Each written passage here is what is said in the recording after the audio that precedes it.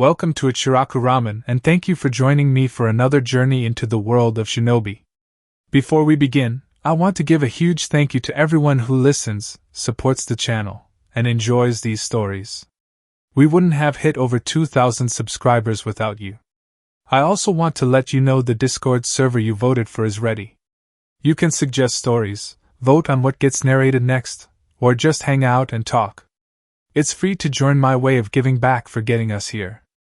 The link is in the description. Today's story is part 3 of The Fallen Legion, File 2. Summary. Following the events of File 1, Naruto and his Nightwings have secured their sanctuary, but at a massive cost. The world now knows they exist. Thrust into the spotlight of a supernatural realm teetering on the razor's edge between fragile peace and absolute war, Naruto finds himself leading a growing faction through the chaos. New alliances will be forged, and deadly new enemies will rise. But they will endure.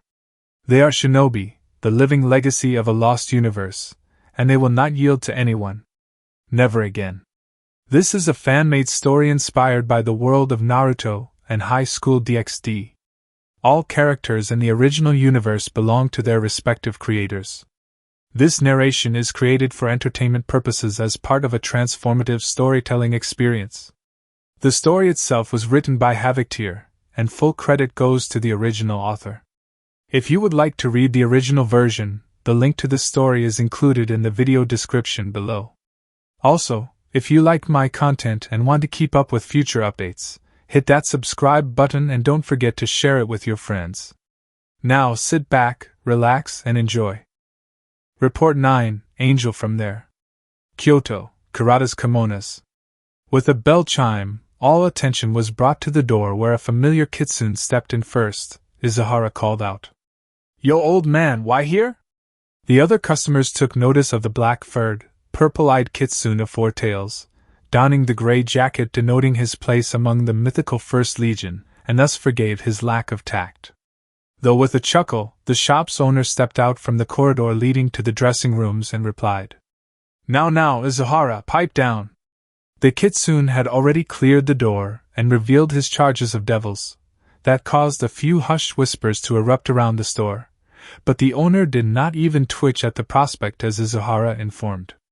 "Sorry, boss, just that I need to let you know that these customers are free to purchase and such. We're here as just escorts this time, not patrons." The older man waved him off. His beady black eyes were the only indication that he belonged to the Crane clan, as he typically kept even his wings away and out of the way of his work. Plus, he refused to cooperate with his clan on information gathering, even more so when they learned that his best customers happened to be better at their jobs than they were. As he rubbed his hands together, he informed. "Is that so? Very well, but your order will be ready in 2 days. I assure you that you will not be disappointed in the quality." Ichiraku chuckled, shaking his head as his best friend stepped up beside him. Kosaku asked. "Oh, you placed an order, huh?" Upon Ichiraku's nod, he added. "Perhaps I should too. Seeing as we will likely see more formal action too." As the two kitsune were discussing the options for their formal attire, the devils they were looking after had dispersed among the relatively small shop and inspecting the wares out. Rias was nearly vibrating in excitement as she moved from one section to the next, inspecting the many different types of kimonos, furisodes, and matching haoris and obis. Her queen and mother were a step behind. Akino was inspecting the articles out with an experienced eye and judging the quality of each piece and was secretly impressed. Venilano was a little lost, in all honesty, but still appreciative of many of the designs and styles available for any occasion or event, while keeping formality high in any setting. Sona and her peerage too were present, but was far steadier and more methodical in their perusals than her childhood friends. Though she also took note that their escorts were discussing their own experiences and their own purchases within the establishment. It was always good to listen to the local people who shop here regularly. Although not really her style, Sigvaria was only really tagging along with her childhood friends and had not really intended to make any purchases. However, many of these items of clothing caught her attention. The combinations and designs were highly adaptable for any occasion, with a wide array of materials and accessories available for consideration. Her mother was of the same mind and had split off to search for her own style. Kiba Yuta, however, caught a part of the kitsune's casual conversation and wanted more information and thus headed over. After the dark-furred one chuckled, he asked, "Excuse me, Izuhara-san." Both kitsune glanced to the Devil Knight. Izuhara nodded, and so the blonde asked, "I overheard you comment on an apparent battle kimono line and wanted to ask what that meant exactly?" This drew the attention of most in the store. Rias especially perked up about looking cool in a protective kimono mid-fight and blasting her foes with her destruction. Akino was unfamiliar with such attire, not having heard of specific kimonos made for battle alone. Sure, you could find one suited for fighting in, but not actual battle kimonos, as was being suggested. The other devils were of similar mind, but Izuhara just smirked and was glad there were civilian versions that lacked the militaristic enhancements already in place. Honestly, the Nightwing style has caught on faster than most trends and was uniquely enjoyed by the more traditional types and the hipster younger generation equally. So, with a nod, Izuhara explained, "Well, yeah, it's a new trend that's taken off recently because of the old man here. A borrowed concept that mixes the traditional and then merges it with the modern combat styles that we have today." Kiba nodded. The kitsune jabbed a finger at his friend as he added, "I have one on order along with a traditional version, which I was telling my friend about when combat suitability came up and I was telling him about them." "I see. Then they do not hinder movement in combat scenarios then?" Kiba asked carefully, and the kitsune nodded. Izuhara explained, "They help keep you cool under pressure but are also protective. Plenty of weapon holsters for your fighting needs, without restricting movements, yet perfectly acceptable for mid-formality level events." He shrugged and finished, "Even the most of uptight nobles here don't have a problem if you show up in one, though most see it as a challenge." With a nod of understanding, Kiba asked, "In that case, is there any here that I can look at?" Izuhara shook his head before gesturing to the old man as he informed, "Not exactly, but if you ask the old man at the counter, he has catalogs of both male and female versions you can see." With a nod and smile, Kiba replied, "Thank you for the information, Izuhara-san. I will go check it out." Despite the others of his party already at the counter asking about them, though Kosaku added, "I'll go too, seeing as you have one already, Aiza." With a shrug, Izuhara commented as he moved off with them, "Sure, might as well check out a few more." The three made it to the now packed counter, and the old man handed over the male selection he already prepared, seeing as all 5 of his female copies were already being looked through by the devilisses present. Moving off to a small standing table, Izuhara placed the book down, flipped to the first page, and immediately both his company gasped, inadvertently catching the attention of a certain redhead. Though, they all ignored it as Kiba whispered, "Isn't that?" "It is." Izuhara confirmed even quieter, but then spoke normally. "As you can see, this one is set up for a more brawler type. Tight sleeves, nothing loose to grapple onto or restrict rapid movement of legs or arms." The two with him nod, perfectly ignoring the curious gaze upon them as the page turned several times, showing different variations and colors of that same design that served the same purpose. Getting to the spearman designs evident by the spear the Black Bang model was now holding, Izuhara explained, "Again, this is outfit with holders for pole arms wielders with a holster. Everything you might need to have and plenty of pockets for the tools you need to maintain it. Useful." Kiba commented with a nod, though added on, "Though, I do like the dark blue and brown leather. Dunno why though. Yeah, it just looks professional." Kosaku added and got a chuckle from his fellow kitsune, who turned the page revealing this modern take on classic Warring States armor schemes, all with the same model and various poses and equipment styles. The last one in the bunch showed a full-page spread that just called to their respective male urge for some reason, as it depicted the battle-weary model returning home, a sunset filled with sakura petals and the presumed wife waving him in. He had his spear in hand and bag over his shoulder. His dark battle kimono could clearly be seen and was a focus, but they all could just feel the relief of returning home. It just called to them. Kiba felt compelled to inform. This is just the... Yeah. I know. Ichiraku informed with a nod, his orange-furred friend nodding too as it was just understood between them. The page was turned and the devil perked up as it was showing a swordsman build now, Ichiraku informed anyway. As you can see. Kiba just nodded as they went through the pages depicting all manner of swords from the large sleeves that held tantos, to the loose bottoms as the model brandished a very large ode katana. A samurai SC dual blade with a nodachi and kodachi on his belt, confronting enemies of house, home, and country. Kosaku whispered. You know, maybe I should think about taking up the sword myself. It looks seriously cool. Ichiraku nodded while he added. Yeah. You are not alone there. The amount of people who feel the same way has increased sharply since this came out, allegedly. Though neither the orange kitsune nor the devil were prepared for the full spread at the end of the section. Under the full moonlight the model was holding his wife to his chest protectively. His black and silver kimono seemed to glisten, his equally shimmering silver katana defensively held beyond her and facing down several vagabonds with a fierceness they could feel through the printed paper. Idly, all three males could easily picture being in the model's place, ready to protect their significant other to the death, if they must, and the drive to not fail welled up unchecked within them. Yeah, they totally could fend them off. The three were broken from their mental battles to the death in defense of their loved one when Book was turned around and observed by the redhead known as Rias Gremory. She had grown increasingly curious about what they were looking at, seeing as guys are not really into shopping and the like, yet these three were fully engrossed this magazine. When her blue eyes landed on the full spread, recognizing the blonde-haired, pale purple-eyed female model from the civilian section being protected by none other than Cadre Naruto Namikaze, who appeared to be the male model, her mind short-circuited then shut down with her letting out a squeak. Hearing the squeak of a brain shutdown, Akino and then Alana headed over to their friend/daughter to investigate what had caused such a reaction. Seeing this, Ichiraku reached for the magazine to prevent a national security risk to his well-being, but it seemed that the devil heiress's body was still functioning and pulled the magazine clear of his initial grab.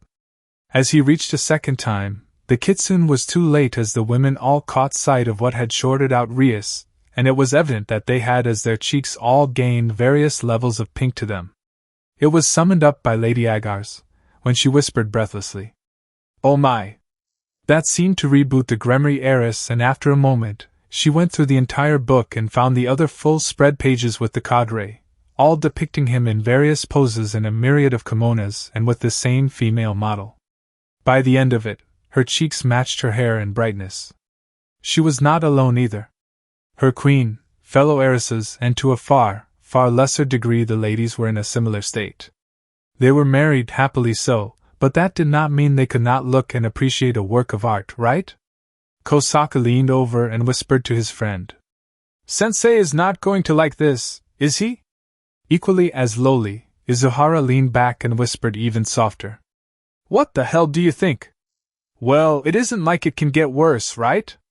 Kosaku replied casually, and his friend wanted to sock him in the face for that, with even Kiba face-palming at those words.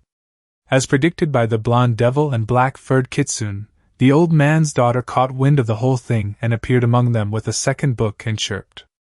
Oh, I see you are interested in our models. In that case, you should take a look at our matching couple selection here. It has them both in. The book was snagged, and the suspiciously placed sofa, tea table, and refreshments were suddenly filled with every female in the store in moments. Kiba, Ichiraku, and Olivian, who was nearby, all glared at the orange-furred kitsune. Kosaku gulped before he muttered. Well, you see. Dropping his head, he whispered. My bad. Back in the shrine, Naruto felt a sudden and intense urge to raise again a certain orange Yambi kitsune for some reason. He trusted his gut, and thus, when he next sees his student, his ass is getting beat, and then he will ask why. Jinjugaku no Hai Saido, Night Tower. Muffling his yawn, Naruto exited the tower and glanced up at the afternoon sky briefly. It's been a busy day already, and it isn't even over yet. The urge he got not long ago was short-lived, as he had to go check in with a few people about the various projects, and felt like a walk would be good. He really wants to spend more time out in the village and not just in the tower, out on mission, or catering to the whims of his superiors, also known as his wife, girlfriends, or the professional politicians. With a sigh of Nara approval, Naruto muttered, "Troublesome." But as he began to walk towards the fabrication and research area of the village, a very delicate throat cleared which instinctively locked up his body. After swallowing his spit hard, Naruto mechanically turned back to see a very familiar pale blonde with a smile and hands on her hips. By the log, that absolutely terrifying pose was back, the level of troublesome just raised to Kage level. No, maybe low bijou. Oh man, what's this going to cost him this time? Idly, Naruto noticed that Shika had body flickered away to lands unknown, Kiba had suddenly just fell silent and his presence vanished. And since when did Choji learn the Hirishin? Despite his eyes locked on to those beautifully terrifying eyes, Naruto could sense that even Chojuro, who was on the training ground a moment ago, had seemingly vanished along with Niwa, Tabito from the bar, Motiki and Hada too had suddenly gone dark. The boys had all vanished from his senses one after the next. He didn't blame them. No, this was in the bro code manual, and thus, this lost soul took a deep breath and stepped towards this death sentence with his head held high. Naruto was many things, but a coward was not one of them. As such, he offered with a surprisingly level voice, "Cheyenne-chan, can I help you?" With a soft sigh through her nose, Cheyenne stepped forward and spoke calmly. That did not fool him for a moment. "When were you going to tell me about the date tonight? I thought it was already discussed." Naruto began but was silenced with her narrowing eyes, and he will deny that he flinched at it. After a moment, Cheyenne spoke again. "Ino explained that she has allowed it, but why haven't you told me anything? Always cooped up in your office." Naruto knew damn well there was no right answer to this question. What the hell was he supposed to say about their secret decision regarding the future with the cadre acting as a shield for the family? The hard part of this relationship was the fact that Cheyenne is, for lack of a better term, innocent of the shinobi ways but not ignorant of it either. It was a careful balance between what he can tell her, what he should tell her, what she was better off not knowing, and being honest with her enough to warrant their relationship's validity and continuation. It was a mess, in all honesty. With a sigh, Naruto offered, "There's a plan in place. I just never anticipated that Ino would push this date on me, replacing herself with this new woman." Not seeing her move, he added, "It was one of the things I was going to discuss with you tomorrow night, during our date." She rose a brow at that, and Naruto called on his entire willpower to not flinch as Cheyenne asked, "Our date tomorrow is still on. I thought Ino was. Hers will be either the night after, or the one following it." Naruto informed vehemently and managed to disarm the raised brow that lowered. After a moment, Cheyenne inclined her head before slowly smiling and asked, voice sweet, "Okay then, I expect wine and dine of the finest caliber to apologize." "You are apologizing for the mix-up, right, my dear boyfriend?" "Without a doubt," Naruto informed from the depths of his being, nodding once as if he was receiving orders to charge enemy lines alone, and by the sage, was he going to charge? Cheyenne's smile was small, but full of the hope of a bright tomorrow that nearly brought the Kage to tears at such a beautiful sight. Yet, he held his composure as she approached and brought him into a hug, that was returned post-haste. Jinjigaku no Hai Saido, Lightning Labs. Stepping into the laboratory of the Lightning Company, Naruto is greeted by the nerds of the Nightwings going over the numerous new schematics, various diagrams, and pieces of fuinjutsu spread across the many whiteboards and pinned wooden panels about the space. He recognized the likes of Shikamaru and Omoi, straightaway hanging over the 3 corkwood boards on the side wall. Before them was a few others, first being Rimi Inuzuka. She had darker hair, that was a feral chaotic mess yet still lush, and a similar body structure to Hana but with a smaller ass and looked to have a larger chest to compensate.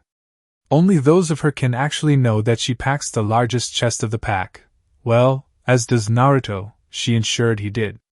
Karui was also present and talking with Wakino, the bar owner, about something off topic, but in depth, and it was very clearly an intense discussion. Finally, the last two members of the group were Soga, of the water company, and his best friend Araki Haruchi, a former special jonin of Kiri and Jutsu specialist, with water, earth, and fire elements mastered. He is working on the others. As such, Araki is a man of respectable build and stands at a 5'8" height. His glasses were rimless, providing unfettered sight for his calming blue eyes, protecting them from the elements, and his black hair. Ever since he was given the basics of this world's magic, Araki has been obsessed with understanding how far it could be pushed, and thus never, ever has Naruto seen him outside this lab besides for mandatory dinners and the like. It is no surprise that he is here for this project, the Mitsukage mused. Returning the smile and wave from Rimi, Naruto reaches the two at the end of the laboratory and asked, "So, you wanted to talk?" With a grunt, Omoi turned back and revealed he had a pop in his mouth, pulling it out as he spoke. "Yeah, heard about that Nakao kid. Kinda want him in on this." "Not happening," Naruto replied flatly and getting a knowing smirk from Shikamaru. The former Kumo shinobi sighed, before Omoi explained. "Look, boss, we've managed to split the thing into three main parts. Conversion, chakra, then magic," Shikamaru informed as he points at the diagram on his board and drew the Kage over to inspect the whole thing. Upon the nod from the blonde, he elaborated. "Conversion we have been refining further than on the fallen grace pieces, for obvious reasons, but thanks to Rimi's medical biochemical engineering experience, we got that down." "You're welcome," Rimi called from the table at their backs, getting a smirk back from her pack leader, and she matched it then winked. Shikamaru continued. "The chakra creation process, as you already know, is being worked on by us too and you, when you have time. Which is like never." Naruto grumbled lowly, hands on hip, but he nods so the Nara continued. "We have a few things you need to review. Those runes just blur together after like the second volume." "Yeah. I am kinda stuck midway through it," Omo muttered lowly, though a knowing smirk took over Shikamaru's face as he looked at his friend. A friend who was refusing to meet his gaze as he asked. "You finished them, right?" With a razor side eye, Naruto growled lowly. "You are a sick bastard, you know that, right?" With a lazy shrug, Shikamaru pressed. "I take it as a yes then." "No. I just started on 6. Naruto informed with a wave of his hands, not looking away from the board. The two either side of him sigh at that. Yeah, their other work is drawing their efforts and attention from this too. Their Kage suddenly added. "Though, by next week I should be able to refine the soul part of the conversion matrices to what you asked for." Looking to Omoi, Naruto stated. "But this soul engineering is incredibly delicate beyond what we already have in place. How do you intend to handle powering the thing?"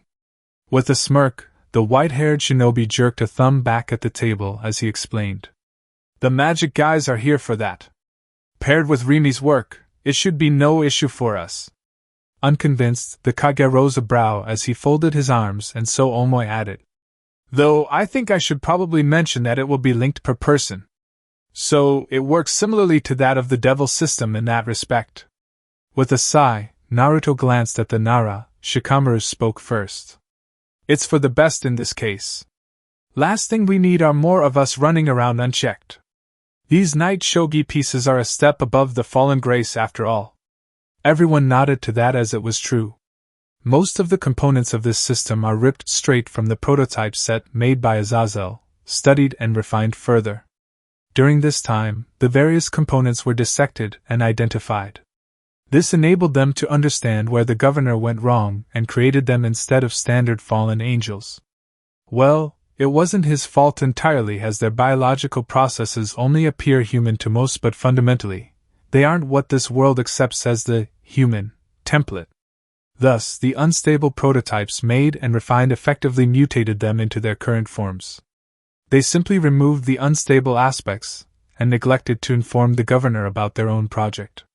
For now, at least, no need to get him too excited when it is still on the drawing board. Plus, as smart as he is, it is only a matter of time before he notices their fertility rates again, and having this trump card would be handy. With a sigh, Naruto offered. What about the fertility thing? Is that a night shogi exclusive? Rimi answered her leader smoothly.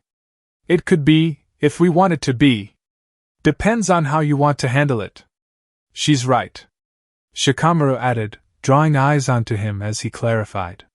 If those of the fallen Greys still regain their human side in that regard, then questions will be asked of our own reincarnation. Naruto muttered lowly and getting a nod from the Nara. This wasn't fair or just in general, but his people come first and thus, he instructed. Leave it as is for now. If anyone asks before shogi is finished, just say we are looking into it. They all nod to that and after a moment, he turns back to look at the special Jonin shut-in and asked. Araki, how about the magic portion? Araki just shrugged while he informed. Not much work needed, in all honesty. The prototype's magical circuits fit perfectly with the system already. Though we had to inverse the order slightly as we had chakra already, that determined how much magic we all got in exchange. That has since been inverted. With a singular nod, Naruto reported. That's fine then. Then can you help the wizard kid in Lab 3? He's trying to figure out a safe way of removing the evil piece from himself and his sister. Perking up, Araki just nodded as he replied. Sounds like a challenge. Looking forward to it, Mitsukuji-sama. Jinjugaku no Hai Saido, Night Tower. Yes, hon. Ino's breathless moan as she finds herself beneath her man, clawing at his back, with her pussy being filled and rocked like they hadn't seen each other in a week. Pulling his face back up from her breasts, she managed to capture his lips in time to muffle herself as their tongues battle once more. Another thrust, all the way to the back, and the kunoichi's entire frame lifted in response as she whimpered from the overload of endorphins in her system at current. Thrust after thrust, and Ino could feel herself getting closer and closer, but still she maintained their passionate lip lock. Naruto grabbed her breast again, kneading and cupping it before playing with her nipple, and it felt great. Finally, he pulled back and looked down at his wife beneath him, sprayed out limply on their bed in his room within the tower. He could feel that she was mid-orgasm right now, and took this moment to admire her beauty while she settled again. A quick glance down showed the former Jinchuriki that she was overwhelmingly wet, and he may need to change the sheets again. That reminds him that he needs to do his washing as the next set is the last. Or was this set the last? Seeing her distant gaze meet his, Naruto smiled as he lowered back down, and immediately the two share a far more sensual make-out that was far gentler and more tender than a few moments ago. Breaking apart again, she whispered in his head. Any more and you'll be late for your date. Staring into one another's eyes, Naruto gave a coy smirk while returning in kind. More like you are worried about walking straight again, right?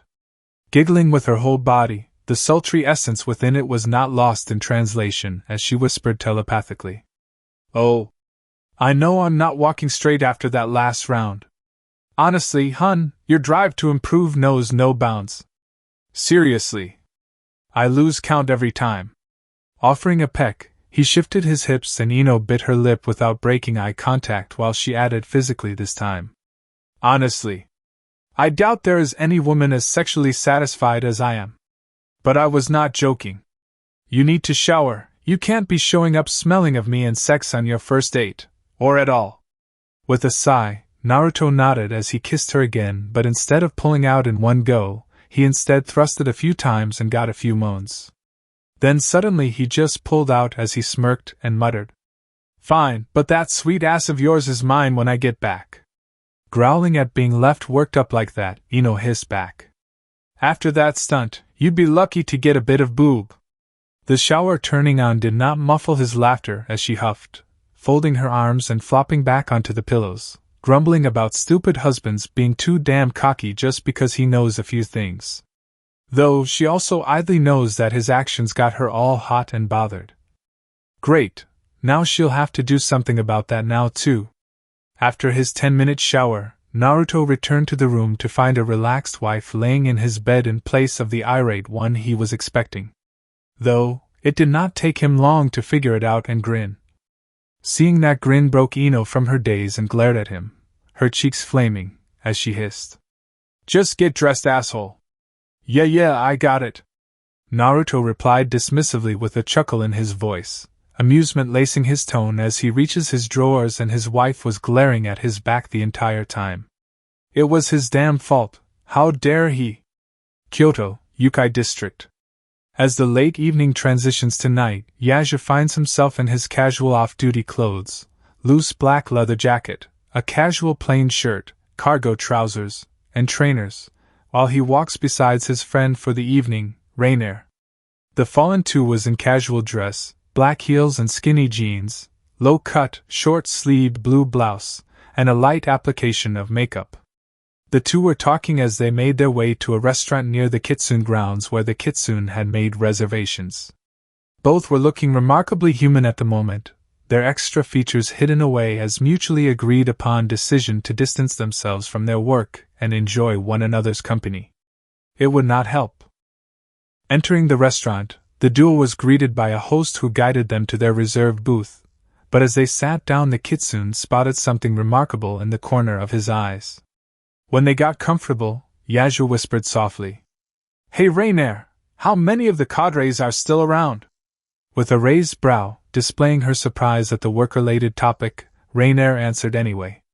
"Well, despite all the legions still being here, I had heard that most have returned to their territories but will be back for the meeting in a few days."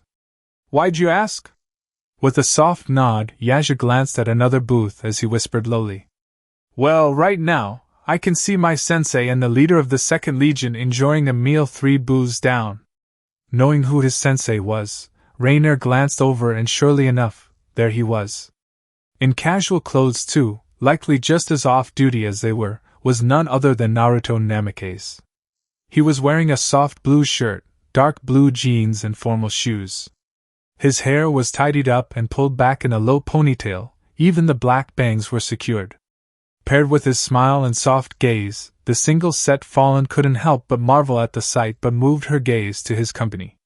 An off-shoulder, low-cut white blouse paired with blue jeans and simple black-heeled flats. Her open wavy white hair, that looked professionally treated and nearly covered her silver dangle earrings. Oh man, Calawarna has some serious competition if Lady Katarina cleans up that nicely and is already on a date with Lord Namikaze, Rainier thought as she snapped back forward and looking at her own date. Not date, but yet as she whispered, "Well, yeah, that's definitely Lady Katarina of the 2nd Legion." Nodding too, Yasuo responded, "Yeah, good to know. But I also suspect that this is something we are not to mention, considering the setting." Rainier nodded subtly before her eyes caught a particular red-haired and brown-haired man coming into the restaurant. Catching her friend's attention, she gestured with her eyes and the Kitsune looked over to see. "Well, that is somewhat expected," Yasuo commented as he watched a civilian dressed, Fong tattoo-less Kiba, simple black shirt, trousers, and formal shoes, escorting a similarly dolled-up Suzu. The gray-furred Kitsune has never actually seen the tomboy wear makeup, and in his humble male opinion, she looked cute. "Is it?" Rainier asked as their drinks arrived, drawing his attention back on her as he nodded. After the wine was poured for them, the Kitsune explained, "Yeah, they've been kinda unofficial for a few weeks now. This might be a sign that they are getting somewhat serious." With a shrug, Yasuo finished, "Dunno yet, though I am happy for her." Humming into her own lowering glass of white wine, Rainier then regarded her friend critically before she asked, "Then, they are not against inter-service relationships? I have a friend who is." "Yeah. I know what you are asking." Yasuo cut her off softly, and upon her nod he added, "All I know is that you need to spend time with them. It's either a hit or nothing at all. They don't project their emotions out in the field, so it's hard to tell either way." Rainier nodded as the food arrived. As it was set out, far more than they ordered, confusing them both, and just as Yasuo was about to say something, the waiter did. "Yasuo-san, Namikaze-san has covered your bill and has expressed that he expects discretion from you both." Both Kitsune and Fallen glanced back towards the man in question to find both Naruto and Katarina staring back at them, the latter with a smile and dainty wave, revealing her light natural-looking makeup, and the former simply raised his red wine glass toward them. In return, the twosome just raised their own glasses in salute. They then followed their gazes to the other couple in attendance, Kiba and Suzu, both with their raised glasses and nod of understanding. Then, they too looked to the final couple known to them, that Rainer nor Yasuo were familiar with. Sano Shiori, of the Wind Company and of 8 Wings, and Motiki, squad leader and of 6 Wings, both sitting near the back. They matched the other 3 couples, and the silent agreement was made. This night and their identities remained within these walls.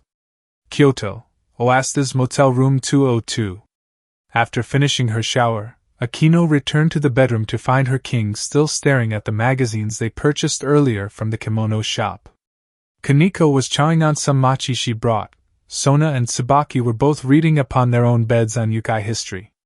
Dropping down beside the redhead, the queen of the heiress asked, "Still staring at that, Rias? It's been a few hours now, you know?" Nodding with a distracted hum, Rias flips over to reveal the Yakuza-style kimono with a golden dragon print, and reveals some of the cadre's chiseled physique. He was surrounded by the other male models in an assortment of designs that show off the variety on display. Even she, Akino the hater of Fallen, could not deny the beauty of this particular piece of male specimen, and she really wanted to. Kicking her legs on her bed idly, Rias eventually commented distractedly, "I thought we'd meet him by now.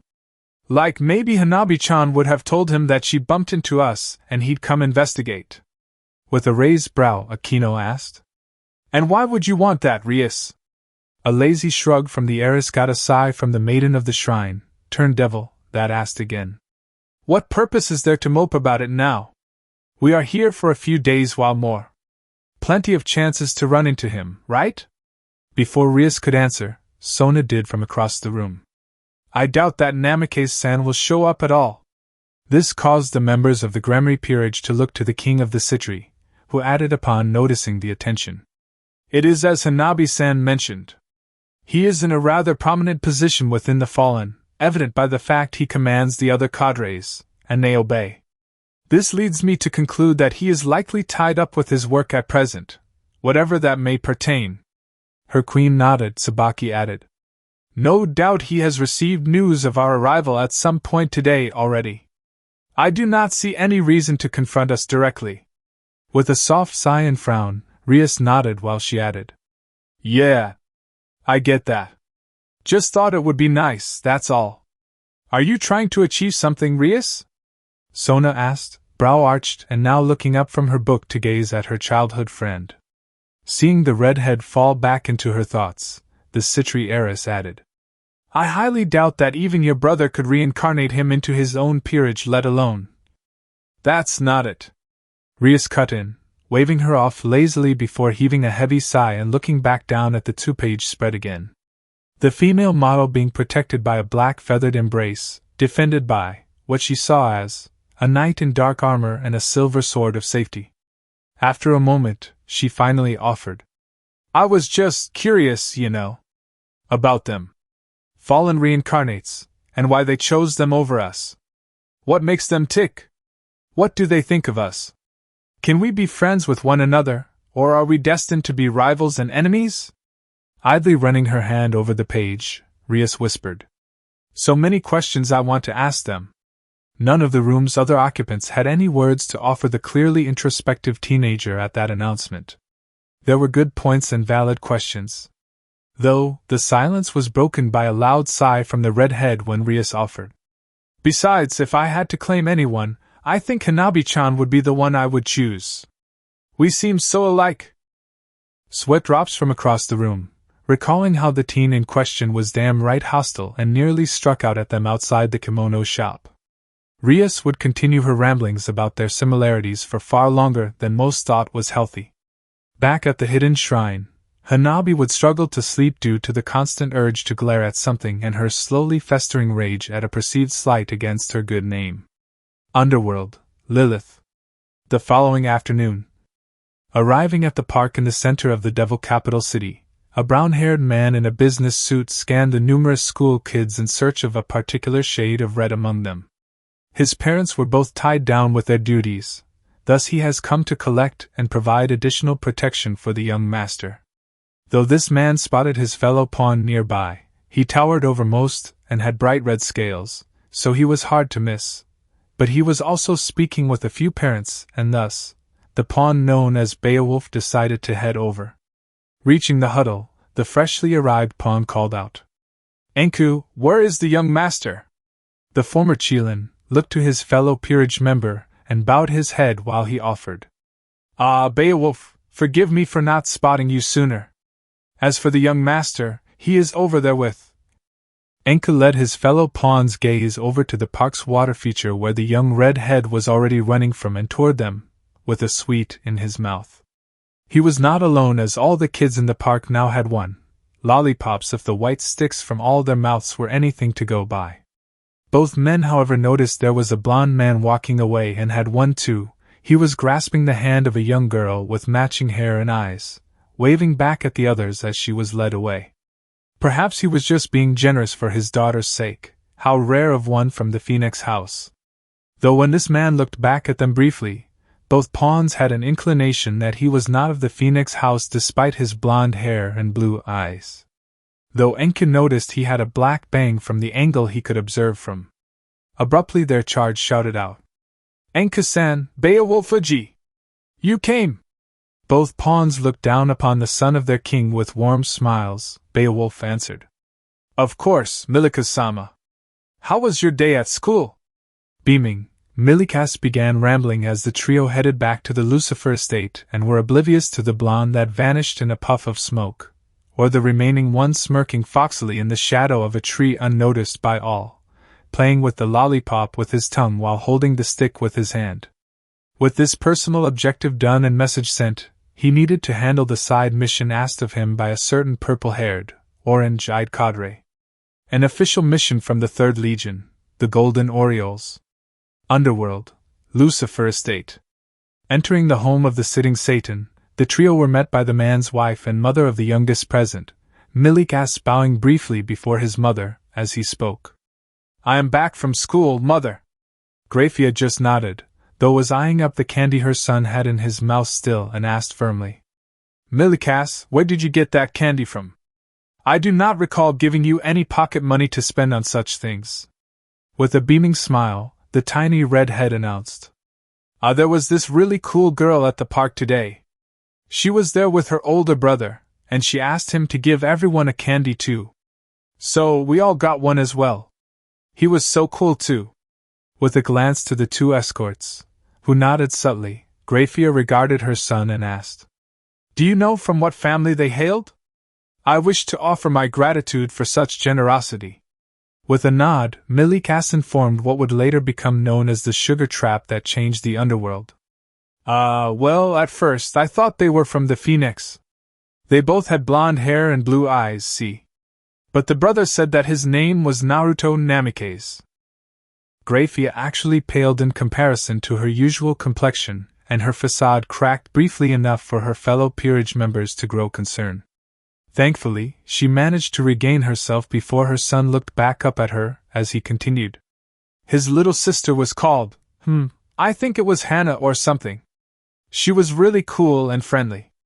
She said we can play together again if we meet again. You will do no such thing, Milikas." Grafia's tone was sharp and commanding, a break from her usual impassiveness that caught her son off guard. The Ice Queen then snapped up to the two pawns, who suddenly found their throats dry as she asked, "Did either of you get a look at them?" Enku reported promptly. The brother was 6 foot, blue eyes and blonde hair, as young Milikas has said previously. However, I noticed that he had a bang of black hair, which is why I do not believe him to be of the Phoenix, milady. Now assured as to whom her son had met, Grafia looked down at him and spoke far softer than a moment ago. "Go prepare to finish your homework and I shall be there shortly." Not needing to be told twice, Milikas bowed his head towards his mother and quick-stepped towards his room. After he left hearing range, Grafia looked back at her fellow peerage members and informed, "Your deductions were correct, Enku. He was not a member of the Phoenix household." Upon the pawn's nod, she enlightened them both. "He is a cadre class fallen angel." Both reincarnated devils stiffened at that, Bewildered, they missed that or how he had got into the center of Lilith without being noticed. Seeing this, Grafia added, "This cadre is also the leader of the Grigori Special Forces, and the suspected strongest legion. You have been briefed on them, yes?" "We have," Beowulf informed sharply, getting a nod from his queen. Grafia then informed, "He and his forces are renowned for their ability to remain hidden. Even I have struggled to detect them." "Then why did he reveal that he can sneak into Lilith?" Enku posed carefully, but Grafia suspected what it was. No, it was clear as to why he specifically revealed himself to her son. It was a message to her and her husband. That the Nightwings know where they live, that they are not safe, not even in the heart of their own faction's capital city. Pushing those thoughts aside, the strongest queen ordered her fellows, "This remains between us. Mention it to no one else. I will speak with Milikas, then head to inform Surzex and appraise him of the situation. No one else needs to know or panic will spread." Both pawns nodded as that made a lot of sense. One of their strongest enemies just waltzing around their capital city without being noticed? Oh boy, what a shit show that would start. Underworld, Office of Domestic Affairs.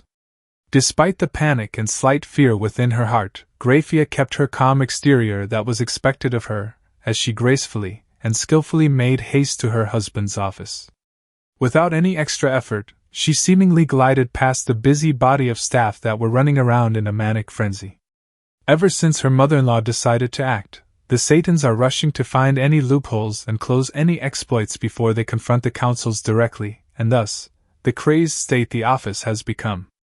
Entering her husband's office directly, Grafia is greeted by her king and his fellow Satan, Sarah Fall, helping him with whatever they were working on. It is not ideal, but this cannot wait any further, and so when she stopped before the two Satans she spoke as they looked to her. "We need to speak. It is urgent."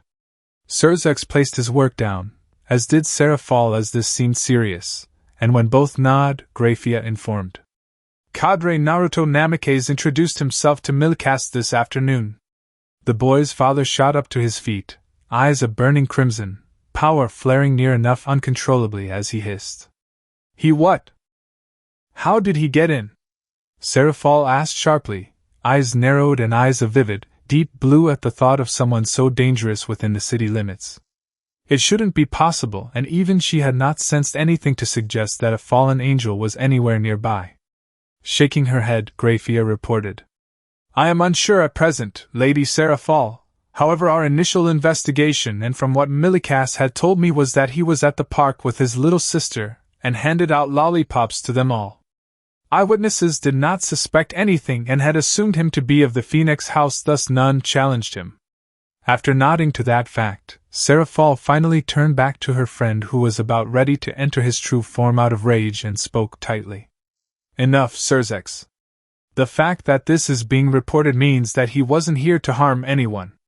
With great effort, the red-headed Satan pushed aside his rage enough to retake his seat, but his eyes remained a vibrant red. Surzex snipped. "I want all patrols doubled, no, tripled.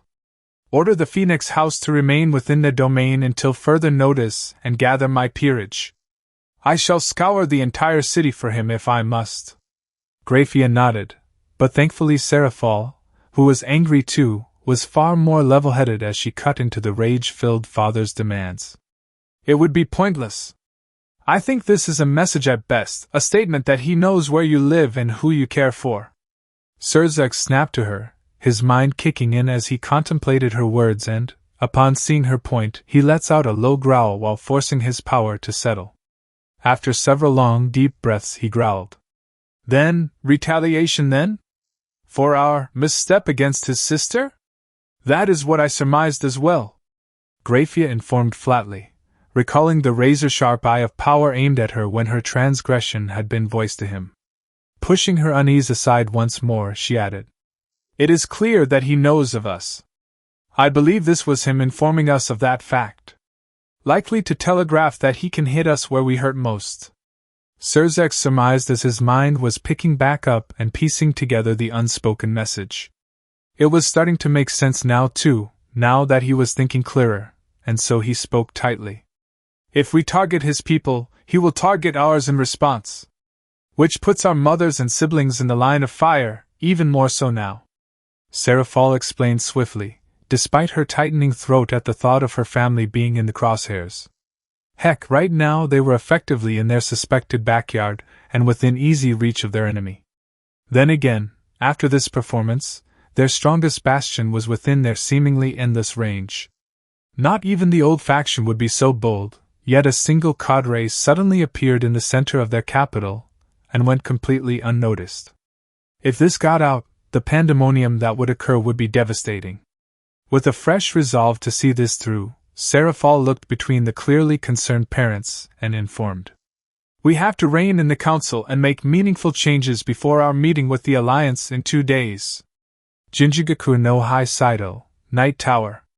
That following morning, turning his phone back on for the first time in days, Naruto flopped down in his seat within his office and was unsurprised to see a myriad of missed activities and requests from the Yukai and his fellow Grigori, despite him telling them that they had internal work to do. With a sigh, he briefly read over the latest message from Yasaka asking why he hasn't been answering and why he hadn't been to the shrine yet. It was simple. He had been assisting back here and helping their research and development team, training the newbies, and had date nights to attend. In truth, the one he had with Katarina was the most surprising. At first, she was trying to be refined and ladylike. He chuckles just recalling that for the first half hour or so, the cadre was rather nervous and used a haughty, excessively conceited attitude towards all but him.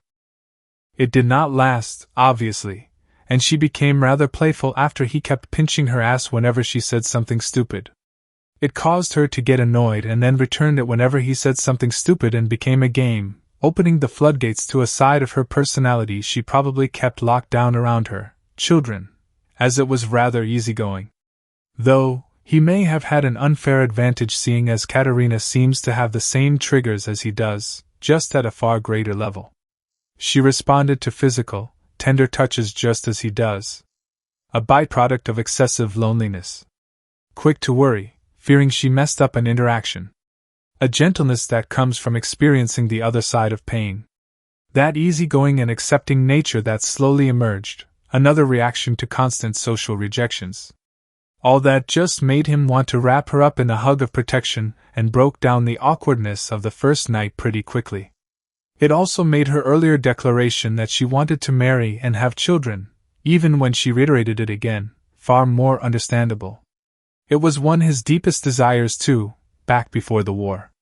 Naruto would admit that her outfit was bold and accentuated her appearance perfectly, revealing her flawless pale skin, large eyes, and prominent breasts. If it were not for Ino taking off his edge before the date, he probably would have made a fool out of himself when they met up. Then last night he went out with Cheyenne, took her to the beach, and had a seafront dinner. Honestly, the smile she gave him when they got there, and during their slow dance on the waterfront out in Otsu was what made his entire night. The timing was dubious at best, seeing as he had been in the underworld for a few hours before their date, and barely made it back in time, but it was worth rushing. Naruto was brought out of his thoughts by a new message coming in from Ko. Seraph Gabriel is requesting an audience again, and apparently it is urgent. He rolled his eyes at that.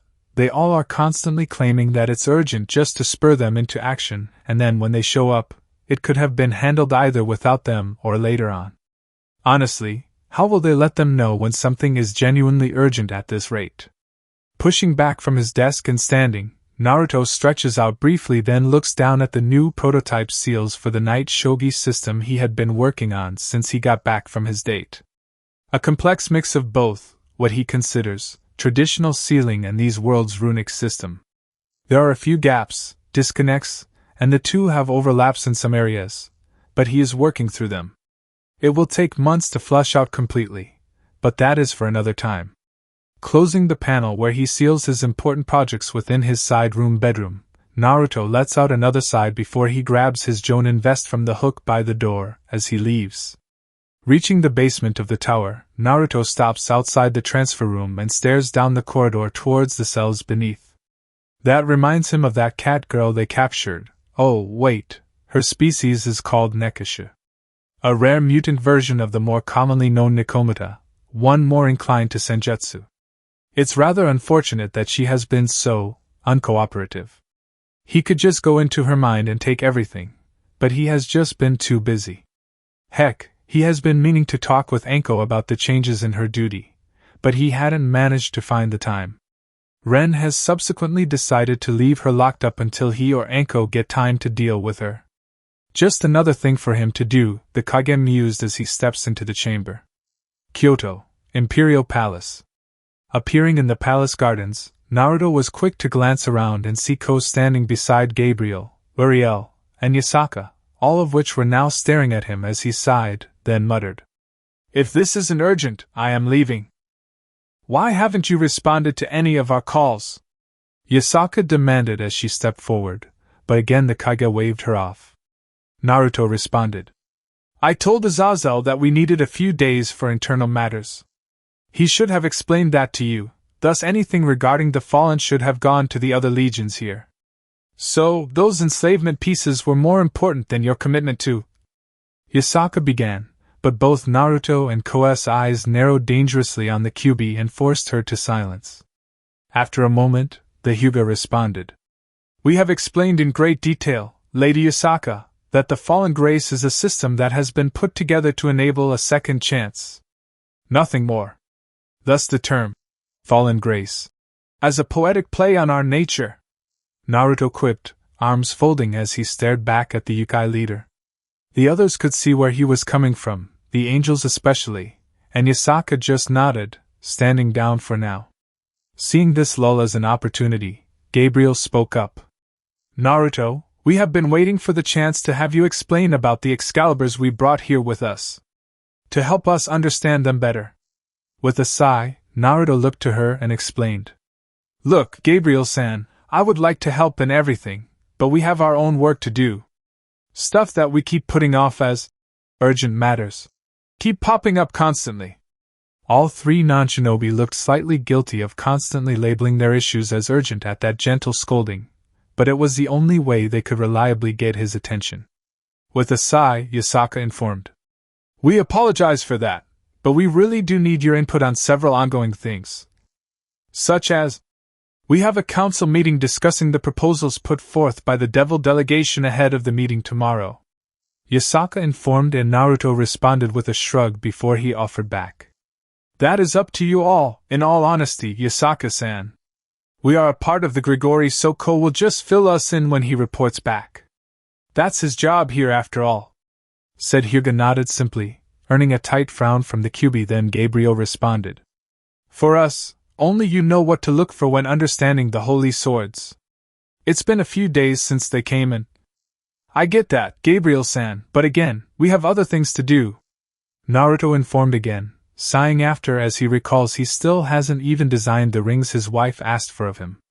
Heck, his gear is still in for maintenance and is currently using hers. Gesturing to himself, Naruto then explained. "Even my gear right now has not been tended to since the battle in Kutown. Give us some time to catch up with our tasks and we can get to you. Do you have a time frame for us?" Uriel asked with a tight frown himself, unable to really hold it against his brother if such basic needs have yet to be handled. Thinking on that, sharing a look with Ko, Naruto looks back to the Archangel and shook his head while he explained. "We haven't had a chance to meet to discuss it fully. That is how backed up we are." Now that was befuddling for Yasaka, knowing how many Nightwings there are exactly, as she is one of the rare few that has met them all. The angels of heaven were surprised by this information, not expecting the premier legion of the Grigori to be suffering from such issues. Gabriel then offered. "Can we help at all? If you need more people or..." "No, you can't," Naruto responded simply, waving that off as there was absolutely no way they can or will willingly invite outsiders to work on their equipment, let alone anywhere near their home. Sure, Michael was in their teleportation room, but with all the barriers and defenses raised, it would be impossible for him to pinpoint their location from that brief moment. With a smile befitting the gentleness she was known for, Gabriel persisted and pressed. "Please, Naruto. Let us help you and your friends. We are family, right? As your older sister, I promise we will not cause any problems for you and instead. Denied. Naruto responded promptly. His stubbornness hardened over the course of a world-ending war and inherited from his blood, making it easy to push aside the feeling of comfort and gentleness the sinfully shaped beauty of heaven was projecting. Honestly, did she think that would work? With a country destabilizing pout, Gabriel did not stop. So mean, Naruto. We are just trying to help, so you can help us too. We are all friends and family, so if you want to help. Ko cut in, drawing eyes of all to his classic stoic blank face as he finished. Please properly label your messages and requests so they can be appropriately communicated to the relevant parties. Naruto nodded before looking to them all and informed. He's right. This meeting is cutting into my training of our 3 new recruits. One of which is a holy sword wielder. Both present Seraphim perk up, knowing that could only be one person, and thus Gabriel cheered. Oh! Little Zenobia! How is she doing? Is she eating well? Has she made any friends? Oh, tell her. She's doing fine. Naruto cut her off, already tired of this, as he added. In fact, she seems to have come to terms with things and has a new goal set for herself. As for friends, I hear she's got a few, yes. Even apparently mentoring under one of my guard detail for physical conditioning. Gabriel beamed at the news. Uriel nodded his approval at the news of that child finding a new path forward and regaining her resolve. He has no doubt that she will thrive under his newest brother's forces and remain loyal to the good fight. His sister nodded as his brother added. In any case. A transfer circle appeared beneath the secret seraph, pressing Yasaka to quickly step forward as she informed. Naruto, I really need you to come to the shrine. Is tonight possible? It isn't. Naruto replied smoothly, not needing to inform them about his date plans with his wife. Instead, he offered them.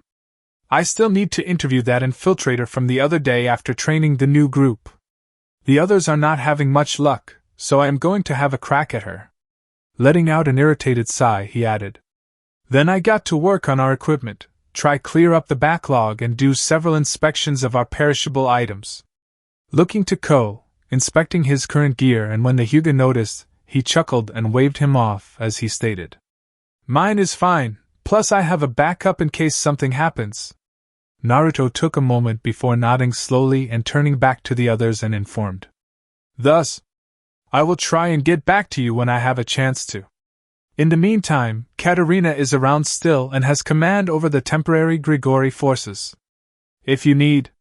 Suddenly his phone went off, causing him to sigh. Looking down at it, he muttered. Yeah. I'll be there in a sec. Looking back up, Naruto finished. Sorry, duty calls. Take care of them, Ko. Ko just nodded as the others watched him leave again. After he vanished, Yasaka let out a sigh of something only she knew and looked at the remaining Nightwing with a smile as she spoke. Thank you for putting yourself out like that for us, Ko-san. We should have known. The Nightwing in question just nodded, Ko reported. It is understandable, Lady Yasaka. Is there anything else you require of me? Quick pause, guys, I just want to take a second to say thank you. We actually hit 3,000 subscribers, and that is entirely because of you. I genuinely could not have done it without this community, and it means more than I can put into words. Now we're setting our sights on 3,000, and if you're not subscribed yet, this is your moment. It takes 1 second, and it truly makes a difference. Alright, let's get back to it. Naruto's not going to wait forever. Report 10, Nested Ravens. Kyoto, Imperial Palace. Stepping into the chief's security office, Yasaka finds the cadre known as Katarina sitting at the desk reviewing documentation and reports, while sipping coffee and humming a tune. In all honesty, the QB did not really know what to think of this particular fallen angel. She was not a Nightwing, just a stereotypical fallen cadre, which is already a negative point from the get-go. As a female fallen, she has no doubt seduced many men and broken hearts for countless decades. Though she herself won't hold it against her as she has done so in the past, both incidentally and intentionally. But what the leader of the Kyoto Yukai faction disliked about Cadre Katarina the most was the closeness she seemed to have with her Nightwing counterpart.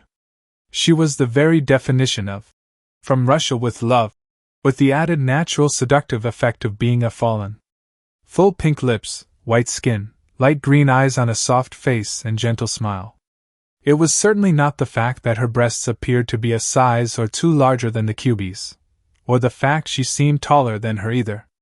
Yasaka was brought out of her thoughts when their target pulled out her phone and checked a message briefly, smirked as she swiped the message away, then placed it down on the desk, in view of the Yukai as she looked up and asked, "Lady Yasaka, need something of us?" That snapped the Kyuubi from the lock screen of the phone, depicting a surprising group of people that were all dressed up, and both Katarina and Naruto were among the 8. Clearing her throat, Yasaka pushed that aside for now and asked, "I was just informed that the Devil Party has requested an official extension to their meeting and adjustment to the meeting time, spread over 2 days. A conference?" Katarina asked blandly, and the Kyuubi just nodded, so she pressed. "When will it be?" 3 days from today, is what they are asking for," Yasaka informed, and got a hum from the cadre who leans back into the leather, high-back seat. Katarina asked, "What are you deciding? We work with you after all." Nodding stiffly, Yasaka replied, "Well, we are considering it as it would be useful. I can bring in the Eastern faction to the table, and the Nightwings will be better prepared too." Admittedly, the Kyuubi would feel far more comfortable with the Nightwings being in charge of the security arrangements over the current Grigori. Honestly, most her council are on alert for them to snap back to their normal behavior any moment now, so she isn't alone in her feelings of unease. After a few moments of consideration, Katarina responded, We can do this. We'll rearrange the children and make plan for them." "Where are you keeping them?" "Children?" Yasaka asked, confused, causing the green eyes of the cadre to roll in annoyance. Katarina replied sharply, "Workers." It took a moment before the golden-haired vixen to nod, though her own irritation was beginning to bleed into her tone. Yasaka replied curtly, "I have tasked Okino and her cranes to handle that. She will get into contact with you when they have something set up." Ignoring the tone, Katarina waved and replied, "Will pass on message to others. Anything you want to speak?" Trying to bury her irritation, Yasaka asked point blank, "What is your relationship with Naruto?" Katarina rose a delicately shaped white brow at the question, catching on swiftly before she counted smoothly. "Pupsik is my pupsik. Fellow strongest cadre. What you need to know?" Frowning openly, Yasaka asked, "What does that mean?" Before Katarina could continue messing with this child, a Tengu popped her head in and drew both women's attention. Tr. Lara announced, "Lady Yasaka, Lady Megari has arrived and is being guided to your office." With a swift nod, Yasaka looked back at the fallen cadre and offered, "Keep me informed." Katarina's eyes gleamed in amusement, barely hiding her mirth behind her gentle smile as she reported, "Duh. Lady child. Underworld, Grigori headquarters." The door parts on Azazel's office, finding the owner of the space was lost in thought, sitting in his chair and staring blankly at the small pale brown wooden box upon the desk. Even the entrance of his trusted friend had not broken him from said thoughts that surround the fact he feels that he is missing something.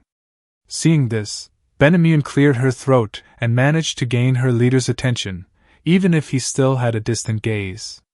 Raising her brow, she asked, "Is something wrong, Azazel-sama?" After a long few moments, Azazel slowly inclined his head and responded carefully, "I think so, it's just..." He frowned as his gaze locked back onto the box that holds the fallen grace pieces before he added, "Feels like I have forgotten something important. It's bugging me." Sighing in a way that she hoped he believed, Benimune asked with a raised brow, "What is the last thing you recall? I can probably fill in whatever you think you've forgotten, though, knowing you, it is probably a date or booty call, again." Azazel chuckled at the thought of him having forgotten any beautiful lady who he blessed with his attention. Though, he thought hard on the last thing he can remember and another sigh, before he shakes his head and offered, "Nothing concrete, but I feel like I owe Naruto something." Nothing beyond that, besides glowing cyan. It is weird. Benjamin realized that at some level, he recalls the very moment Naruto's eyes glowed cyan as he casted the memory-altering technique, but not the actual memory itself. What a bind she finds herself in, to tell or not to tell. Sighing away her nerves, she's already made her choice, she hummed as she offered. Most likely the low-cut dress of your last conquest popping up, right? Another chuckle from the Governor-General as she placed the files down, and continued.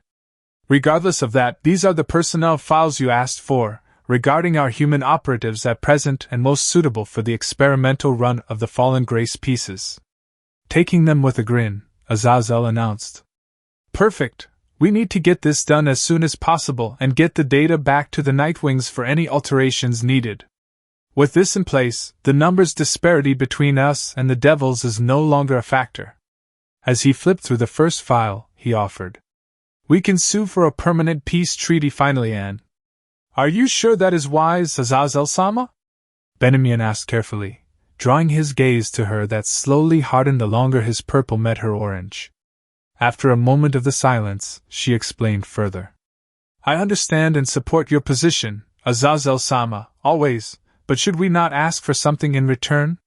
Such as restitutions, repatriation of our fellows within their ranks, an apology for kidnapping our fellows, to name a few. Benjamin suggested and got the governor thinking on such things. In all honesty, he himself just wanted this war to be over, fully, full stop. This so-called ceasefire is a joke, and its spirit has been broken so many damn times it is not even comical at this point. Then again, the arrival of the Shinobi has long since leveled the playing field, which was both unexpected and surprising, especially to this degree. Just their presence alone brought heaven to the table. The Yukai too, and even his own, have fallen back in line, mostly. Patriotism within the Grigori has never been this high. Comradeship is at record levels too, and many are seeking professional help or curbing their own behavior out of self-preservation as to not incur the wrath of the ghost unit. At least at first, as many reports have come across his attention that these reformists were happy that they took the time to actually get mental help and are thriving because of it, evident by the fact that he now has over 400 legions reporting to him. Well, calling them all legions is a bit of a stretch. The smallest at current was only like a 5-man cell. Blinking at that, Azazel looked to his most trusted and asked, Remind me, what happened to the 445th Legion again? Did we find out what happened to them? With a frown, Benjamin nodded and reported. We got the confirmation not long ago, yes. The devils captured, interrogated, and then put them to death a few days ago. With a sigh that turned into a low growl, Azazel asked. Who confirmed it? The commander of the Nightwings himself. Benjamin revealed that casually, while her eyes twinkled with mirth and awaited the expected surprise from him. Nodding slightly, leaning back in his chair, Azazel responded in kind.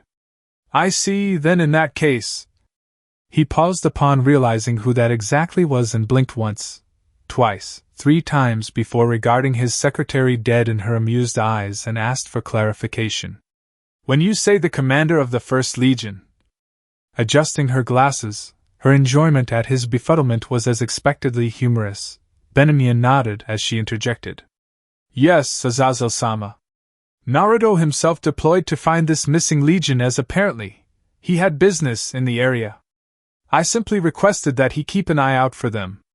Inclining his head dumbly, Azazel asked just to be sure. In the area? What area, may I ask, was this in?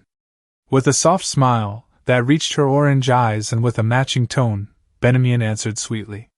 Where else would they hold their enemies besides Lilith?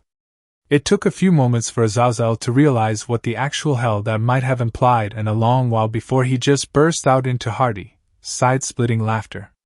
The sheer audacity of that seraph to sneak into and out of, no doubt without being caught, the capital city of the new devil faction. This lasted a good few minutes, but as he began to wipe the tears from his eyes, Benjamin presented photographic evidence sent to her of both the deaths of the squad and the presence of their second seraph within the city of devils. This ended up just causing the governor to burst out into laughter further, even more so when seeing the son of a Satan on one of said photos. When Azazel finally calmed down enough to breath somewhat, he asked, "Oh boy, that kid is outrageous. Why did he do something so reckless? Even still, wasn't one of those kids the son of Sirzex?" Nodding, Benamun reported. "When I asked him for this favor, after hearing he was heading there, I did ask him about it. All he said was he was sending a message. He had no plans on harming the boy or anything, but by simply introducing himself." As she trailed off, Azazel couldn't help but chuckle lowly and nod, understanding that very potent message being sent and voiced. By now, the Satans are no doubt panicking about such a blatant security breach they probably didn't know they had or even knew could be exploited. Shaking his head at the thought, he added, "Not that it would help. Those guys are." Abruptly the door was opened and in stormed one very annoyed white dragon emperor, earning raised brows from both fallen angels that watched as he stopped before the desk. Vala growled while glaring at the governor. "Where is she?" "Easy there, boy," Azazel commented lowly, eyes narrowed at the disrespectful boy before him, his mood now on its head from a moment ago as he was oh so aware of the disloyalty of his adoptive son. An increasing number of his Legion commanders have called for his removal from headquarters or investigation into his conduct at this point that he had no choice but to. The governor continued just as dangerously low. "You do not demand things of me, so I suggest you back up, get off my desk, and lower your voice. Then, and only then, can you ask me your question that I may, or may not answer if I so feel required to do so." Growling again, Vala pushed up from leaning over the desk and stood before it, then asked in a forced calm. "Kuroka, she was ambushed and captured by Grigori forces. Where is she?" Not giving anything away, Azazel raised a brow and asked back in a casual, "Where was this and by what legion or legions were involved? Don't act like you don't know already." Vala clipped, his fist trembling at his side and barely keeping the growl from his voice as he added, "She is a member of my team." "What the hell are you playing at?" The governor's second brow joined the first in its journey toward his hairline. Azazel asked again for details. "You know how many groups I have under my command, kid. Tell me who you think is responsible for this, and I shall investigate it and find your little girly friend." With a dark grin, Vala informed.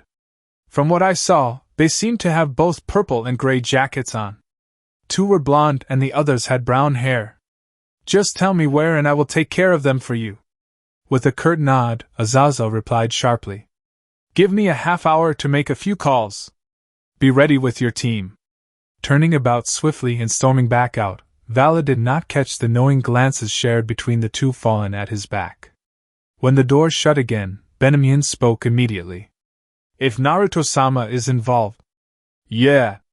I know," Azazel responded, cutting her off before what she said clicked and he stared at her for a moment. Meeting his gaze, the chief secretary raised a brow and caused him to ask, "Since when did you start referring to him as Sama? Like you do with me?" Adjusting her glasses in embarrassment at being caught out like that, Benamun brought herself enough time to make a coherent statement. "Well, Azazel-sama, seeing as you are planning on handing over the Grigori to him soon, I figured I should get into the habit now and help dispel any doubts or confusion later." His blank stare did not waver for a few moments before he nodded slowly, though a sly grin formed as Azazel asked, "Oh, so nothing beyond that, huh?" With an eyebrow twitch, Benamun snipped. "Nothing beyond that, no, Azazel-sama." He chuckled at her irritation, though it didn't last as he asked, "Can you call him and find out what that was all about? I need to go through these files for candidates." Nodding, Benamun headed out to fulfill the task given. Sixth heaven. Looking up, Michael finds the sibling he had been waiting for finally show up after summoning her a few days ago now. That doesn't matter though, as she's here right now, and thus, with a smile he greeted, "Thank you for coming, Serial. I've been meaning to speak to you about something that has me concerned." With a sigh as she leaned on the wall by the door of the meeting chamber, Serial folded her arms and responded candidly, "Gabriel told you something, right?" Upon his smile, she nodded and he asked, "What is your issue with our newest brother? Is it not obvious?" Serial asked, brow raised and causing the leader of heaven to nod. Michael offered back. He beat death, your domain. Death is a constant. It is not something that can simply be beaten, even via willpower. Serial informed sharply, getting a nod from her brother, and so, she elaborated. Even if this Naruto beat it temporarily, he should be returned to the state to maintain the balance of life, no excuses. Nodding his understanding, Michael tried to assuage her. I understand your point of view, as it is highly unusual. Unusual? Try unprecedented. Serial quipped, and her brother nodded. Michael corrected himself. Unprecedented, yes. However, we are still trying to assuage their concerns regarding our relations with them. I am sure that given time and trust, they will share the actual details of what happened. The angel of death did not even appear to have heard. Thus, he added, I am sure that will clear up any misunderstandings about this event and put your concerns to rest. Can I please implore you for more time to earn the trust of our new brother, nieces, and nephews? A long half-minute of silence flew by before Serial nodded singularly and got a truly soft smile from her leader. Michael then asked the other thing Gabriel told him of. Thank you for your patience, Serial. Though Gabriel did mention that you said something about Seraph Naruto's title. Though he trailed off, seeing her irritation grow sharply, anger becoming visible as her arms tightened around her frame as Serial offered lowly. Do not ask that of me, Michael. Not wanting to sour the well, Michael just nodded once and decided to change subject matter to something far more, possibly more uplifting, thus added. In that case, there is something I think you should know, and I trust you to keep it to yourself as it is yet to be confirmed. Seeing her nod, he informed. I have reason to believe that those same nieces and nephews of ours are expecting a population boom shortly. That caused the angel of death's mood to flip. Eyes widened in surprise, Serial asked swiftly. Really? As in? With a big smile, Michael nodded and clarified. The morning after the operation, since dubbed Operation Dawnbreak, I was briefly allowed within their secret base where we were confronted by 3 of our nieces. Wait, you know where they live? Serial interjected, but he shook his head and explained. Not exactly, no. They had several spells and incantations preventing us from knowing where we were. Likely a countermeasure of some kind when dealing with outsiders. Upon her nod, Michael continued. But all 3 of the nieces that confronted us were radiating secondary life. I am almost certain that they were all expecting, but our brother Azazel claimed that it was a false alarm on my part.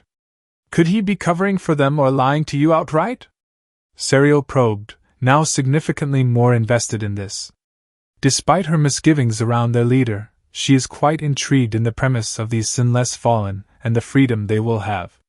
Freedoms that she herself has access to, and thus, she wants to understand them. With a shake of his head, Michael informed confidently. No, I am sure that he was truthful with me. Though, he also provided me with a reasonable explanation, as apparently, they were rushing to greet us and failed to notice their pockets had their experimental reincarnation pieces on them. Thus I was sensing them. With a hum, Serial then posed. So, you think something else is going on, beside their reincarnation pieces? Michael nodded, so she added. You want me to investigate them then? Shaking his head, the leader of heaven replied. No, not yet. Gabriel and Uriel are down there currently. They are setting up the new Holy Sword project with the church and have been instructed to investigate softly. Nodding her understanding, Serial pushed off the wall and replied. In that case, I'll be heading back to the Vatican. I have to train up the others and we can have a test to see who trained their students better than the other. With a soft chuckle, Michael nodded and returned. It should be an interesting matchup, Serial. Turning back as she nodded, Serial paused briefly before glancing back over her shoulder and informed. If that second seraph moves in any way you deem dangerous, call me. I will handle him personally. But before Michael could respond, she was already gone and causing him to sigh. That sister of his really does not like Naruto for some reason. Well, no, it must be linked to whatever his title is that she too is refusing to disclose. Though surely calling her in would be excessive, seeing as if he had to call upon her then no doubt, he, likely Uriel and probably Gabriel would already be there. Raphael too, so their brother would not really be a threat. Would he? Kyoto, Oasta's motel. After eating out for their late breakfast without the adults, Rias and Sona, along with their queens and rooks, were suddenly ushered into the room of Lady Gremory, 201, to find everyone else in their party unnecessarily tense. This put them all now on edge, quietly taking a seat as the door is shut and a light application of magic to keep this away from prying ears. They were still ignorant of the fact that the Nightwings could still listen in, along with the kitsune they trained, if any were around. After 10 seconds of silence, Venelana took a breath before she scanned over the gathering and only stopped when landing on her daughter. Then she informed them. I have just received word from Surzex that yesterday afternoon, Lilith was infiltrated. Gasps from the crowd that caused her to nod. Rovol asked swiftly. Are there any casualties? Not one. Venelana informed, causing breaths of relief from the others, though Lady Citri asked. Then, who was able to bypass all our defenses and… Cadre Naruto Namikaze? Venelana announced, causing eyes to widen in shock and fear. Taking a moment to calm herself, she added. From several eyewitnesses, his identification was easy to verify. However, the troubling thing of it all is what we assume was his objective.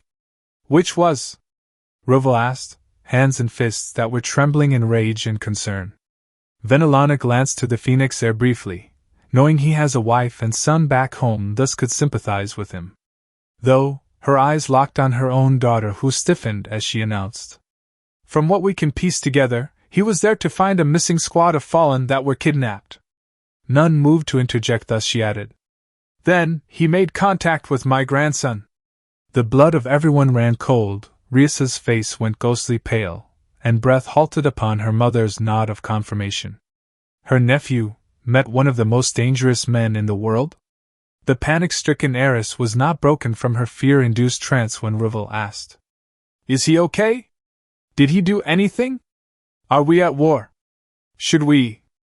Venelana shook her head before looking to the only soldier present, and informed. Besides a nasty case of sugar rush, Milikas is unharmed. It seems he is completely unaware of the identity of the cool brother of his friend at the park, and as such has not been told. Sugar rush? Ravel asked meekly, sensing the heightened tension present, and got a worried smile from Lady Gremory, who informed. It appears that, whilst at the park in Lilith, the cadre was forced by his little sister to hand out lollipops to all the kids. Everyone nodded as she sighed, finding the next part even more ridiculous as she added. Somehow, Milikas managed to acquire 3 of such sweets without being noticed by the others or the cadre, as such. Grafia had to deal with a sugar rush child that evening. Despite herself, Rias could not help but giggle at that, and she was not alone, as there were more than a few chuckles at the thought of the all-powerful cadre sneaking into their capital, handing out sweets, and being tricked into giving one child 3 instead of 1. What in the Satan? With a knowing smile herself, Venelana announced. Due to this, the big official meeting has been postponed for 3 days for internal matters. While they cover the whole thing up, pretend it did not happen, and find any security holes in the defense back home. There were plenty of hesitant head nods of understanding, but the lady of House Gremory looked to Rovol and added. Though, Rovol, if you have any connection to the captured fallen, I suggest that you do not travel anywhere alone. To be safe. The heir of House Phoenix just nodded once, seeing her point easily enough and ignoring the worried expression on his mother's face. It should be fine. They are diplomatically protected, and his briefing informed him about the heiress's protection. Unknown location. Teleporting in fresh from his meeting with Azazel, Vala comes face to face with the rest of his team and spoke without preamble. Spoke with him. Apparently, he doesn't know either. With a grunt, Arthur Pendragon asked. Did he say that? Upon the hybrid's nod, he added. Then, they were definitely the Nightwings we have been looking for. Even more so seeing as the guy who kicked me was a blonde. Their leader then? Biko asked, throwing one of the nuts he was snacking on into his mouth and getting a nod from the blonde swordsman, who was rubbing his face of the phantom pain. The monkey yokai smirked as he offered. To be able to catch you off guard means he's powerful. Should be a fun fight. With a sigh, Arthur pushed up his glasses and responded. Or we can just give the old devil faction the information. Maybe even Loki, he's been itching to cause some trouble. Swallowing his mouthful, Biko replied. Nah, no fun in that. I came here to fight strong opponents. I say we just... It's a moot point. Vala cut in, drawing their attention to him. After a moment, Arthur nodded and explained. Thanks to our agents, the meeting was postponed a few days. We have our window now too. Though, we cannot really dally here as we are expected to aid in the Northern campaign too. Apparently our fallen allies are under threat, and we need to eliminate the problem. With a single nod, Vala asked. I'll go ask around the Grigori headquarters then, see if I can get any intel on the situation up there.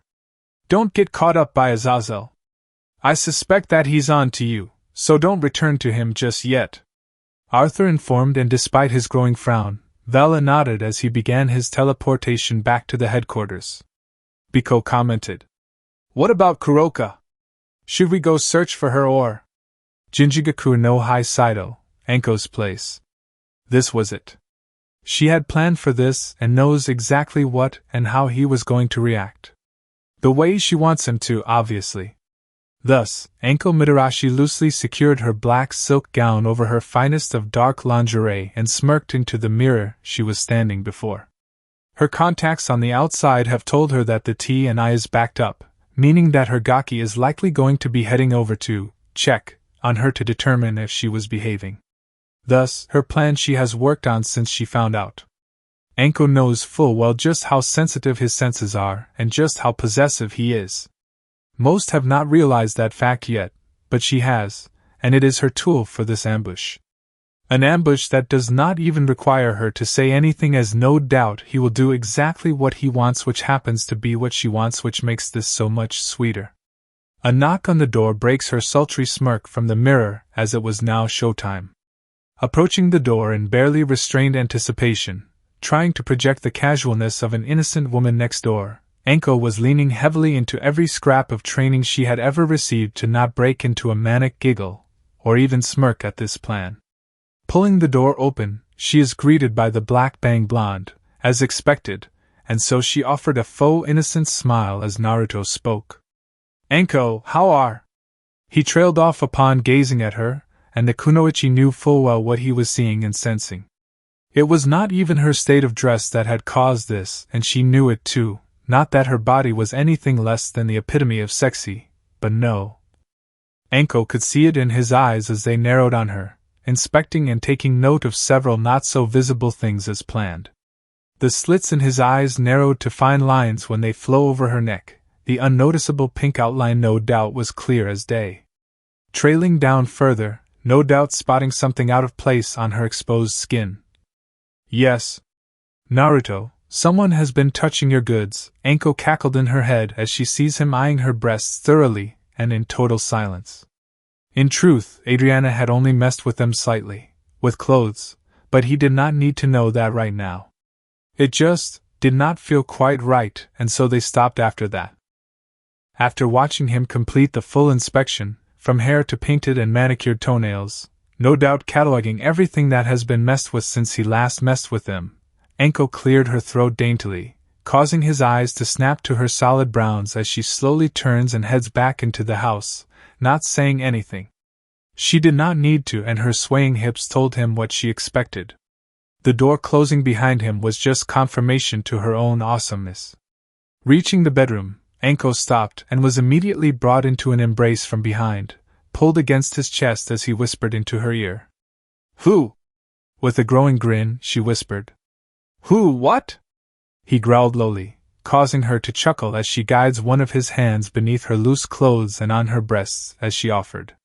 Maybe you can get me to talk? While you reclaim what's yours. Under her guidance, Naruto unclipped her bra and freed her girls from their captivity in time for his kneading ceremony.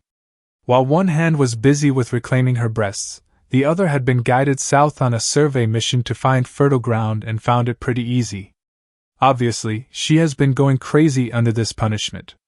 While his hands were occupied, his lips graced her neck, as soon as she moved her loose hair clear, and allowed her to unclip his belt. Seeing as he did not have his Jonin vest on, she figured that getting his trousers off first would be best for now. Anko's breath hitched as his fingers slipped into her eager pussy. At the same time her nipples were pinched, causing her to shove her hand down and take hold of his rock-solid dick, that was still secured behind his boxers. She felt the gasp more than heard it. His lips were still wreaking havoc with her neck, tongue too, running up into her ear.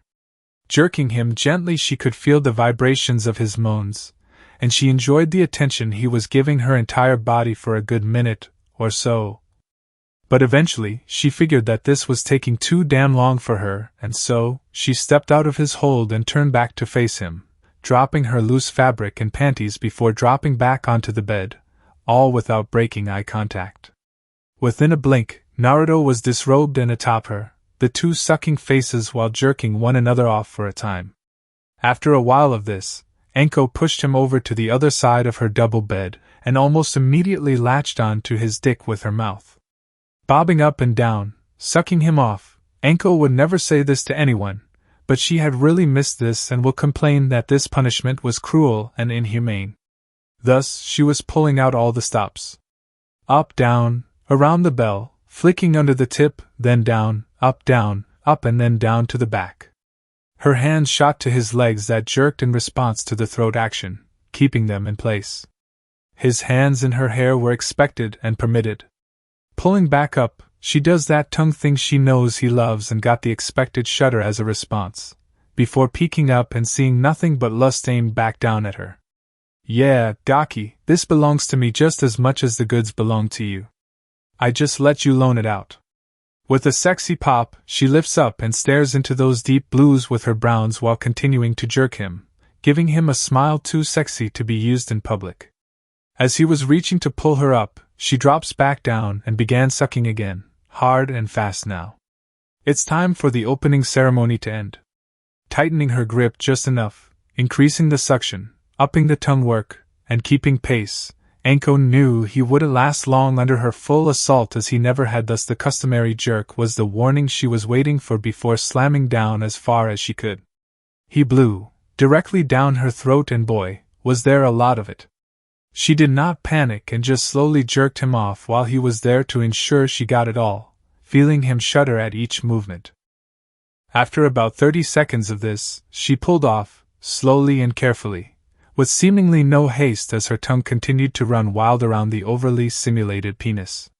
She maintained eye contact the entire time, and saw as he was melting under her care. Eventually, the pop allows him to stop jerking and take a deep breath, and she grinned while getting up. He's going to need a minute after that, and so she can wipe off her face and rinse her mouth. The second she returned, Naruto grabbed her and flipped them over, so now he was atop. She did not resist much. Her tongue work is legendary and will not allow his to bully hers inside her own damn mouth. Then he pinched her nipples, causing her to gasp. It caught her off guard when it really should not have, in all honesty. She was just too focused on. Suddenly his tongue retreated, and he began kissing down her body. Anko had no patience for his masterful tongue work anywhere beside her mouth, and yanked him back up, slamming her tongue into a war with his again, grabbing his dick as she does. The next moment, she felt it after, long nose, but far too long in her opinion. His dick spread her pussy lips apart as it slips inside her drenched cavern. Naruto's breath hitched upon feeling the softly clingy sensation that began to grip him firmer as he entered the soaked depths of his current bedmate. He slipped further and further into the silky depths of her vagina until her hands on his hips stopped him, though her groan of ecstasy made him really want to push further. After taking a few breaths while enjoying this moment and sensation of his dick pushing her apart, Anko opened her eyes again and looked deep into his concerned blues to find herself chuckling at the familiar sight. Just like last time, he was fighting back the urges to push forward with everything he had, she mused. No point in making him wait. Swaying her hips side to side earned groans from them both, but she muffled hers by using his mouth and slowly guided him out then back in, using that same slow rhythm as before. It was soft, tender, and sensually stimulating. Sure, Anko likes the foreplay a bit rough at times, fast-paced at others, but nothing beats the slow game, and that goes doubly for this endgame. Finally accustomed to his girth again, Anko's hands run around his waist and pull him down, releasing the limiters.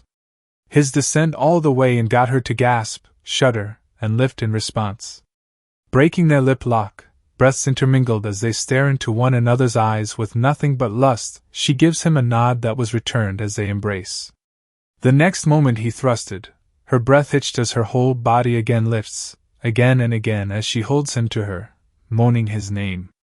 Naruto, yes, HN. Naruto. Her breath tickles his ears as he thrusts over and over, his hands gripping her ass, her legs spread around him and granting unfettered access to all of her. This was the first time she had been this willing to be so vulnerable, and it was a surreptitious pleasure for her now. So lost in thought, her peak hit with seemingly no warning and she abruptly locked up, world falling away as she shuddered. No idea how long she was like that, but Anko recognized that he likely hadn't noticed as his rhythm hadn't changed, still. Naruto knew full well that she just climaxed, recalling last time as again, her pussy was convulsed in such a way that it felt like it was trying to push him out. By that same token, her entrance near enough constricted completely around as if he was under arrest and was being detained. Despite the abrupt eviction notice, he kept the slow and tender pace she seems to enjoy the most. Even after she started kissing and sucking on his neck, moaning as if she was the very definition of sensuality given form. Again, as she got just as unreasonably wet as before, the second eviction notice came up and again he rode the wave out. Though he did hear her soft, under-breath squeal that she is likely trying to fully suppress with little luck. As he resumed his thrusting, he was almost there himself. He hears her, as she whispered beneath a breath. "Nar Yuto." Turning his head, their lips met once more and the most sensually passionate kiss he has ever shared was had at that moment. It was soft and filled with an unmatched tenderness that neither would put a label on. Neither cared to stop either, nor would either acknowledge that something was there as it would ruin the moment, their friendship, their foundation, their senses of self. Naruto edged back briefly, whispered, "I need to." "No." Anko breathed before resuming their lip lock, their bodies grinding in perfect harmony of the other, as if they were always one. Even after the end was upon them, neither stopped, and he continued on even beyond what one might call an encore. Kyoto, Cathedral. A knock on the office door and it parted to find none other than Asia Argento, standing in her dark teal sister's uniform, and following her in was the head exorcist Griselda Quarta, who spoke for them both. "Lady Gabriel, we have a request." Beaming from the desk edge, Gabriel nodded and asked, "Please let me hear it. If I can, I will see what I can do." Uriel looked up and watched as the two children of his father took the seats, as the older one continued. "I have been speaking with little Asia here, and she spoke of a village where members of the fallen live as normal, simple folk." Asia nodded repeatedly, but hearing this Gabriel sighed as she interjected. "Yes, we have heard about it, but have not yet been blessed with its location, I am afraid."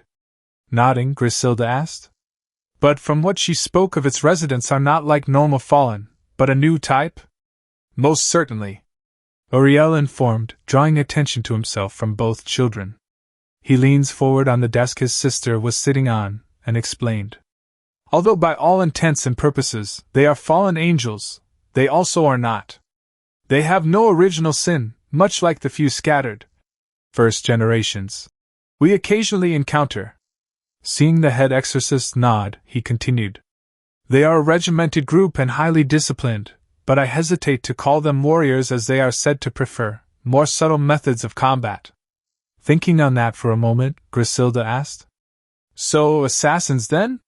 "The official term is shinobi," Gabriel recited, recalling the words of Temari during the first training session that Raphael told her about.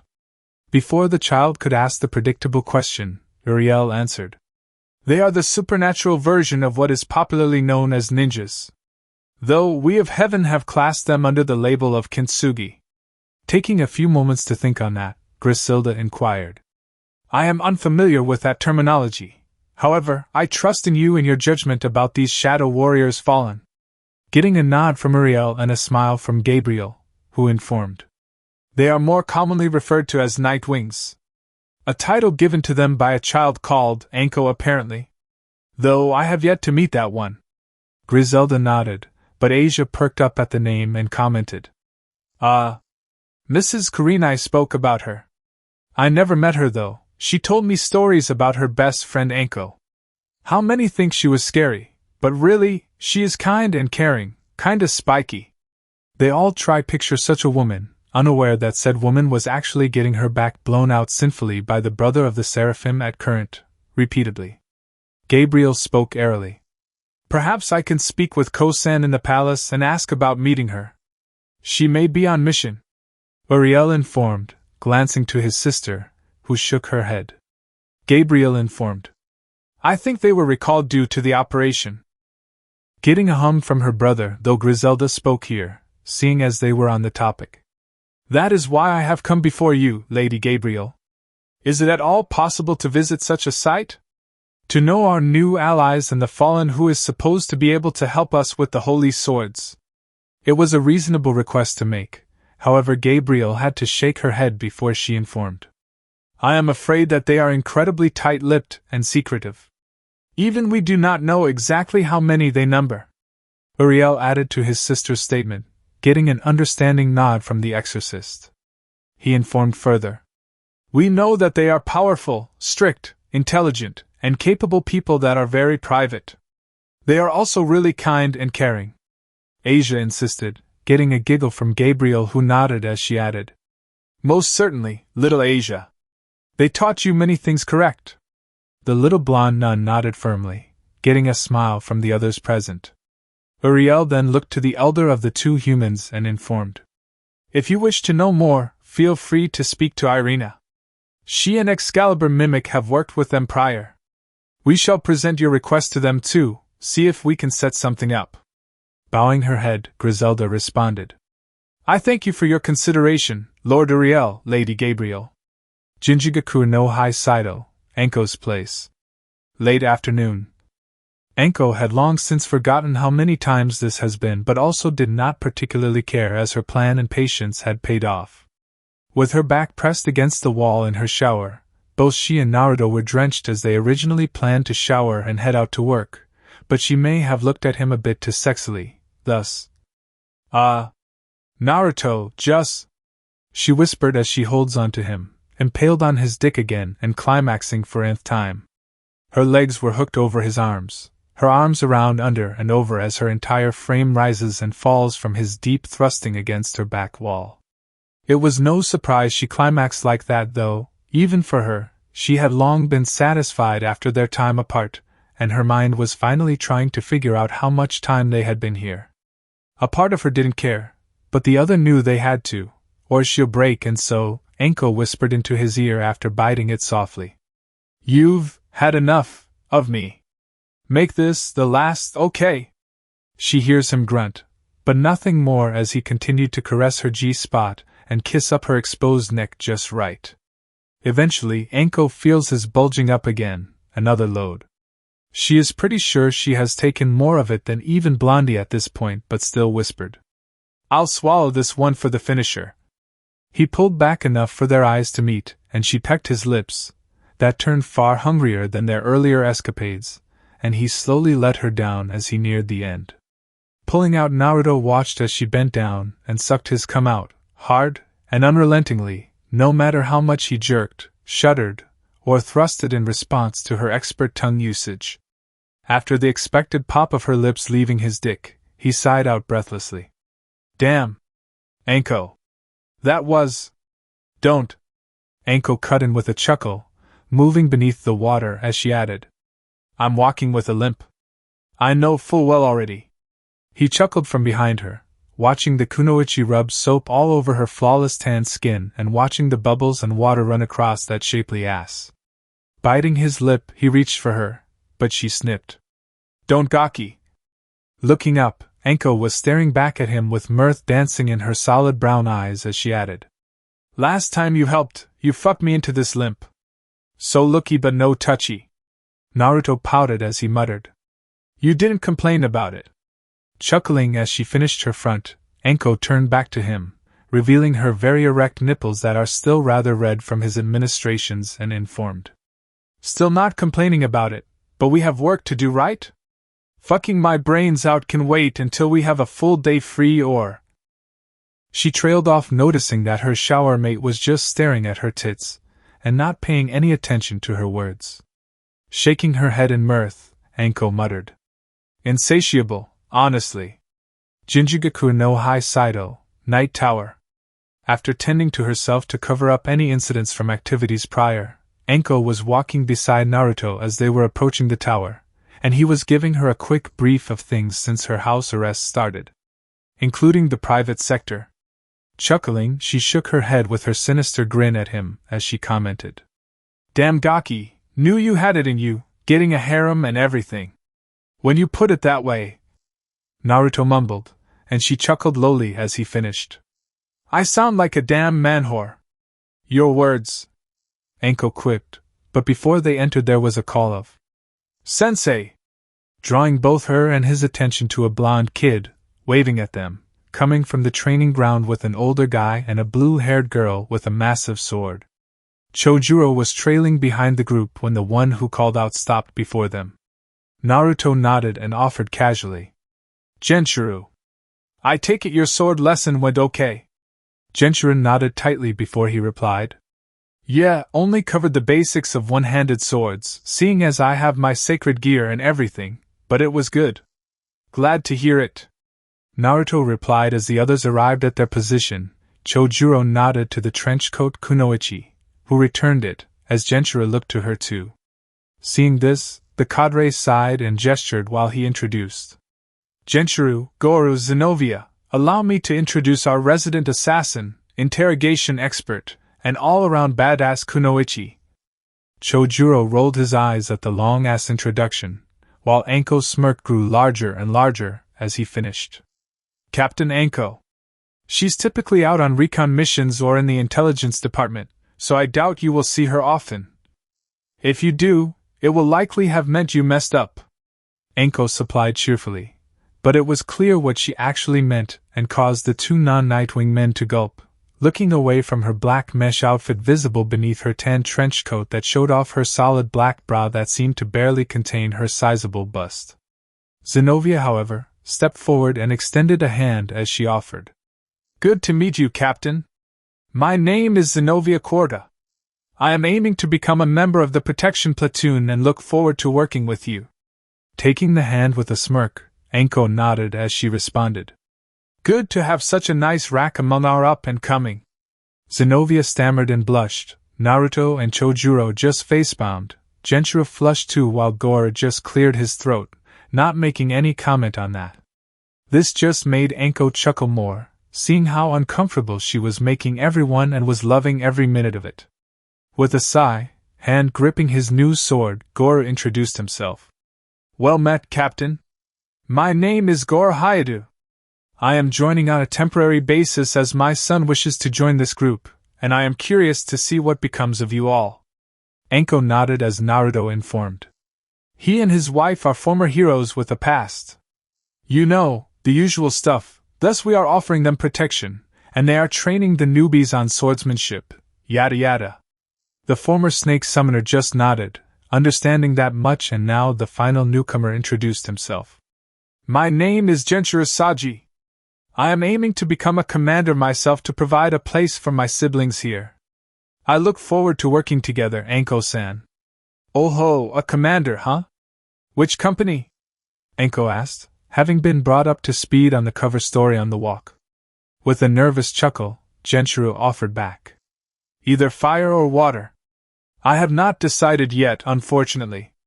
Chojuro cut in here, arms folded and with a confident smirk.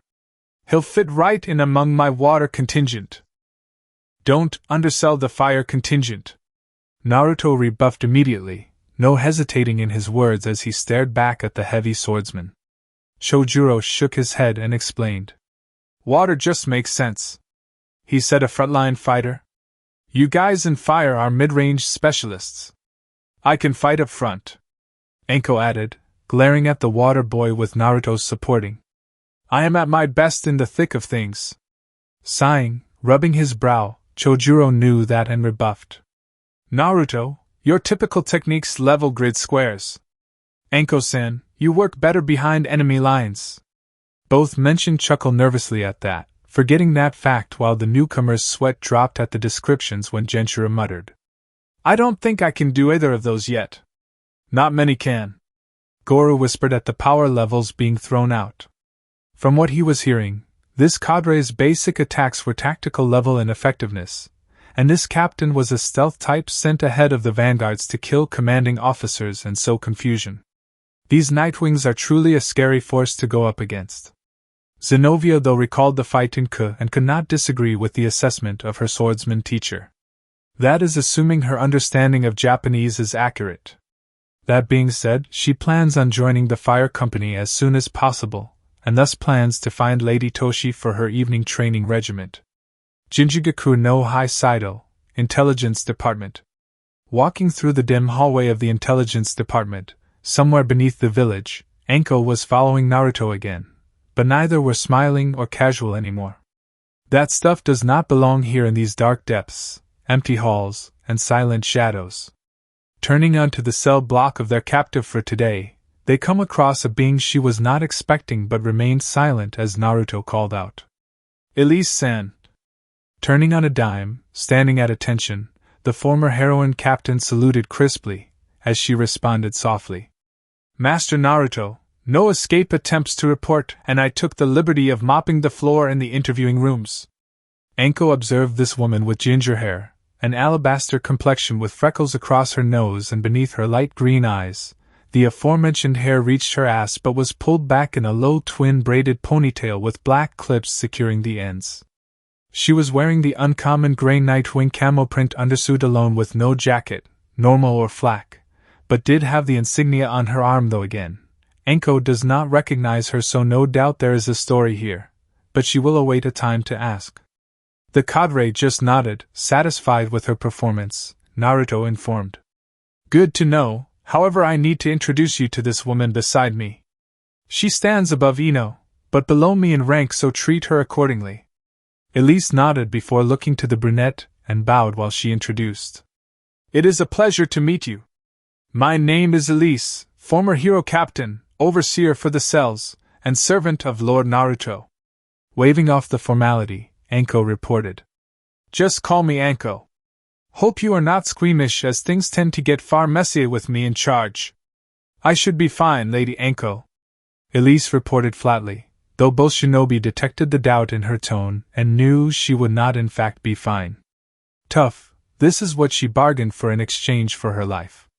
As Elise leads them to the cell of the Nekishu, Naruto and Anko walk side by side at her back with a single finger hooked together, and allowed him to speak in her head via telepathy.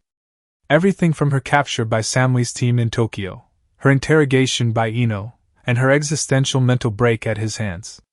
She chuckled at that, having taught him everything he knew about making an impression on their enemies. Not caring to argue due to lack of time, Naruto then explained how her absolute fear of him basically physically and mentally prevents her from wanting to disappoint him, inadvertently making her immune to mind control and intrusions. This led into her subconscious devotion to him, and her duty to her life meant that she cannot be swayed by the prisoners they have locked up here. None of her reports are late, nor does she cut corners, and thus perfectly capable of being a watchdog down here when the others are busy elsewhere. One less problem for them to worry about. As they arrived at the cell, they unhook their fingers as Elise releases the seal on the door, then steps in first and informed. Kuroka-san, you have visitors. The gray jumpsuit-wearing Nekishu was already staring at them, frowning at the sight of the unfamiliar duo, but was unable to do much else due to whatever they had on her, sealing away all her powers. Even the hidden one given to her by her boss. Heck, even her nose doesn't seem to be working. Stepping inside the small box cell, The blonde with canine eyes stares at her blankly as he muttered. I hear you haven't been very cooperative, Kuroka-san. I am not saying anything to you, Naya. Kuroka spat venomously, glaring from her place on the slab assigned as a bed, but the man just nodded and glanced to his side where a brunette lady with vacant brown eyes now stood. He offered. So, what do you think? Worth coming out of retirement for? Chuckling, the new woman just nodded while she offered. Oh yeah, definitely. Though I hope no one's touched my collection. I assured you already. Your poisons are all untouched.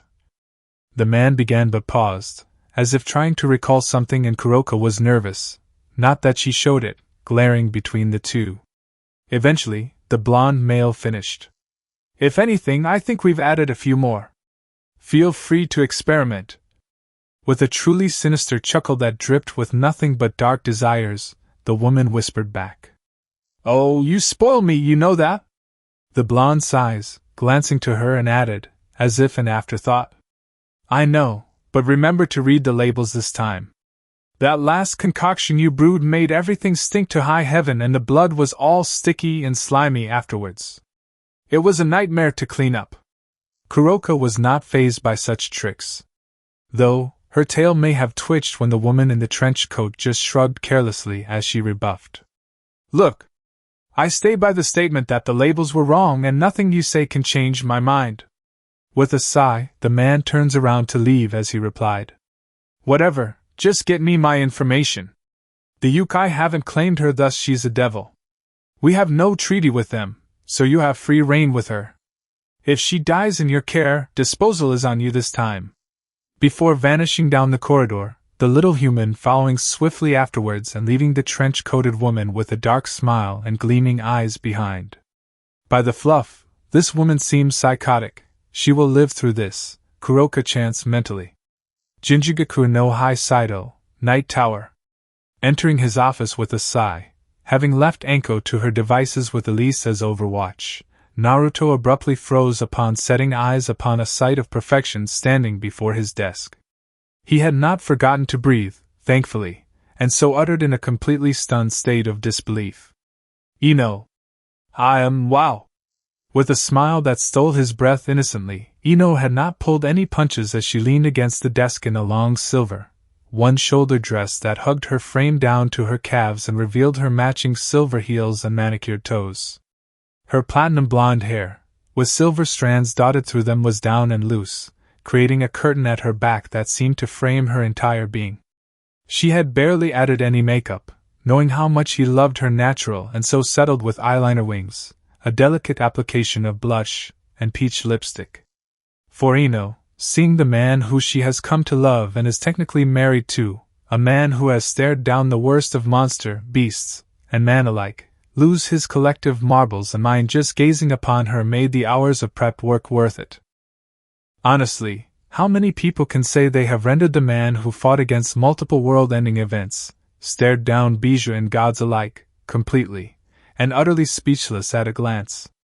So yes, Ino was very well satisfied at this start of their date night she had organized. Again, yes, normally it's the guy who does this, but not only is he super busy, like all the time, she did kinda push the one he had planned onto the schemer, and felt somewhat apologetic about it. Thus, here they are. As much as she was enjoying seeing her husband drawling over her absolutely stunning self, Ino pushed out from behind her a large box containing his outfit for the night, and very delicately cleared her throat. Seeing him struggling to focus, she giggled before she informed. Okay, hun, you can stare all you want later, but right now I need you to change into this.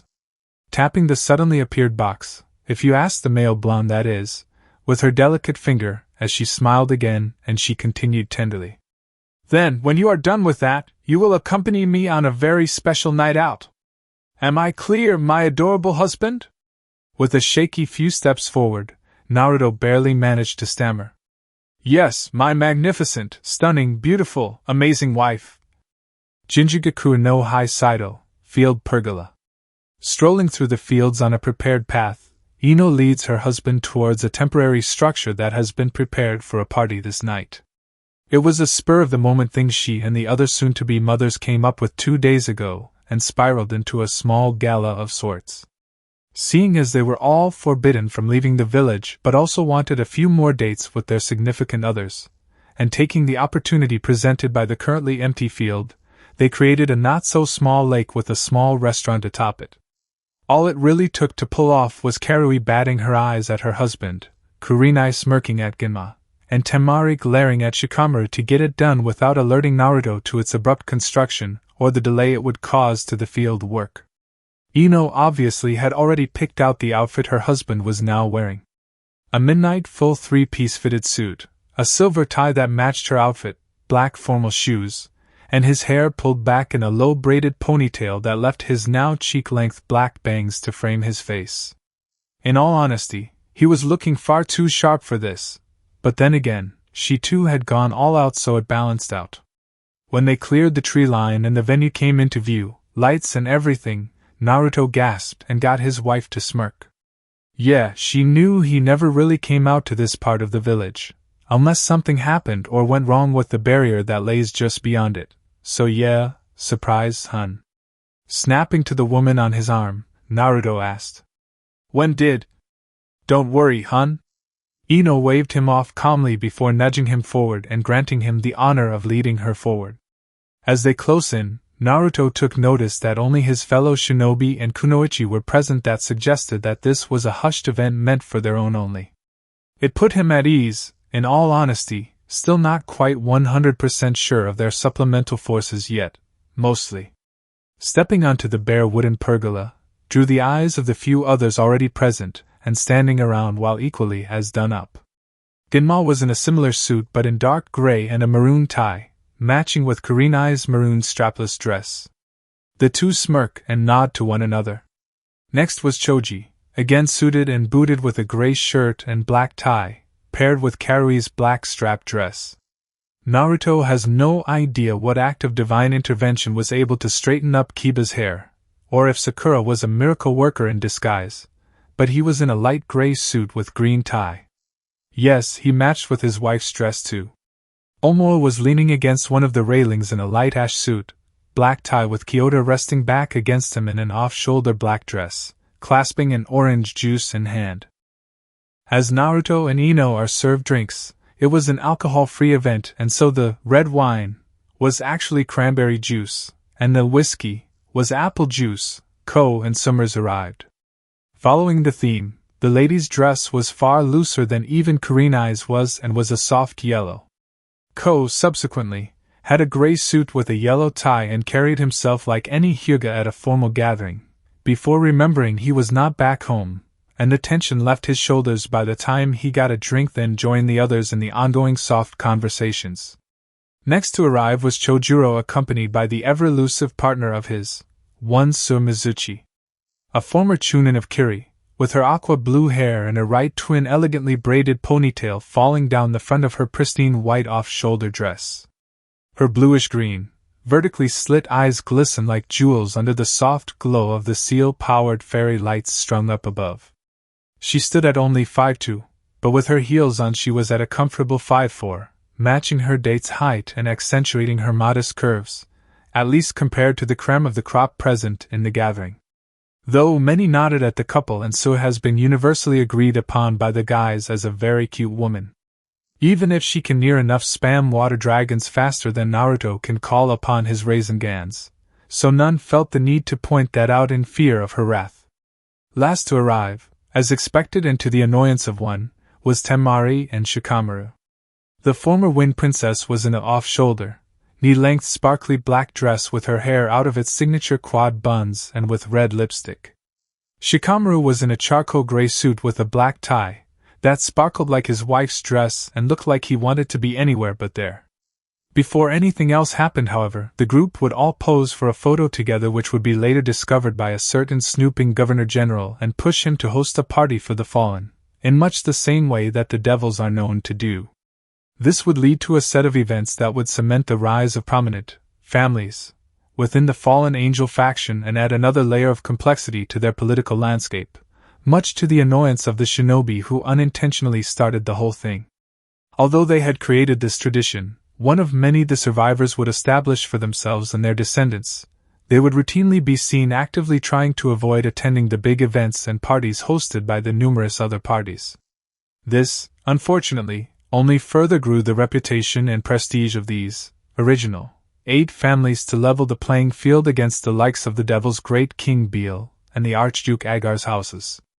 After all, none would ever dare speak ill of the Uzumaki Arashi family of the First Legion or its more famous cousin family, the Namikaze Vorbi of the Second Legion, or risk running into the Second Fallen Seraphs, or more accurately his wife's wrath. The renowned Shiranuyuhi family is always feared, even if none really know why nor do they care to test its capabilities. People tend to go missing if they do, allegedly. The reach of the Akimichi Kumo family is said to be endless and all-encompassing, supposedly. The agents of the Inuzuka family are well known to be ruthless and uncompromising in their pursuit of the truth, or their targets. Allegedly, pissing off the Raiden Kumo family is unwise anywhere there is a sky to be seen. The Naran no Sabaka family are impossible to beat and are considered the worst opponents to go up against in any field of conflict. It is said that they could take over the world if they wanted to, they simply just chose not to. None have ever allegedly escaped the eyes of the Hyuga family since its inception. The Mizuchi no Kuri family are the world's foremost aqua combat specialists, and fighting them anywhere in the world where there is water is considered suicide of the highest order. Of course, this would not be for some time, apparently. Report 11, Brother.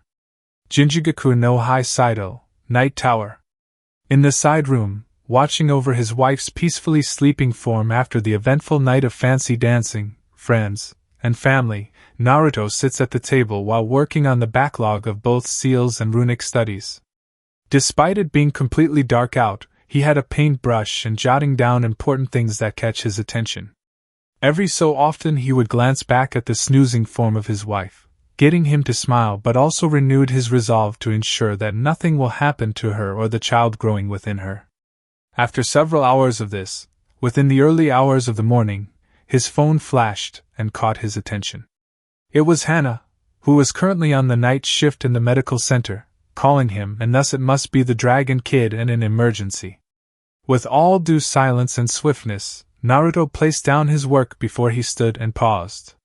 His gaze pierced through the darkness onto his resting wife's face, so calm and peaceful. It was clear of the makeup of the night out, clear of the worries for tomorrow, and only held the contentment of the present. Bending down, he parts her hair softly as to not wake her and plants a kiss on her forehead, before he stood to his full height, stepped clear, and vanished in a formless, silent body flickering of movement, not even disturbing the wind nor the darkness of the room as he left. Jinjugaku no Hai Saido, Medical Wing. Appearing within the medical center, Naruto is greeted by an awake Tenten who pointed to the operating room and informed. His magic began flaring uncontrollably, and so they took him in there. Nodding his thanks, Naruto made his way towards the sealed-off room, then resealed the door behind him before opening the next door ahead, and was met with the restless form of Issei, leaking dragon magical energy. His mother and Hana were both hovering over him, the latter looking up in concern. Without words, the cadre stepped around the two medics as his chains pulled out from his back and moved around the teen's four limbs, his legs and arms, gently. Within seconds the phenomenon dies down, and the patient falls still. Naruto then looks to Hana, who hadn't stopped her observations and awaited her analysis. After a few moments, the Inuzuka reported. The dragon magic is overwhelming his civilian-level system. It's adapting as fast as possible, but not fast enough. Even now, the dragon energy from the gear has only increased further, held back only by your ability. Looking to her leader, Hana finished. This could be a problem if we don't figure out a solution soon. What will happen to my son? Miki asked, despite already knowing the answer as her husband brought her into a hug and getting the attention of both fallen angels. After a few moments of thought, and feeling responsible for this, Naruto answered her. I guess I have to talk with the dragon. Find out what he's playing at and come to an agreement. Both former heroes snapped to him in shock, but Hana growled lowly as she rebuffed. That's suicide. I won't allow it. He met her gaze dead on, no hesitation or fear while narrowing his eyes on her, but she refused to follow the unsaid order. Not this time. She has been loyally at his side and quiet whenever he goes out on one of his crazy ideas, but not this time. Hana growled again. No, do not give me that. The slit of his eyes narrowed to lines, his final warning, but she did not back down but rather approached while glaring back, and Naruto responded. This was my fault, Hana. I have to fix this, and that is final. Then fix it, but under no circumstances am I going to sit back and watch you risk your life this time. Hana snipped, now standing directly in front of him with her fists balled up and trembling. After a few moments of silence, Naruto couldn't really think of anything else and thus spoke again. Hana, I need you to. No. She snipped immediately, cutting him off as that is not what she wanted to hear, as no doubt the plan hasn't changed. He is way too stubborn to change so easily. Out of the corner of his eyes, and between the two chakra chains on his right, Naruto could see the concerned parents watching this interaction carefully. Staring dead in his pack matriarch's sharp black eyes, he can see the fear and concern for him that was driving her actions now. Honestly, Naruto was thankful for it, but right now it's a bit of a hassle and getting in the way of the surefire way to get this done. He tried again, a slightly different approach. Let me ask you this, Hana. She nodded subtly, still glaring fiercely, so he continued. During the Northern Campaign. Don't you dare. Hana hissed, but Naruto continued anyway. Fighting against those damn things that towered above the trees, glaring down at us as we fought off those damn zombies. She threw a punch that he caught immediately, effortlessly, and did not stop his statement. When your partners risked everything, half our damn pack was down and bleeding. I told you then to trust in me. You're not being fair. Hana hissed, ignoring the lump in her throat, recalling the rear action defense in the Land of Spring, the biggest loss of their clan had with most their partners falling in that fight. Naruto pulled her forward and maintained his soft grip despite her pressing up against his chest as he whispered. Trust in me, Hana, like you did then. Just as I trust in you.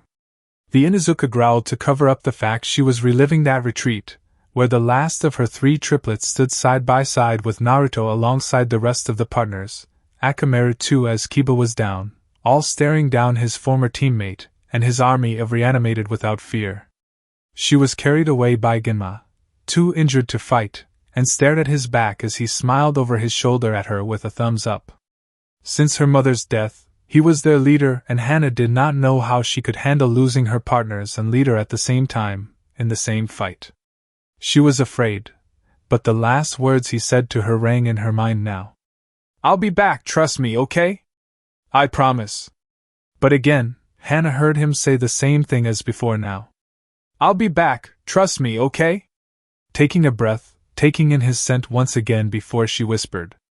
Fine, but you have to make it up to me.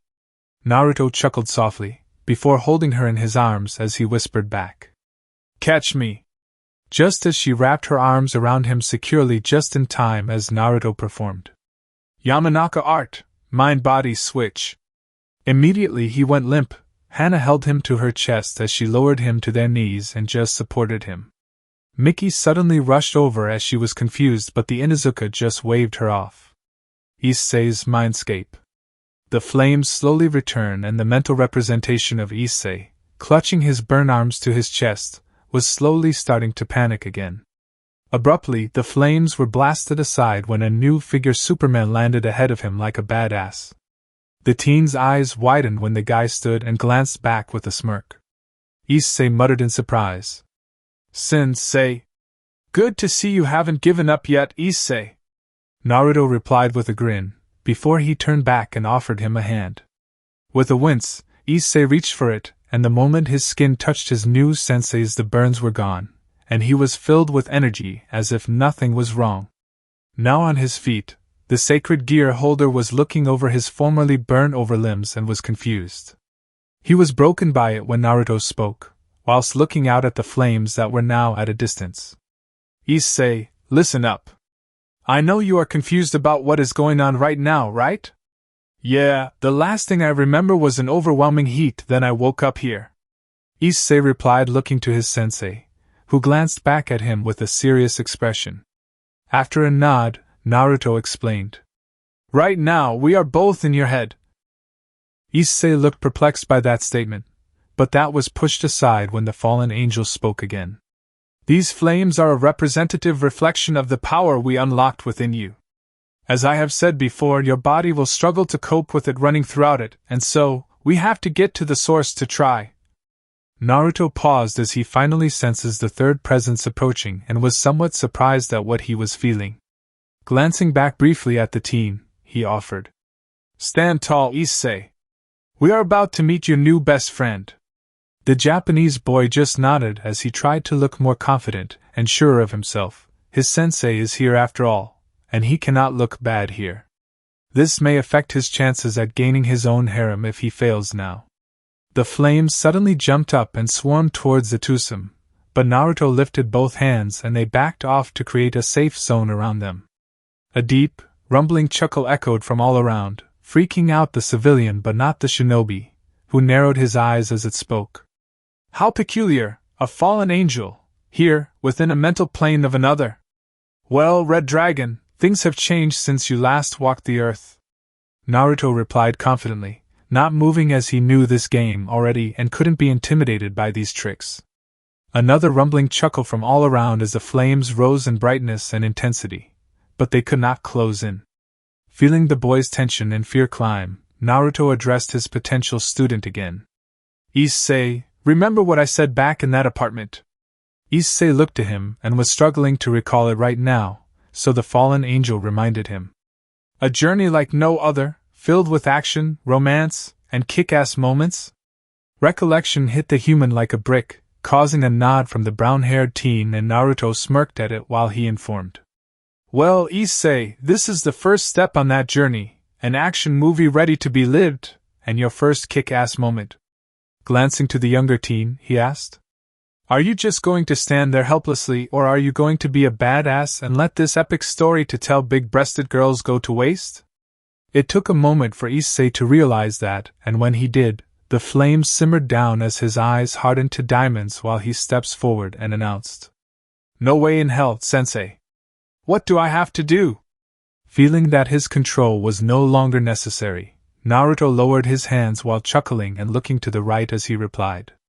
You already have, right, Red Dragon? Following his sensei's gaze, Issei spotted the silhouette of a massive beast around the distant flames and a glowing green eye staring back at him. Rising up, the beast let out a smirk before it spoke. How curious! You are still human yet hold the willpower to tame my power. Interesting, most interesting indeed.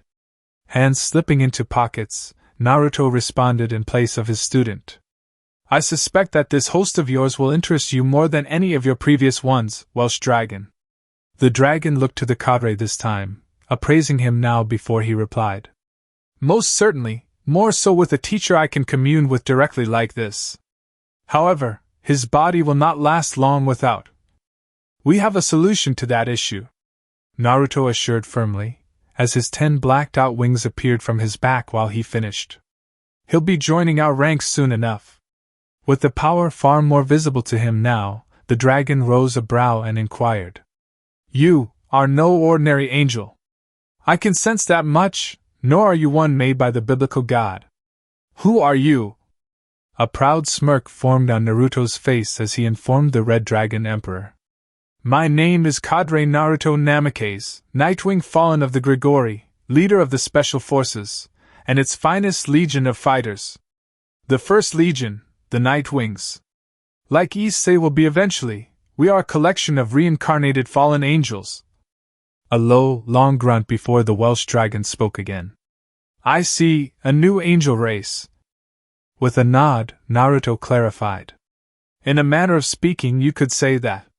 Unfortunately, for now, Issei will have to settle for the regular brand. We are still working on the method to reach our race, which is a more inconspicuous version. A low cackle before the dragon lay back down before he commented. Very well, then, I shall await to see what my host can do under your tutelage. Nodding, Naruto then turned to the awestruck human and offered. You should be fine from here.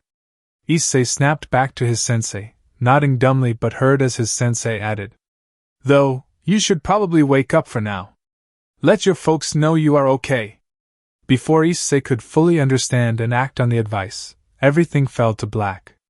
Jinjugaku no Hai Saido, medical office. Naruto continued to rub Hana's back to try reaffirming that he was still alive and well as they were embraced in the office of the medical center. Issei woke briefly as ordered but was now resting and letting his body adjust to the far gentler influx of dragon magic through his system. Thus, while he sleeps his mother was tending to him, while his father gets some sleep and allowed the Nightwings to leave it at that. Now alone, Hana hasn't let him go and to be honest this was becoming a problem. With a sigh, Naruto offered softly. I told you I was coming back. It was actually less troublesome than I thought it would be. She didn't even twitch and just continued to hug him. Thinking of how to tackle this, Naruto mentally shrugged and just went with his gut feeling and pinched that fat ass of hers. With a yelp, Hana grabbed her ass and released him by proxy, getting a smirk from her leader, so she glared at him. Shoving aside the fact that her flushed cheeks were adorable, Naruto finally spoke directly to her face. I am back, Hana. Safe, sound, and in one piece. Folding her arms across her fine chest, Hana nodded once sharply before she responded. Fine, you were right, but I am still mad at you. You have to make it up to me. With a sigh through his nose, arms in pocket as he leans back against the white wall, Naruto asked knowingly. And what, may I ask, can I do to get back on my pack matriarch's good graces? The glint in Hana's eyes was telling enough, so he cut in before she could. Before that, actually, I don't think this is known beyond the command staff. She rose a brow and so Naruto informed. At current, we have 11 pregnancies, 10 of which are of kunoichi origin and take away from the ranks of our expeditionary forces. As such, further reductions to our forces is to be avoided, if at all possible, at all costs. Blocking her punch, deflecting her claw swipes, Naruto flipped Hana around and held her back against his chest in a restraining hold as she growled then spat out. You what? She struggled and tried free herself, but he had her right arm in his left, her left in his right across her chest and pinning her against his chest. He sighed, knowing she, and probably Iskari, would react this way. Both were far more interested in settling down than the others after all. Hearing him basically ban them from doing so would obviously piss them off far more than anything else, but he had to think like a Kage here. Already a full seventh of his entire force is no longer able to take to the field. Plus, the 18 genin that he doesn't feel are safe to leave the shrine. 28 out of 69 Nightwings are thus out of action. Now, take into account that there are some very, very powerful forces out there actively hunting them down, and the former Chunin would probably be in danger if not in large enough squads or deployed with at least 2 high jonins in support. They are on the knife edge of deployable forces already, and this is just exacerbating the issue. He hates this too, not taking personal interest or feelings into account, but this is what it means to be a Kage, to be a leader, and so Naruto went to explain but stopped. He can feel Hana shuddering, no doubt trying to keep herself from making a noise and alerting him to her weakness right now. Sighing, this is one part of this pack mindset that he could do without, especially with her, the most rigid in its implementation. Releasing then turning her around, Naruto brings the woman into a hug that she returned greedily and lets her cry it out into his chest where he will pretend not to see it. It isn't easy letting your dreams go, even temporarily. When Sakura arrived just after sunrise, she found Hana curled up and asleep on Naruto's lap as he lay up against the wall. He glanced to her and offered a half-smile, that she returned before helping him stand so he could take her home to rest. Jinjugaku no Hai Saido, Dining Pavilion. The trainees enter the dining area to find the rare sight of the Nightwing leader sitting with Vice Commander Kuratsuchi and Commander Samui, the three having a discussion over breakfast. This was a rarity, as he normally takes his food in his office, or so they hear from the senior staff members. Many grabbed their regular portions and strode stiffly to their normal seating, trying not to make a fool of themselves while inadvertently making fools of themselves.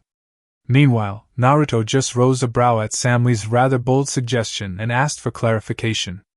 You want me to teach you how to create my signature Rasengan? Sipping her orange juice, Samui just nodded simply and completely unbothered by voicing the suggestion.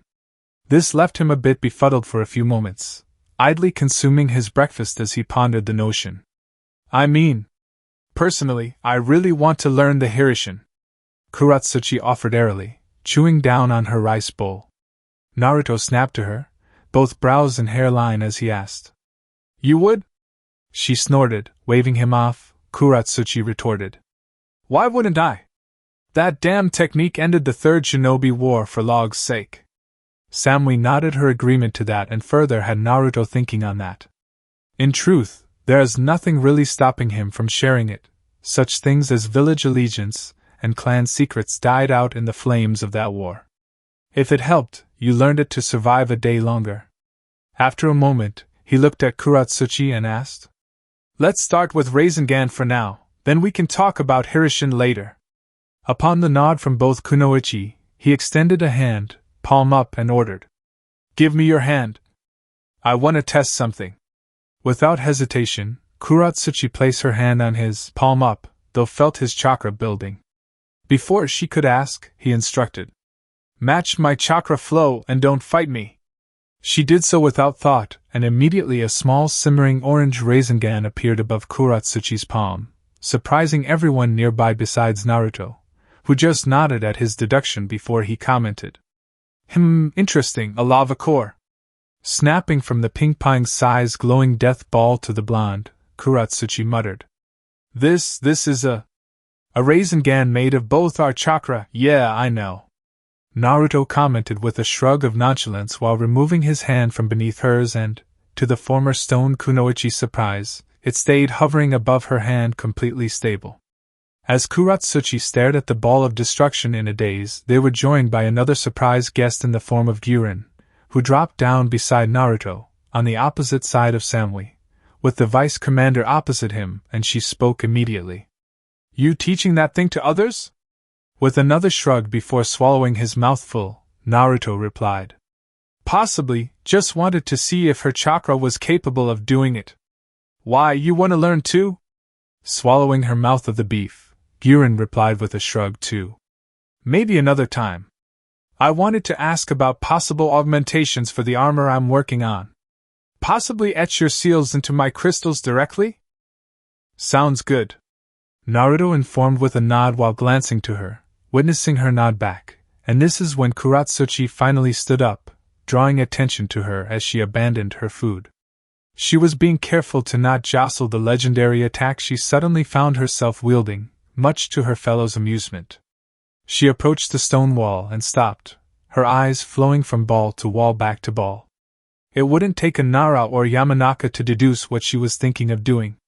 As expected, Kuratsuchi thrusted the condensed ball of chakra forward and called out, Rasengan! The ball melted through the solid stone wall as if tissue paper, then exploded and took out the rest in a cone outward from her palm. It left her standing there in a dazed shock for several moments, before she broke out into a grin and turned back. Finally reaching the table, her stride haughty, almost vain, Kuratsuchi dropped back down opposite her friend and Kage before she stated, You have to teach me that. Yeah, one thing at a time. Naruto retorted, waving off her eagerness, before clarifying. But you will have to start at the beginning like Ino did. Same with you, Samui. Glancing to the busted blonde at his side at the end, Samui nodded and replied, I will master it too. Nodding stately, Naruto then finished up his food before looking back at Guren and asked, I've been meaning to ask about your progress in armaments. As she chewed, the brunette pondered how to answer the question before swallowing. Guren responded, Well, with the success with Chojuro's sword, we tried with Omoi's chakra to create him a blade, but it is proving to be far more of a hassle, unfortunately. Humming into his coffee, Naruto supplied, Guess it's to be expected. Water and lightning are very different elements. Most certainly. Guren confirmed with a nod, though as she looked to him with a pointed look as she added, Sakura-san's exclusion means that our progress has slowed. I won't apologize for choosing her health and that of her child over short-term gain. Naruto clipped back, surprising the defensive powerhouse. Seeing this, he added, Keep it close to your chest, but yeah. Several of our people are expecting, thus my removal of her from the frontline groups. Guren hummed before looking back at her food, not saying anything on that, and her annoyance seemed to fade away as she became introspective and left the cadre to finish his coffee. Getting up, Naruto offered, Gonna get ready for my training session with my swordsman students. Catch you later. Jinjigaku no Haisaido, Training Ground 2. Zenobia was pushed back, sliding in place as her sword was pushed against by her opponent, but she did not buckle. With a growl, she summoned up all her strength and forced him back and forced a leap clear of her double-handed sword. With a breath, she retook her stance as she glared down her opponent. A dark chuckle erupted from his throat, his red eyes gleaming in disdain and wrath. That was given physical form in the sense of a Naruto clone, that spat with venom. You think you are worthy to call yourself my student? Pathetic. His katana of light swiped the air as he rose his left arm up horizontally ahead of him as he glared and growled. I expected more for one of those who seek my approval. Not this disgrace of a defense, you stupid. Zenobia darted forward, spinning with her blade trailing with all her might that was ducked beneath, and his blade came from her blind spot, but the Bluenet used her momentum to throw herself into a roll to clear the counter-strike. Getting back to her feet, she spun and blocked the attack from the red-eyed man. Her arms were aching, her skin bruised, and teeth gritted as she struggled to hold her training dummy back, though heard as this clone growled. Is that it? This is the best you can do? Why the hell am I even bothering with you, huh? Admittedly, Zenobia was hating every word this copy of her sensei was saying, but this was part of the whole thing, and so would not falter. Thankfully, this allowed her to spot the telltale hints that suggested a kick was coming. Thus, she shifted aside and backed off just in time to cause the enemy to lose balance and stumble. Taking the chance, the former exorcist went for a swift jab, but for the moment the blade was about to hit, the clone's own blade knocked it aside. With a shake of his head, the clone muttered, So damn predictable for someone so damn innocent. He growled the last bit as he darted back into her personal space, but something told Zenobia to roll with it. She does so and finds that Durandal was now resting flat on her back, parrying the light blade. A heavy drain on her meager magic reserves caught her by surprise before a pulse dispelled the light sword it was clashing against. The clone leaped back with a tut, landing several paces away as Zenobia huffs while trying to retake her stance but was exhausted. Thankfully, the clone erupted into smoke and clapping could be heard, drawing her attention to the original off on the side. Naruto was clapping on the side, flanked by Chojuro, Genshiro, and Sakaria. The two swordsmen showed their approval of her growth with simple nods. The lone human was just gawking at what he had seen and was wondering if he could match it. The cadre offered, Seems you are starting to get closer to Durandal. I'm impressed. With a heavy breath, Zenobia dropped to her knees and nodded while she responded. Was that what I felt? Her sensei approached and nodded, Naruto explained. You didn't question why you suddenly felt the urge to continue that second spin or why your magic reserves took a massive hit? The Bluenet just looked to the sword in hand, she whispered. Not at the time, but now. She was broken from her distant state of mind. Naruto placed a soft hand on her shoulder and gently replaced some of her magic to about halfway.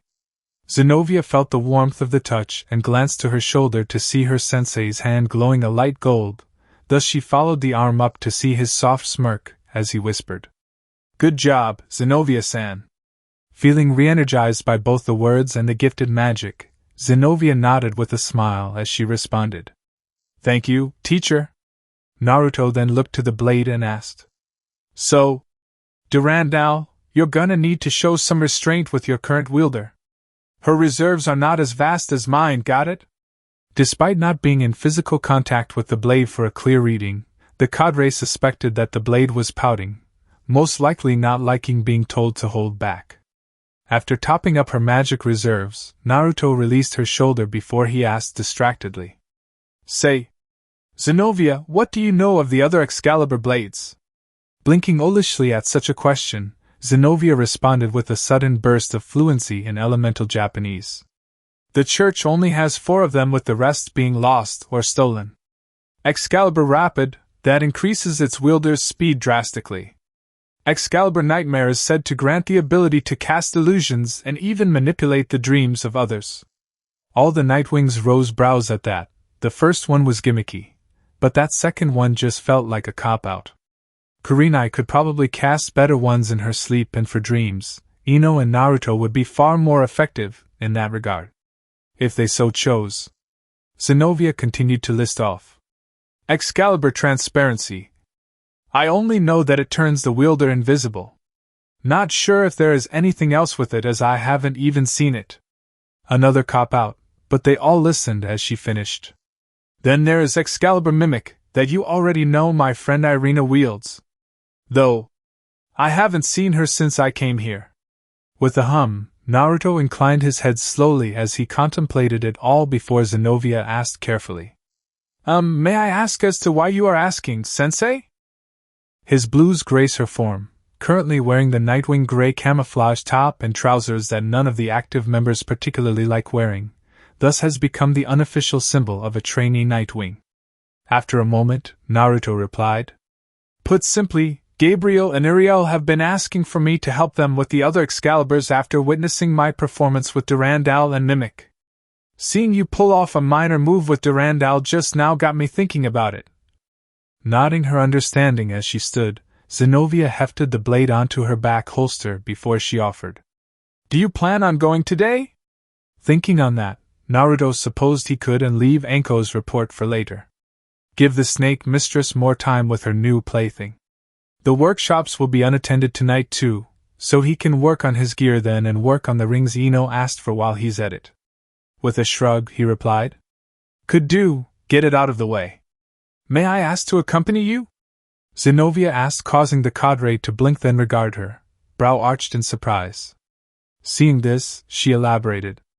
Well, I haven't seen Irina since I came here. I would like to tell her of my decision and new goal personally. Nodding, Naruto smiled while he commented. Who am I to get in the way of a good friendship? Sure, but remember that my orders are final. If anyone tries to pick on you, they'll have to deal with me. The sharpness of his gaze at the end was finer than any blade in existence, which both concerned and comforted the former exorcist of the church. With a stiff nod, Zenobia reported. I understand, sir. Grinning, Naruto nodded before turning back to Chojuro and informed. There you have it. Gonna check out these special swords of the... Mind if I tag along too? Chojuro cut in, hand up, and the cadre chuckled. He should have seen this coming, in all honesty, thus Naruto nodded as he replied. Sure, why not? Should be interesting. Kyoto, Cathedral. Walking through the city was the squad of Nightwings, in the open no less, and was the attention of all those that surround them.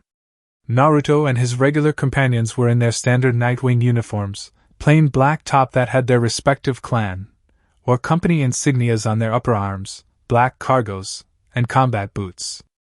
Their gray flak jackets held the Nightwing insignia on the center of their back, where the Yuzu-swirl would have been if they were back home. Beneath their identity crests on their left side held a metal plate with the Grigori logo etched into its non-reflective surface. Alongside the cadre, Chojuro with his standard sword in place of his prototype crystal one, as they want to hold on to that secret for a little longer. Beside him walked Toshi, who both wanted to keep an eye on her student and also sell the fact that they, the Inuzuka, are the bodyguard unit of the cadre. It was unofficial, normally a bluff for outsiders, but it certainly wouldn't be denied either. To this effect, Rimi was also tagging along, as she had not been out of the laboratories in so damn long that she wanted a change in scenery for a bit. Thus, she was directly on Naruto's left side and trying to come off more serious than cute, while ignoring the stares of the locals. The final member of the Nightwing group was the former exorcist Zenobia, in her trainee uniform of gray camouflage top and cargos, regular combat boots, but has also been outfitted with a standard Chunin vest for this outing. Durandal was secured to her back in the same manner as Chojuro's heavy blade. Despite her nervousness, the lone human was feeling secured and confident in her choice right now, even more so with all her sensei present. Chojuro has drilled her constantly with use of her heavy sword, what he calls two-handed swords. Toshi in her physical conditioning has been relentless, and despite being early days, she feels better than ever. Finally, Cadre Naruto has been tutoring her on how best to use Durandel's uniqueness. Much like Toshi-sensei, it is still early days, but she is improving. Thus, Zenovia was walking proudly among the group beside Chojuro-sensei behind their leader of the Nightwings and with a soft smile. Though, as the civilians fell away and replaced by more and more churchfolk, her nerves did spike as she noticed many took notice of her too. Plenty of whispers, a few even went as far as to point, and a few muttered curses about the heretic's boldness. But before things got beyond that, the cadre growled as he released a pulse of killing intent, no higher than mid-genin, drawing all eyes to the sharp glare of the fallen shinobi. These faithful scattered like roaches under the joint glares from 5 shinobi in defense of their human companion.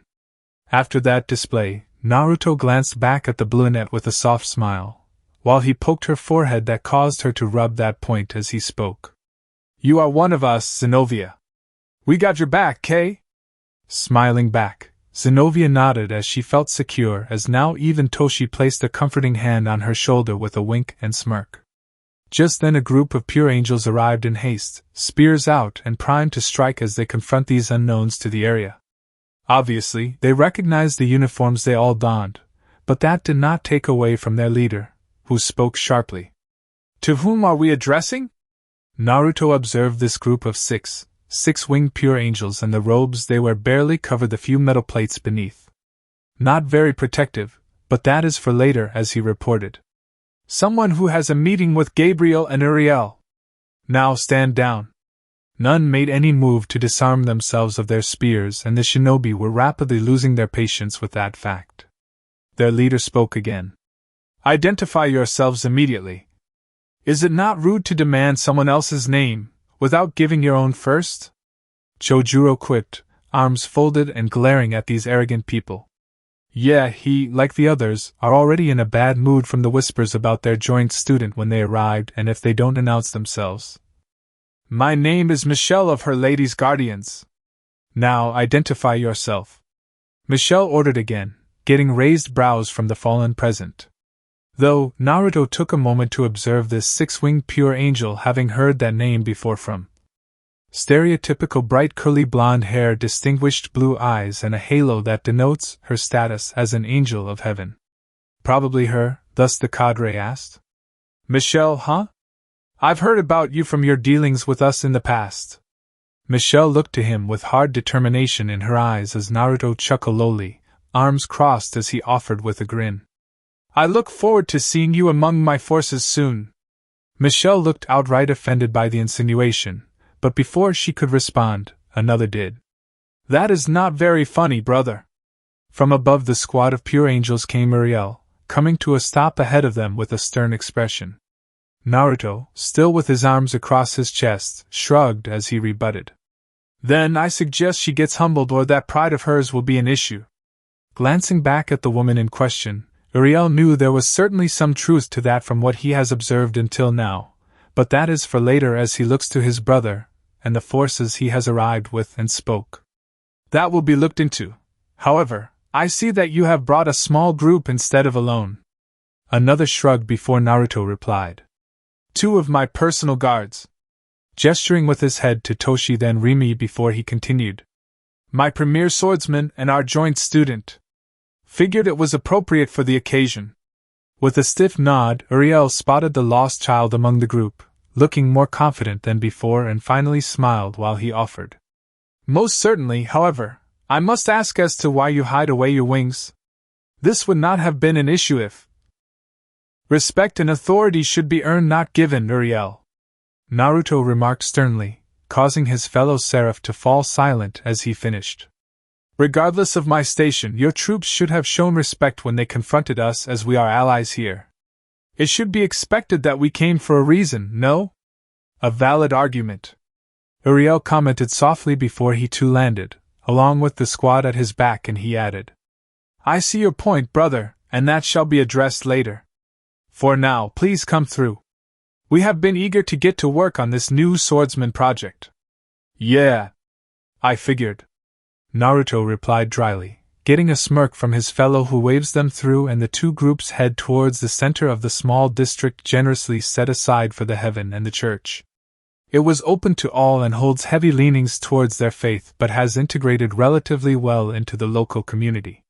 Even if they can be a bit pushy, which is offset by the presence of the Nightwings, despite them barely being around, just the knowledge that they are had prevented any zealousness from settling in. Plus, the Yukai people have long since been swept up in the mania of their legends and myths and won't be so easily swayed. A very precarious balance has since settled. Reaching the actual cathedral, the Nightwings were greeted by not just the expected Gabriel, but Raphael, Metatron, and even Michael.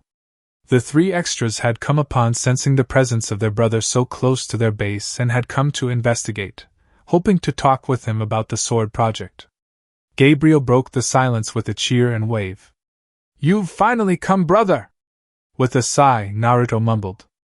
Yeah, I'm here. Got a buttload of work back home, but with my swordsman here, figured we can knock this out quick."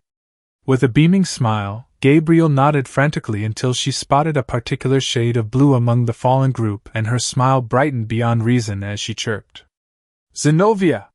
You too! That's great!" Flushed from the sudden attention, Zenobia bowed lightly before she offered, "Lady Gabriel, it is good to see you again." It did not save her from the bone-crushing hug from the strongest woman in heaven.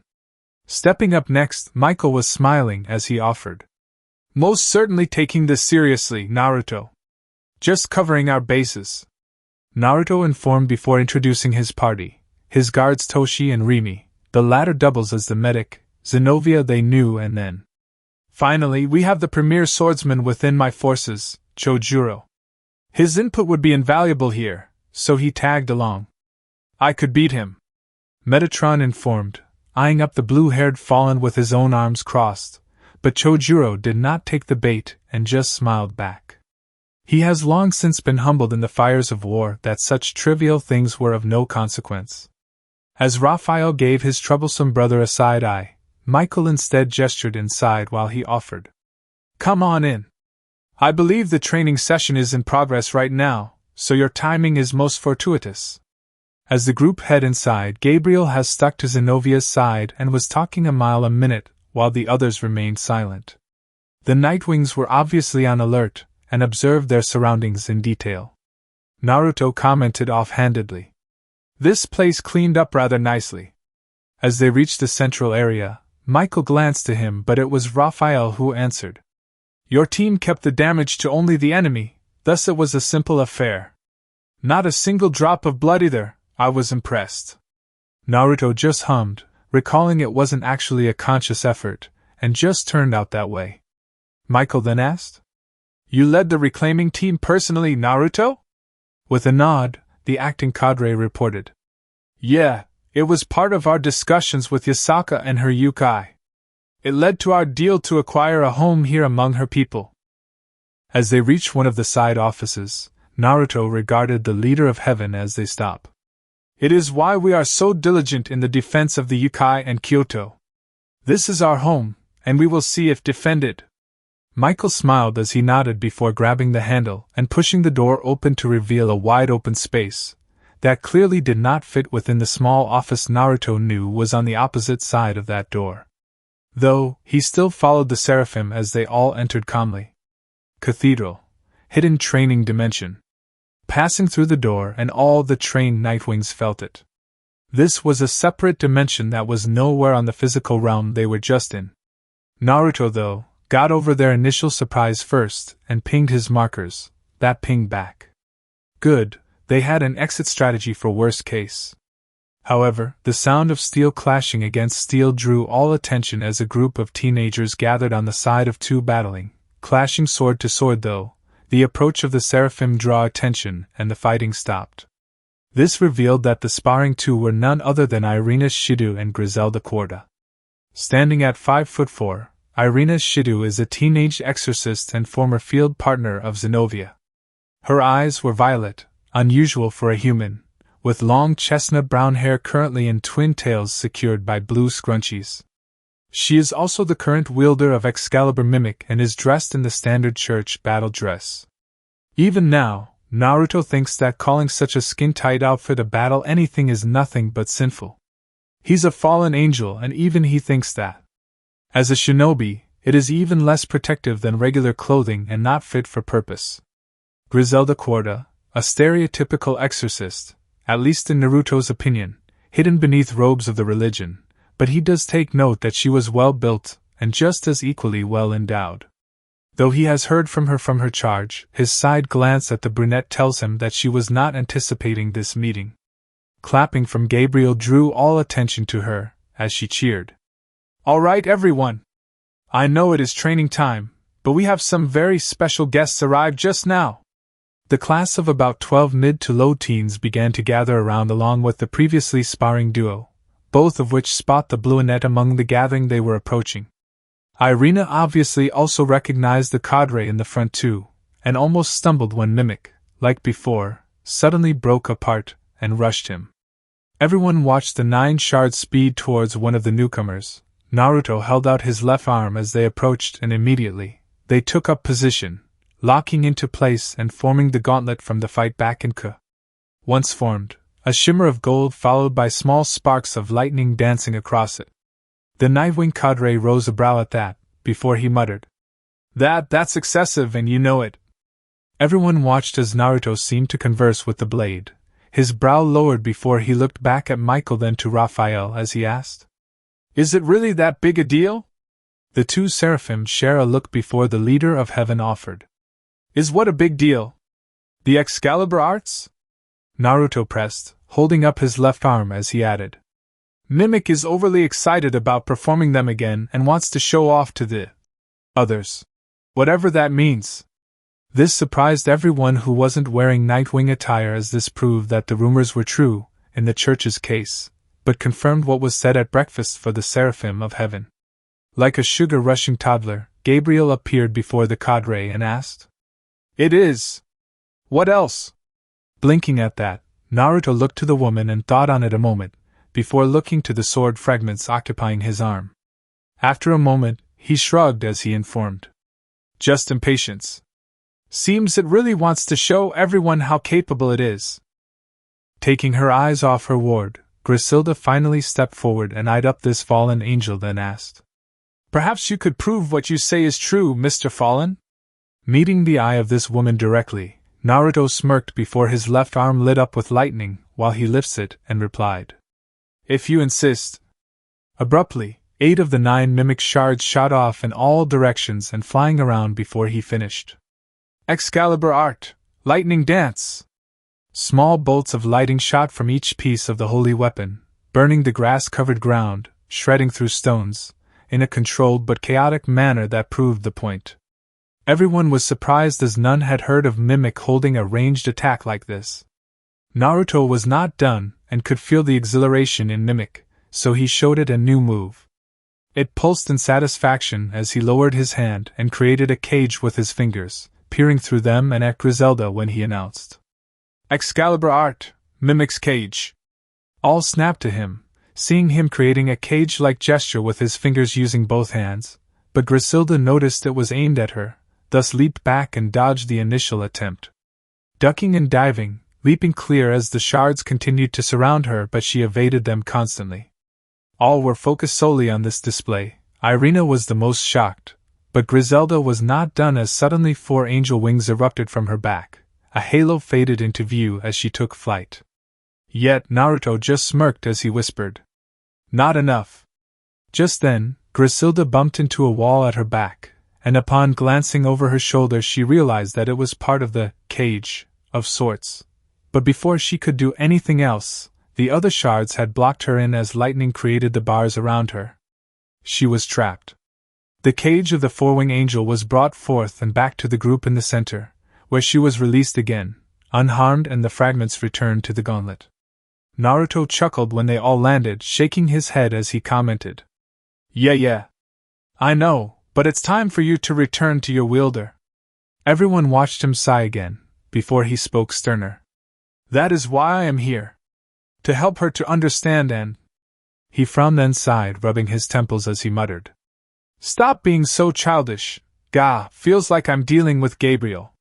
Raphael and Metatron choked on air, Michael covered his mouth, Uriel looked away, and Gabriel pouted at that description of the sword's behavior. The trainees didn't really know how to respond. Griselda seemed to understand but remained silent. Irina, though, sweat drops at the thought her sword was acting like a spoiled version of her lady. Eventually, the mimic shards broke apart and lifted from the arm of the cadre before floating lazily towards their wielder. Even the angels could see it was not happy with the situation as it slowly slotted back into the sword wielded by their exorcist. With a heavy sigh, drawing attention to himself, Naruto looked between the seraphim and asked, Please tell me the others. Mimic insinuated aren't that excitable? Unknown. Raphael informed, and his fallen counterpart looked defeated already, and he hasn't even met them yet, Naruto mumbled. Troublesome. Don't be gloom, Naruto! Gabriel cheered abruptly, glumping the secret fallen seraph, much to his growing annoyance as she chirped. As your big sister, I will cheer you up. That is why he's so depressed. Raphael commented flatly, getting a shocked look from his sister from up high, arms folded, when Metatron added, Well, he better get used to it. She is excited about having a new younger brother, so... Hearing this and noticing the address several times by their superiors, Griselda finally spoke up, for clarification's sake. My lords and lady, we have yet to be introduced to these people, but may I ask as to why you are referring to this fallen as your brother? Blinking olishly at that, all the heavenly seraphim looked from the church folk then back at Naruto, then back to their own again when the fallen cadre muttered. You clearly did not think this through.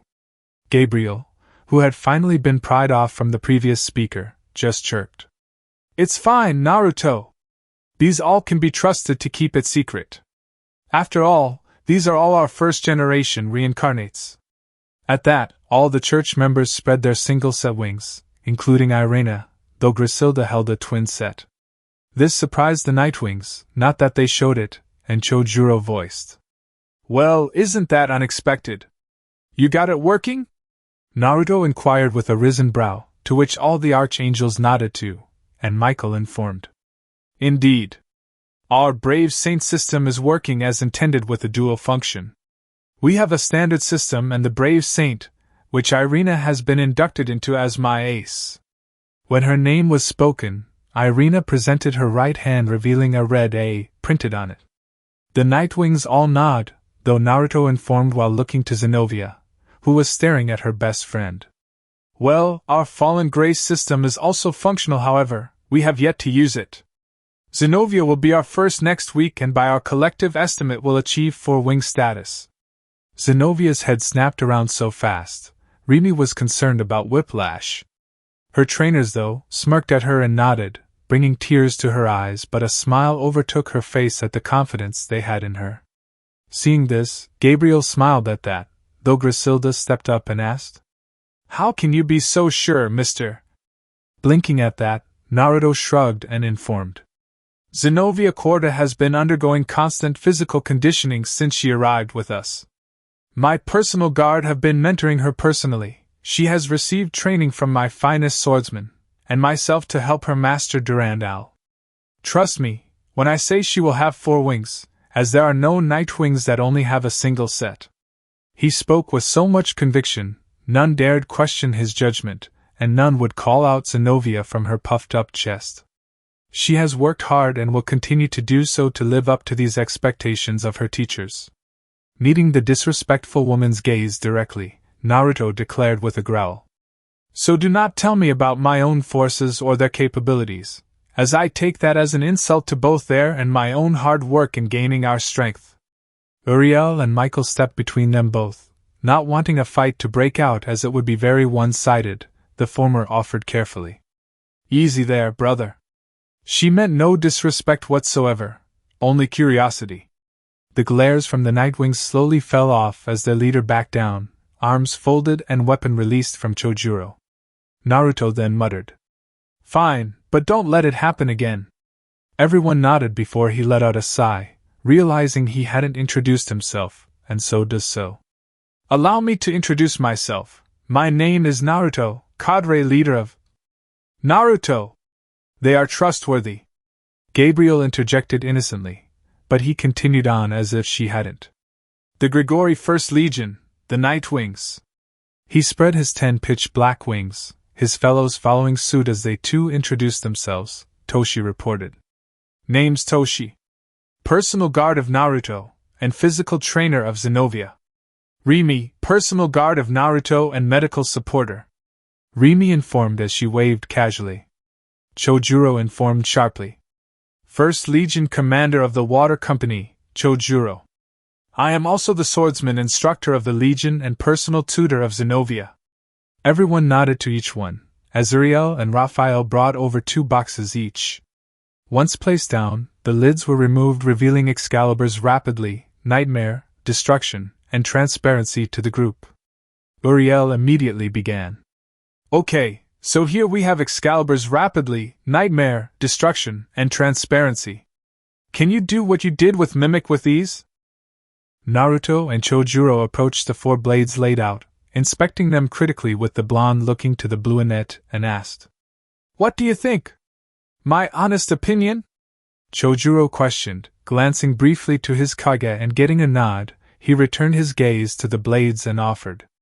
They are more for show, not war. Naruto nodded, still staring down at them and perfectly ignoring the incredulous looks from the newly incarnated pure angels and the sweat drops from the seraphim.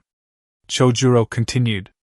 That rapier, although usable, won't last too long and is excessive. That detracts from the speed required for its strength and thrusting. Moving on to the next, he added.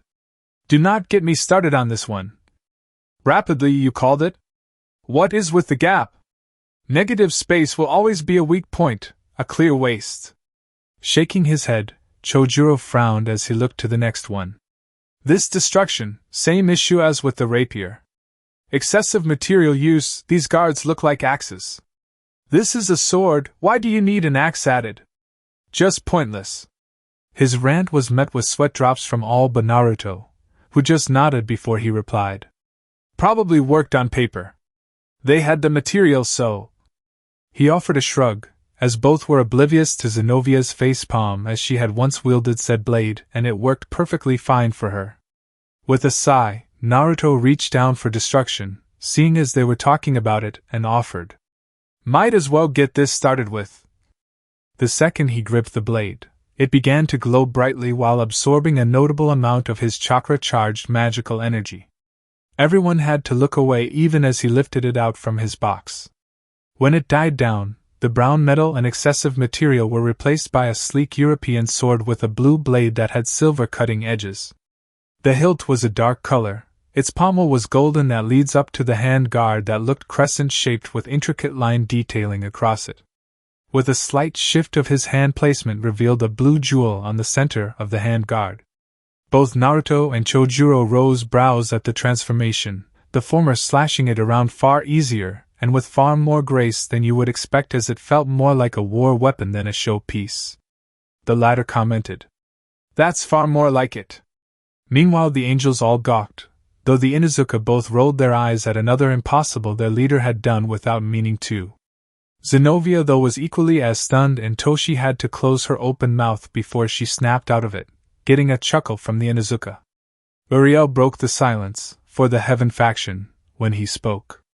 That was unexpected. The others nodded as Naruto looked to him, then shrugged, going to respond when he paused and looked to the new blade, brows shooting up. After a moment he stepped clear of everyone and held the sword out to the side as he called.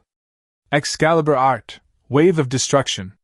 He swiped it, and the wave that shot out ripped up the ground, shattered stone, and destroyed the trees in its path as it traveled a good 30 meters forward. The damage was far more thorough and total than with Durandal, causing the cadre to glance to it with a smirk. Naruto commented.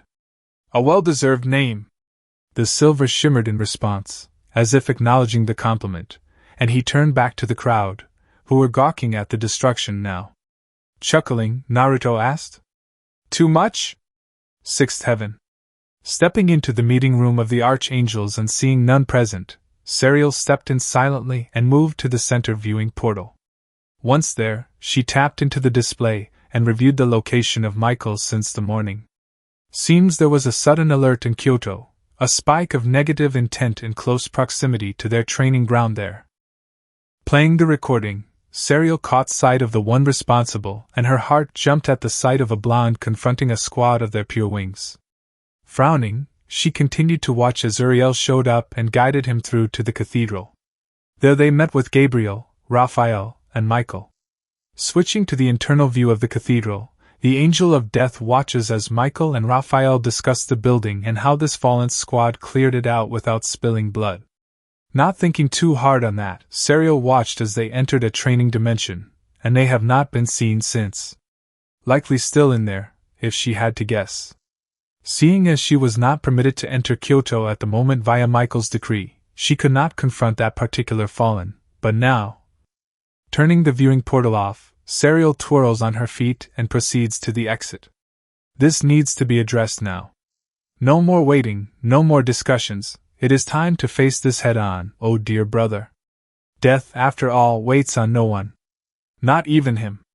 Jinjugaku no Hai Saido, Dining Pavilion. Ino dropped down opposite Samui, who was a rare sight here but wanted a change in scenery today even if secretly she had hoped to run into her partner. With a sigh, the wife looked to the girlfriend and asked, "Samui, you love him, right?" Raising her brow was the limit of Samui's response. Thus Ino elaborated. "Right, anyway, I have been thinking about the future of our knucklehead Kage. I think it's time we move him out of that damn tower of his and into that house we all put a lot of effort to build." Thinking on that, Samui in all honesty had forgotten about that. Though personally she did not have anything to do with it, and only really dealt with the financial side of things after the fact. She left it out of her report to him though, due to the note from the other commanders to do so. With that thought, she nodded and so the former Leaf Kunoichi added. "So, I was thinking, seeing how things have changed. You and Cheyenne being his girlfriends, me his wife, and the others hanging around, we should talk to Kuratsuchi and Choji to get it expanded to accommodate us all." Again, Samui could see the logic behind that while also filing away the fact that this girl is a wife of her partner, and she has somehow been labeled as a girlfriend in this. She never actually really considered herself anything other than partner, so maybe that's just how others saw them. She'll ask him when they next have a sit-down. Not getting anything back, Ino swallowed her mouthful before clarifying. "You know, seeing as we are both having his children and stuff, we need to have rooms for them and ourselves. Also, use some of his seals to keep them safe and stuff." Samui nodded so she continued. "That way, with us all there, he will have to come home every night instead of doing all-nighters in his office next door. Smart, right?" Again, the Lightning Commander just nodded, causing Ino to sigh before reaching for her water, and then commented. "Great talk." Samui just shrugged. It sounds like she had everything under control and did not really need her input. Cathedral. Hidden training dimension. Looking down at her notes, Gabriel double-checks them before she spoke. "So, just to be clear." Naruto glanced over from watching Chojuro observe the spar between Griselda and Zenobia, and the cadre's sweat dropped at the fact that all the four great seraphs had notepads. Gabriel continued. "Rapidly wants someone who is quick-witted yet strong." "Perceptive." Naruto corrected and the woman scribbled on perceptive. The other three didn't, and he assumed they wrote that the first time around. With a nod, Gabriel added. "Right, perceptive, I knew that. Nightmare wants someone with a good heart and drive to do better." Uriel informed and Naruto nodded, a great choice in his opinion. Raphael added. "Destruction wants a disciplined wielder, but one that is willing to destroy anything unjust if it requires it." Again, the pretend cadre nodded, glancing over his shoulder at the blade in question that mopes whenever he put it down. If it didn't block out his empathy sense, he would have ignored it. Uriel then finished. "And transparency wants someone calm and collected, but willing to stand against the odds. Not just someone wanting its power of invisibility." "Yeah, pretty much." Naruto confirmed with a nod, arms folded as he thought on the translucent blade. Honestly, it was a cool weapon and super laid back. Like destruction, it had a stupidly high compatibility with him, but did not complain about being wielded by someone lesser, its words not his. Humming, Uriel offered distractedly as he scratched his head. These are not unreasonable demands, in all honesty. It's a shame it took us this long to notice this problem. I'll start the vetting process immediately. Safe is better than swiftness, Uriel. Naruto warned, getting a serious nod in return from the seraphim, and they were all distracted by a large clank, drawing eyes to the ongoing spar. Pushing off the sword clash, Zenobia slid back while keeping her Duranel up and in the fight, while her gaze remained locked on the sister before her. She couldn't give up here, nor will she let her new teachers down by not proving her worth.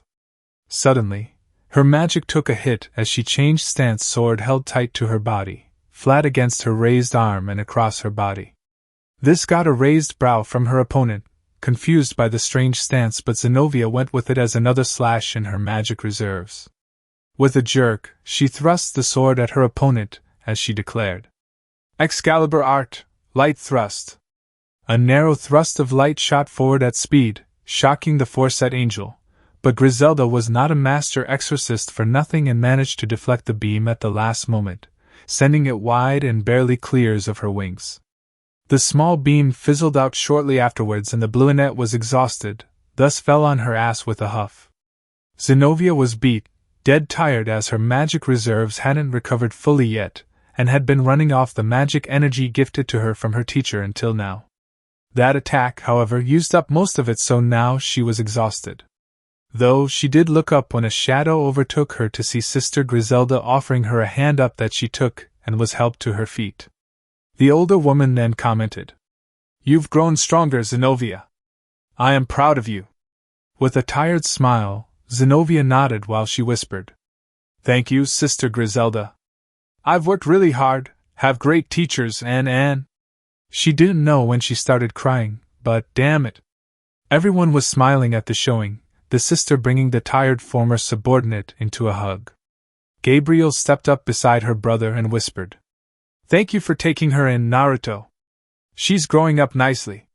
Nodding absent-mindedly, Naruto replied, "It's all her actually. From the reports, she was rather distant and lost at first, which is expected, I guess." He then looked to her directly and added, "But she made a friend, a fallen by the name of Imiata. The two have pushed each other to be better, ultimately driving her to find out about my guard detail. Seeing as they are mostly powerful women, she wants to join their ranks and puts everything into it." With a chuckle, Naruto shook his head as he looks back at the two swords women and finished. "Her resolve is unmatched, so I am just glad she found a home with us." All the seraphim smiled along with him as they watch over them, however it wouldn't last as suddenly Naruto stiffened. All four seraphim looked to him confused as he looked ready for a fight suddenly, however, Gabriel recognized that look from another. Before she could voice anything, Naruto spoke slowly and with a tone that matched absolute zero. "I did not think we'd meet like this, sister." He slowly turned back towards the entrance to the dimension, the others following suit to find a black-haired young woman in high-class clothing of centuries past. Her black hair was long and cascading down her back but was slowly bleeding to silver as her violet eyes lock onto the target of her current ire she was slowly advancing towards. Gabriel whispered softly, "No nonsense, girl. Why are you?" Suddenly Naruto stepped forward, leaving the huddle of seraphim in a calm, calculative stride as Serio replied in a monotone, "No more games, no more discussions. Are you sure about this?" Naruto replied coldly, not stopping his calm stride, nor did his tone warm, and something told the other angels to stay back. All the seraphim knew how much Serial did not like Naruto, none of them know why exactly, and wanted to keep them apart until they investigated it, but apparently it was too late for that. Finally, Serial's hair finished transforming to silver, and her 12 dark silver wings erupted from her back as she declared softly, "You do not deserve that title. I did not ask for it." Naruto replied and, as if in response to the challenge ahead of him, all 12 of his wings were released just as hers were and surprised the uninformed. Excalibur Destruction was retrieved from his back, humming in holy magic, as her scythe materialized in her hand and the two began to speed up. The distance between them evaporated as they spoke in unison with Serial stating, "There can only be one." Naruto spoke, "There can be two. Angel of Death!" They both roared as her scythe clashed against the Excalibur of Destruction. The explosion from the clash forced everyone to shield their eyes. A few of the younger ones lost their footing and tumbled back despite being at least 50 meters away from the epicenter. The dust and smoke were cleared but the flapping of both sets of wings but also revealed something strange. Just like Serial is known to do, Naruto's appearance had shifted along with his presence. His blonde hair had been replaced by scarlet red, black bangs turned silvery white, and unbeknownst to those at his back, his blue slit eyes replaced with a solid, vibrant violet without a pupil. With no emotion in her voice, Serial commented despite their interlocked weapons. "So this is the true form of my opposite, my new twin brother. The second seraphim of the fallen seraph of death, Naruto Uzumaki." Report 12, Truthfully. Takamigara, Amaterasu's office. The goddess of the sun suddenly froze upon a feel that just came over her, as if something was out of place but familiar, yet not, and it was rather perplexing.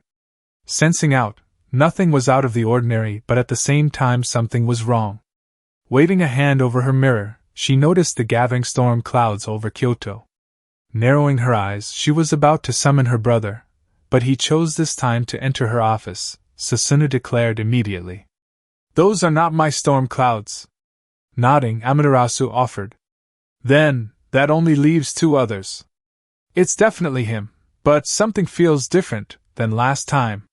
Susanoo offered carefully, unable to explain much like his sister had struggled to do so before his arrival and found herself nodding.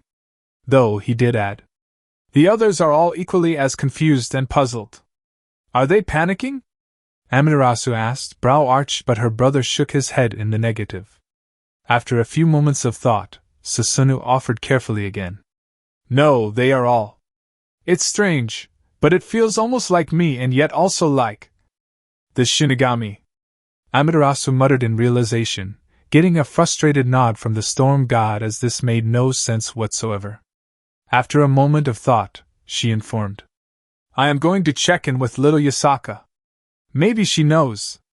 Kyoto, Yukai District. Mid-bite in her chocolate sundae, Akino froze stiff as a statue and caught the attention of her friends. This was not a normal stiffening as if a threat was nearby, but something else, and they could all just tell. What made it worse was that the fallen angels nearby too had frozen too. All the trained Yukai were all looking around confused and lost as if something was wrong but also not. Their looks of befuddlement were clear as day, looking around as if they did not recognize where they were. Eventually, Rias asked her friend sitting on the opposite side of the table to her, "Akino, what's wrong?" Yet her queen did not respond and continued to stare off into nothing, gaze distant as with the others. When the redhead touched her, she flinched and snapped towards her, but her eyes were clouded over as she whispered, It doesn't make any sense." "What doesn't?" Rias pressed, really concerned now as with the others, but Akino did not say anything else, and was just stiff as a statue. Kyoto, Main Shrine. Yasaka had rushed back to the shrine upon sensing this phenomenon, and found her daughter just as confused as everyone else she had passed on her run back. Admittedly, she was just as confused and hoped that someone tells her what the heck is going on. Just then Amaterasu, Susanoo, and Hachiman appeared in silence, looking around and trying to sense what was causing this sudden sensation. Before the Kyuubi could ask, the sun goddess rose a hand and kept her silenced as she held her daughter. It seems that even the gods were having trouble locating the source of this disturbance. Kyoto, Imperial Palace. The bulk of the fallen and Yukai garrisons had gathered before the Imperial Palace, standing before the leaders of Katarina and Yokata respectively. This feeling they were all sensing had them on edge, and their scouts had yet to report back, thus they were here on standby status. Yet, for Katarina, she was also concerned as her pupsic had not been in contact or could be contacted. No Nightwings had been spotted anywhere, and this had her fearful. It also reminded her that she has yet to see this base of theirs, the location a secret to even her, and that must be fixed soon. Still, now she is the fierce leader of the Fallen for children, 2nd, 3rd and 5th, gathered here and awaiting word. In place of pupsic she will lead them to victory if necessary. Jinjigaku no Hai Saido, Night Tower. Kuratsuchi was standing ahead of the entire Nightwing force before the tower, from genin to jonin, in rank and file, all armed and ready for all-out war, and was staring at her phone awaiting a response from Naruto. Something was up and she knew it. He can handle himself, but, damn it, can he at least inform them what's going on? Flanking her stood Shikamaru and Genma, both looking dangerously serious and awaiting word of the verdict. This was not the time to be lazy. Something is up, and they need to be ready to take action in a flash of light. The Fallen witnessing this moment were in equal parts terrified and frightened. They can all sense the same thing, but they have never seen the entire Legion this silent and battle-ready. It feels like if you breathe wrong, they will strike before you even knew what you did. It showed the cavern that still exists between them still. Cathedral. Hidden training dimension. So this is the true form of my opposite, my new twin brother. The second seraphim of the fallen seraph of death, Naruto Uzumaki. Serial commented despite their interlocked weapons sparking from their clashing energies. No emotion marred her voice as she regarded this new form. Matching her easily enough, Naruto responded in the same manner. And this is your true form and appearance, Seraph of the Heavenly Realm, the pure Seraph of Death, Serial. Were you not taught patience? This is not the time for this fight. Death waits for no one, brother. Serial remarks distantly, before her eyes darken, sharpen, and narrow on him, while she hissed. Not even you. With a tut, Naruto growled back. I am not your enemy. Nor my replacement. She growled as the holy energy of both weapons began to rise again, lightning dancing across both holy articles as he growled back. Never the intent! The two blast apart, violently, but both were equally unbothered as they climb into these artificial skies. Naruto tried. We are two sides of the same coin. Why can't you see that? Death is not something so complicated. Serial retorted vehemently, her sides spinning in hand as it continued to gather strength. With a sigh, Naruto asked softly, Is there truly no other way? She did not respond as they hovered 24 meters apart from each other, held up by their respective 12 wings and seemingly oblivious to the others watching from down below. As that was going on, the other seraphim were left in a state of stunned disbelief. A second angel of death? How? Why? A fallen one at that. Does this mean that? No, what does this mean? Of course, Serial can never fall, she is immune to it, so there would normally not be a fallen seraph of death, until now. This is so confusing.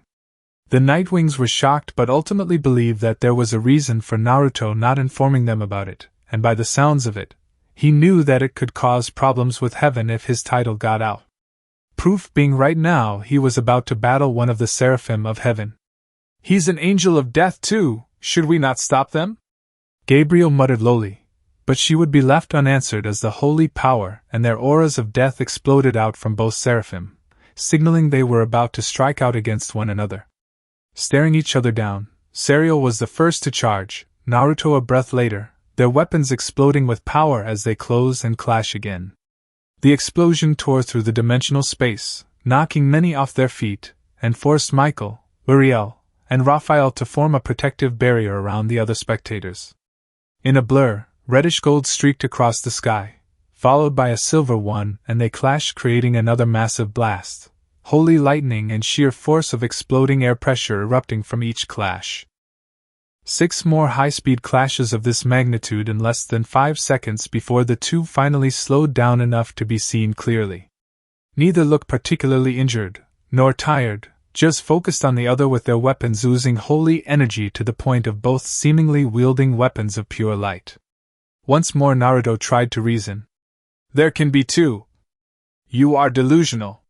Serial reported without hesitation or emotion as she raised her scythe once more. Her opponent matched her as thick, dark amber lightning began to dance across his frame and wings.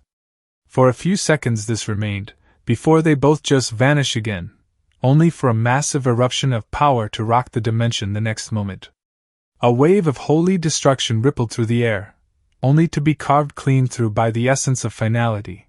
The silver caught up with the red and another arching clash of holy destruction blasted out, clipping the barrier that shimmered lightly.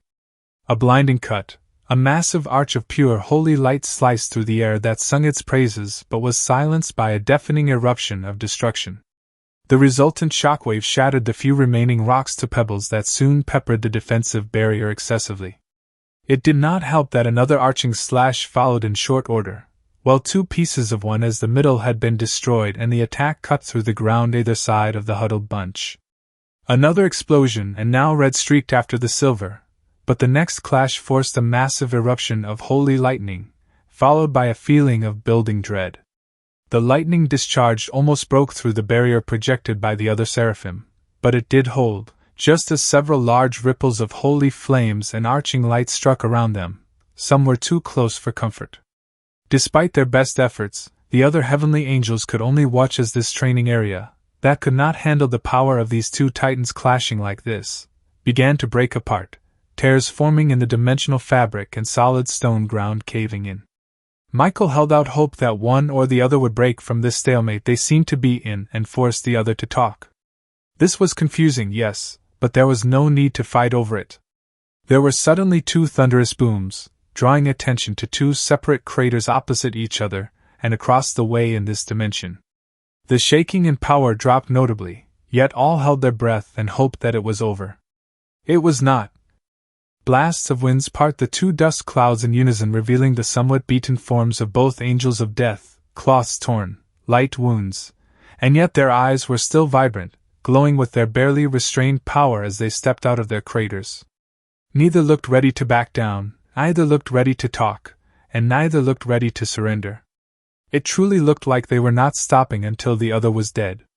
Despite the destruction, the dimension on the brink of total collapse, silver and purple did not break from violet and red. Stances were retaken, weapons repowered, and wings spread wide. Unwilling to see this any further, family should not fight like this, Gabriel rushed in to try and break it up, leaving the safety of the barrier of her siblings. Ignorant of this, both the embattled still charged each other regardless, the ground kicked up and shredded in their wake. Yet, the strongest woman in heaven did not falter. She did not waver in her drive to save her brother and sister. As the 2 seraphs of death closed within strike range, Holy Scythe versus Holy Excalibur, Gabriel appeared between them, hands outstretched toward them both. What transpired next happened at speeds that even the seraphim had trouble following entirely. Both attacks were launched, but both fighters adjusted at the last moment with Naruto, mid-upward swing, flipped the 2-handed sword of destruction into a right single-handed reverse grip, while he pulled Gabriel out of the way with his left and into his chest protectively. The same moment, Serial adjusted her scythe's swing to not cleave off her stupid sister's wings, but then stopped just before she took out her twin's eyes, only to find Excalibur destruction resting the same distance from her chest, across her form, as her weapon was from his eye. Everything had fallen into place, still as statues and as if someone had pressed the pause button on time itself. Naruto was clutching Gabriel to his chest to protect her, yet had his sword in a prime position to kill and maintaining eye contact with Serial, who had her scythe ready to punch through his eye and into his brain. Neither moved and just stared into one another's eyes, the determination reflected back at the other, and the true measure of the other was had at that moment. It was only broken by the sniffles of the innocent present. Both could tell she was actually crying into the male's chest, praying that they did not kill the other.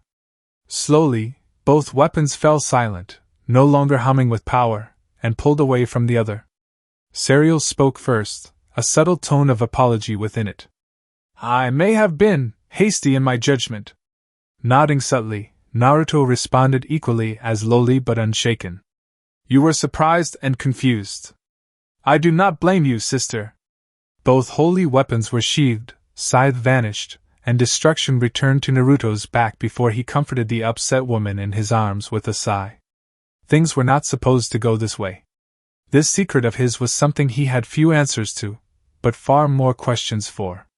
The only thing that makes sense is his own personal connection to the Shinigami, who created the seal that held Kurama, and his clan's connection to that same death god, which also happened to be this world's death god too.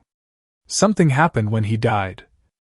Because he did in fact die, no matter for how long, seconds or minutes, he did and came back.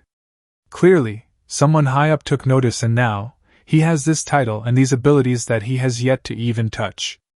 Right now though, looking back up at his pure counterpart, Naruto spoke firmly. I don't know why I have this title. My only lead is the Shinigami, but I haven't had time to investigate or anything due to the issues that keep popping up, and people hunting mine down.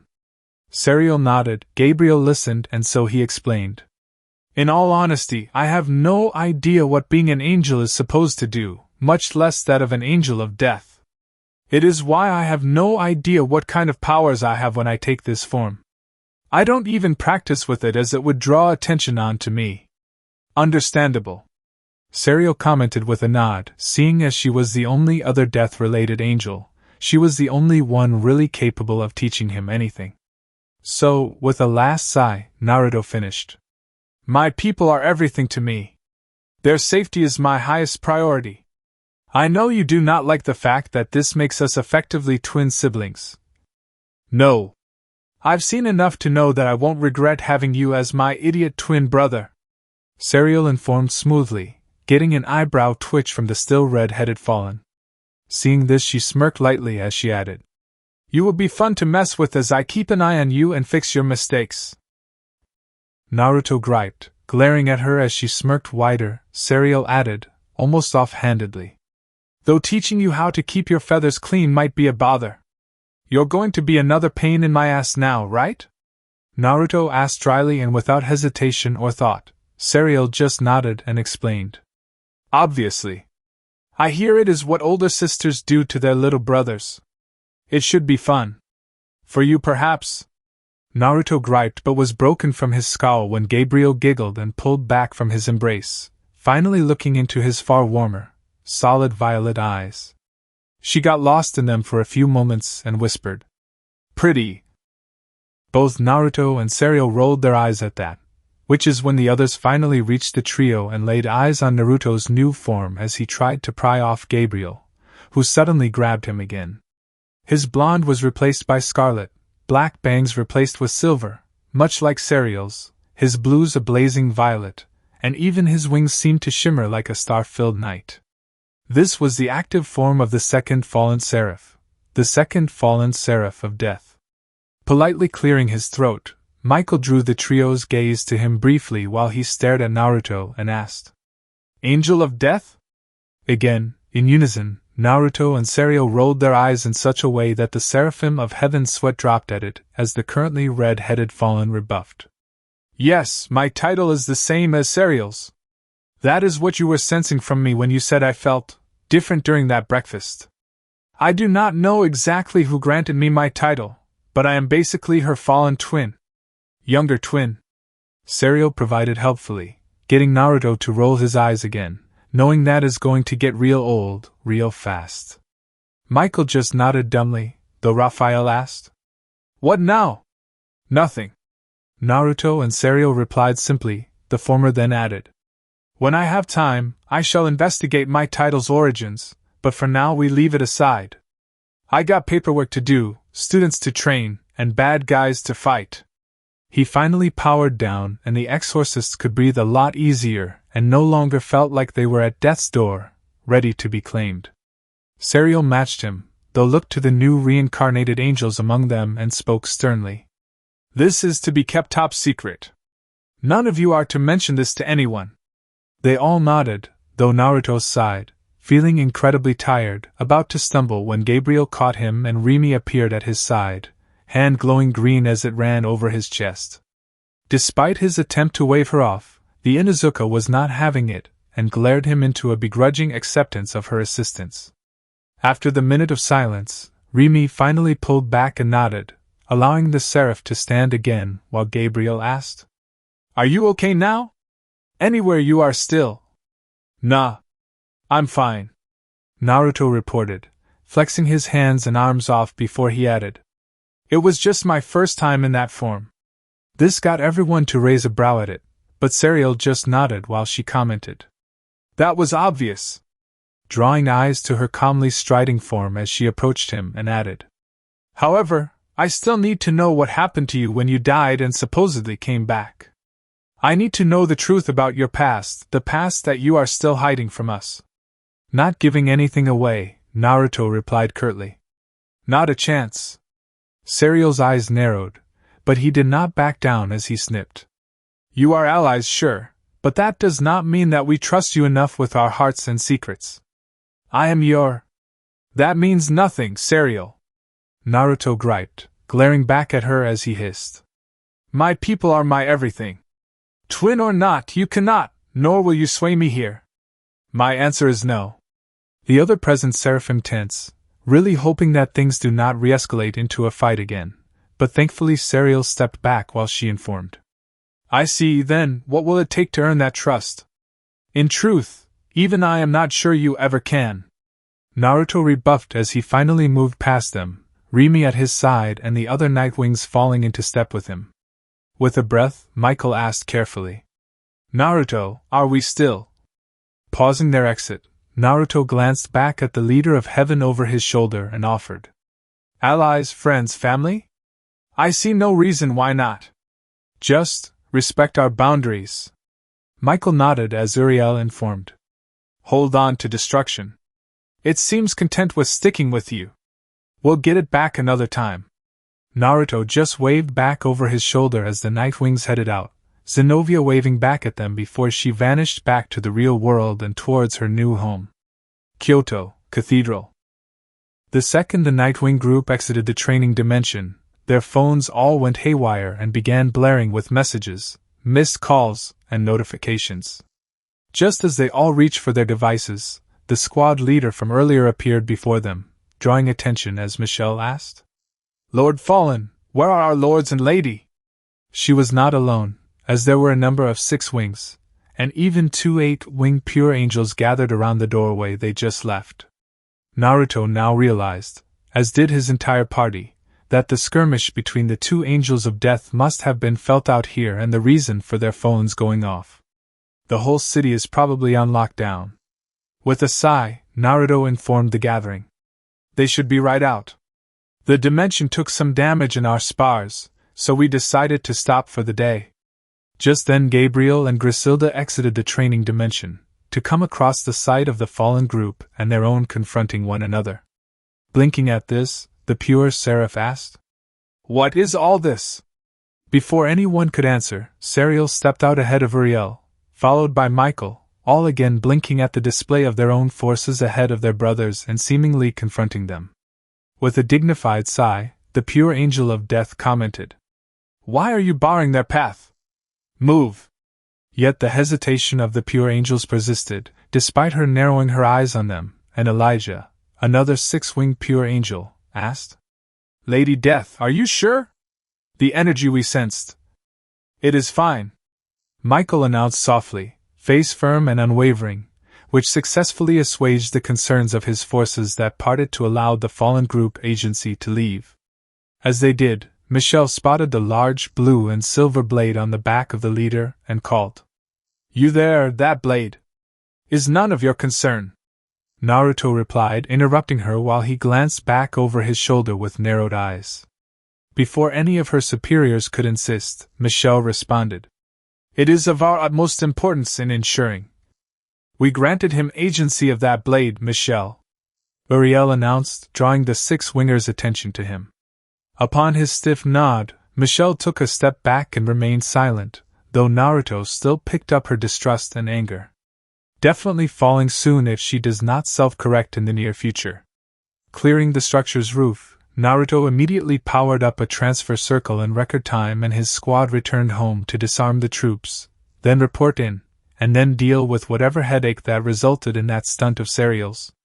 Just met his counterpart from up high, and already done with her antics. Jinjugaku no Hai Saido, Night Tower. Stepping out from the reception of the tower, Naruto's squad finds the Nightwings formed up in ranks before them, Kuratsuchi, Genma, Shikamaru, and Samui at their head, all looking wartime serious. With a breath, Naruto ordered, "Stand down from alert.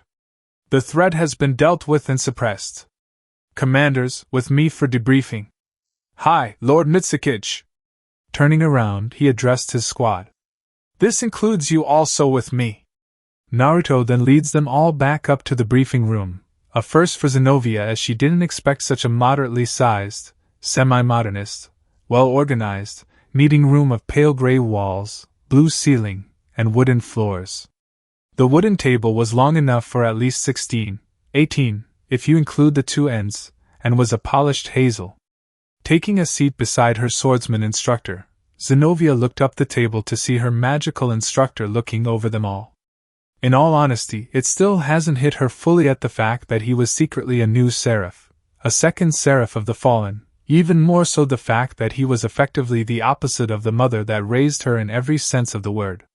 Mother Serial is of heaven, a noble lady, a rapier, or single-handed sword user, and is rather logical with muted emotional expressions.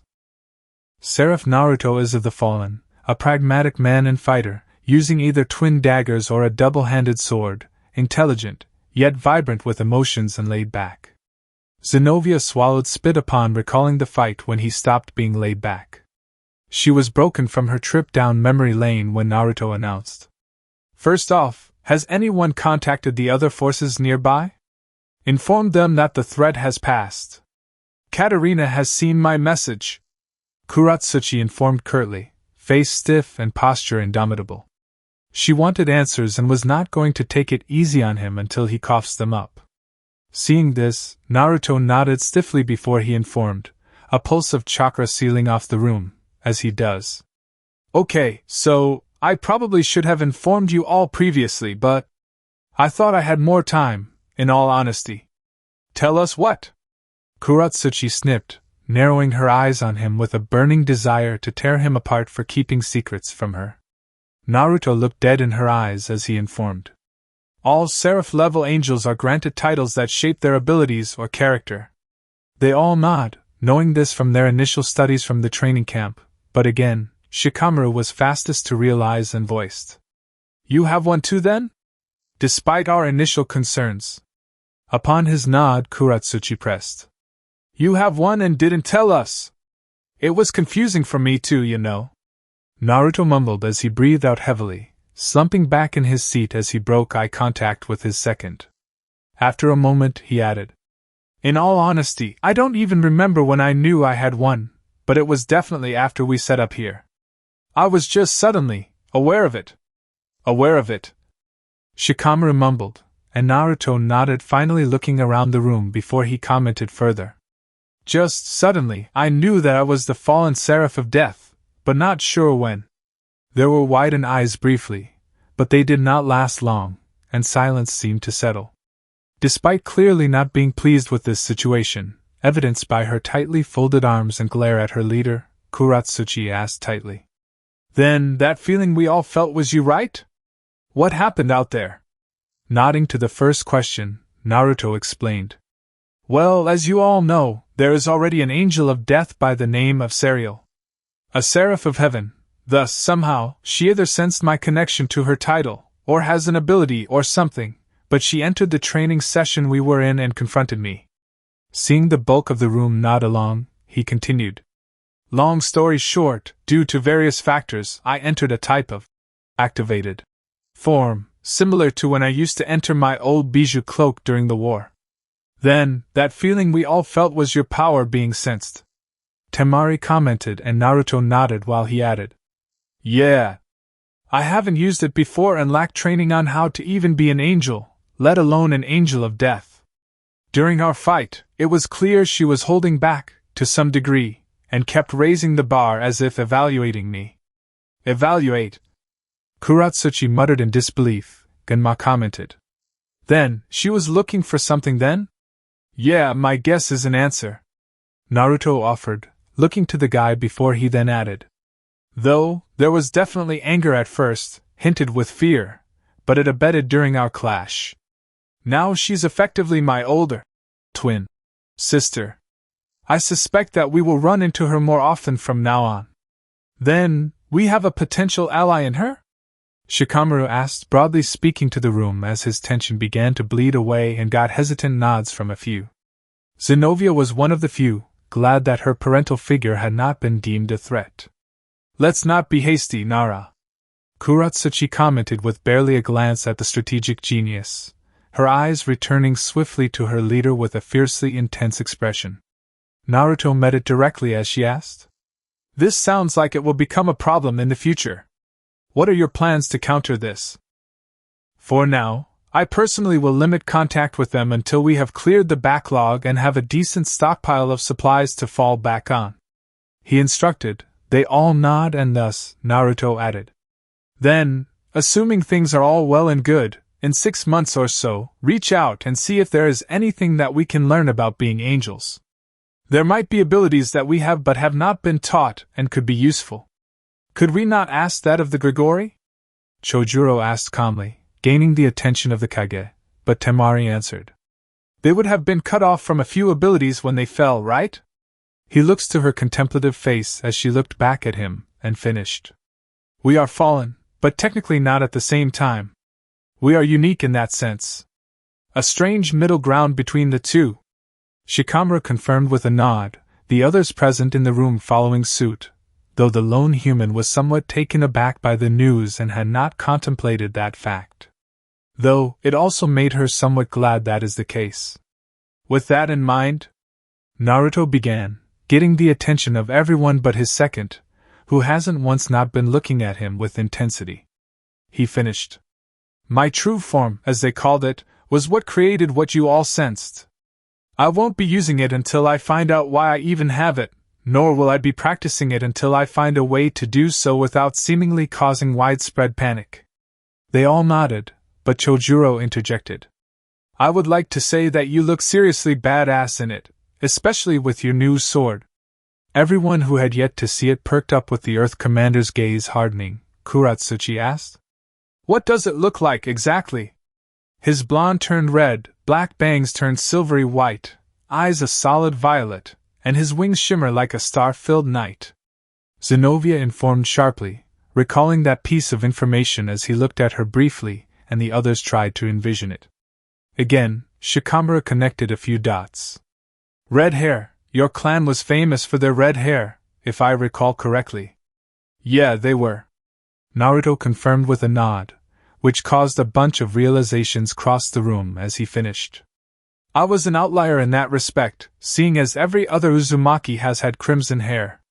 Same with the eyes, according to my mother's diary, violet was the most common eye color, followed by gray, black, and then blue. Shikamaru nodded, thus offered. Then you will likely get answers to a few questions from the Shinto pantheon, right? Seeing as the Shinigami. He trailed off and Naruto nodded while he picked up. Yeah, my thoughts exactly.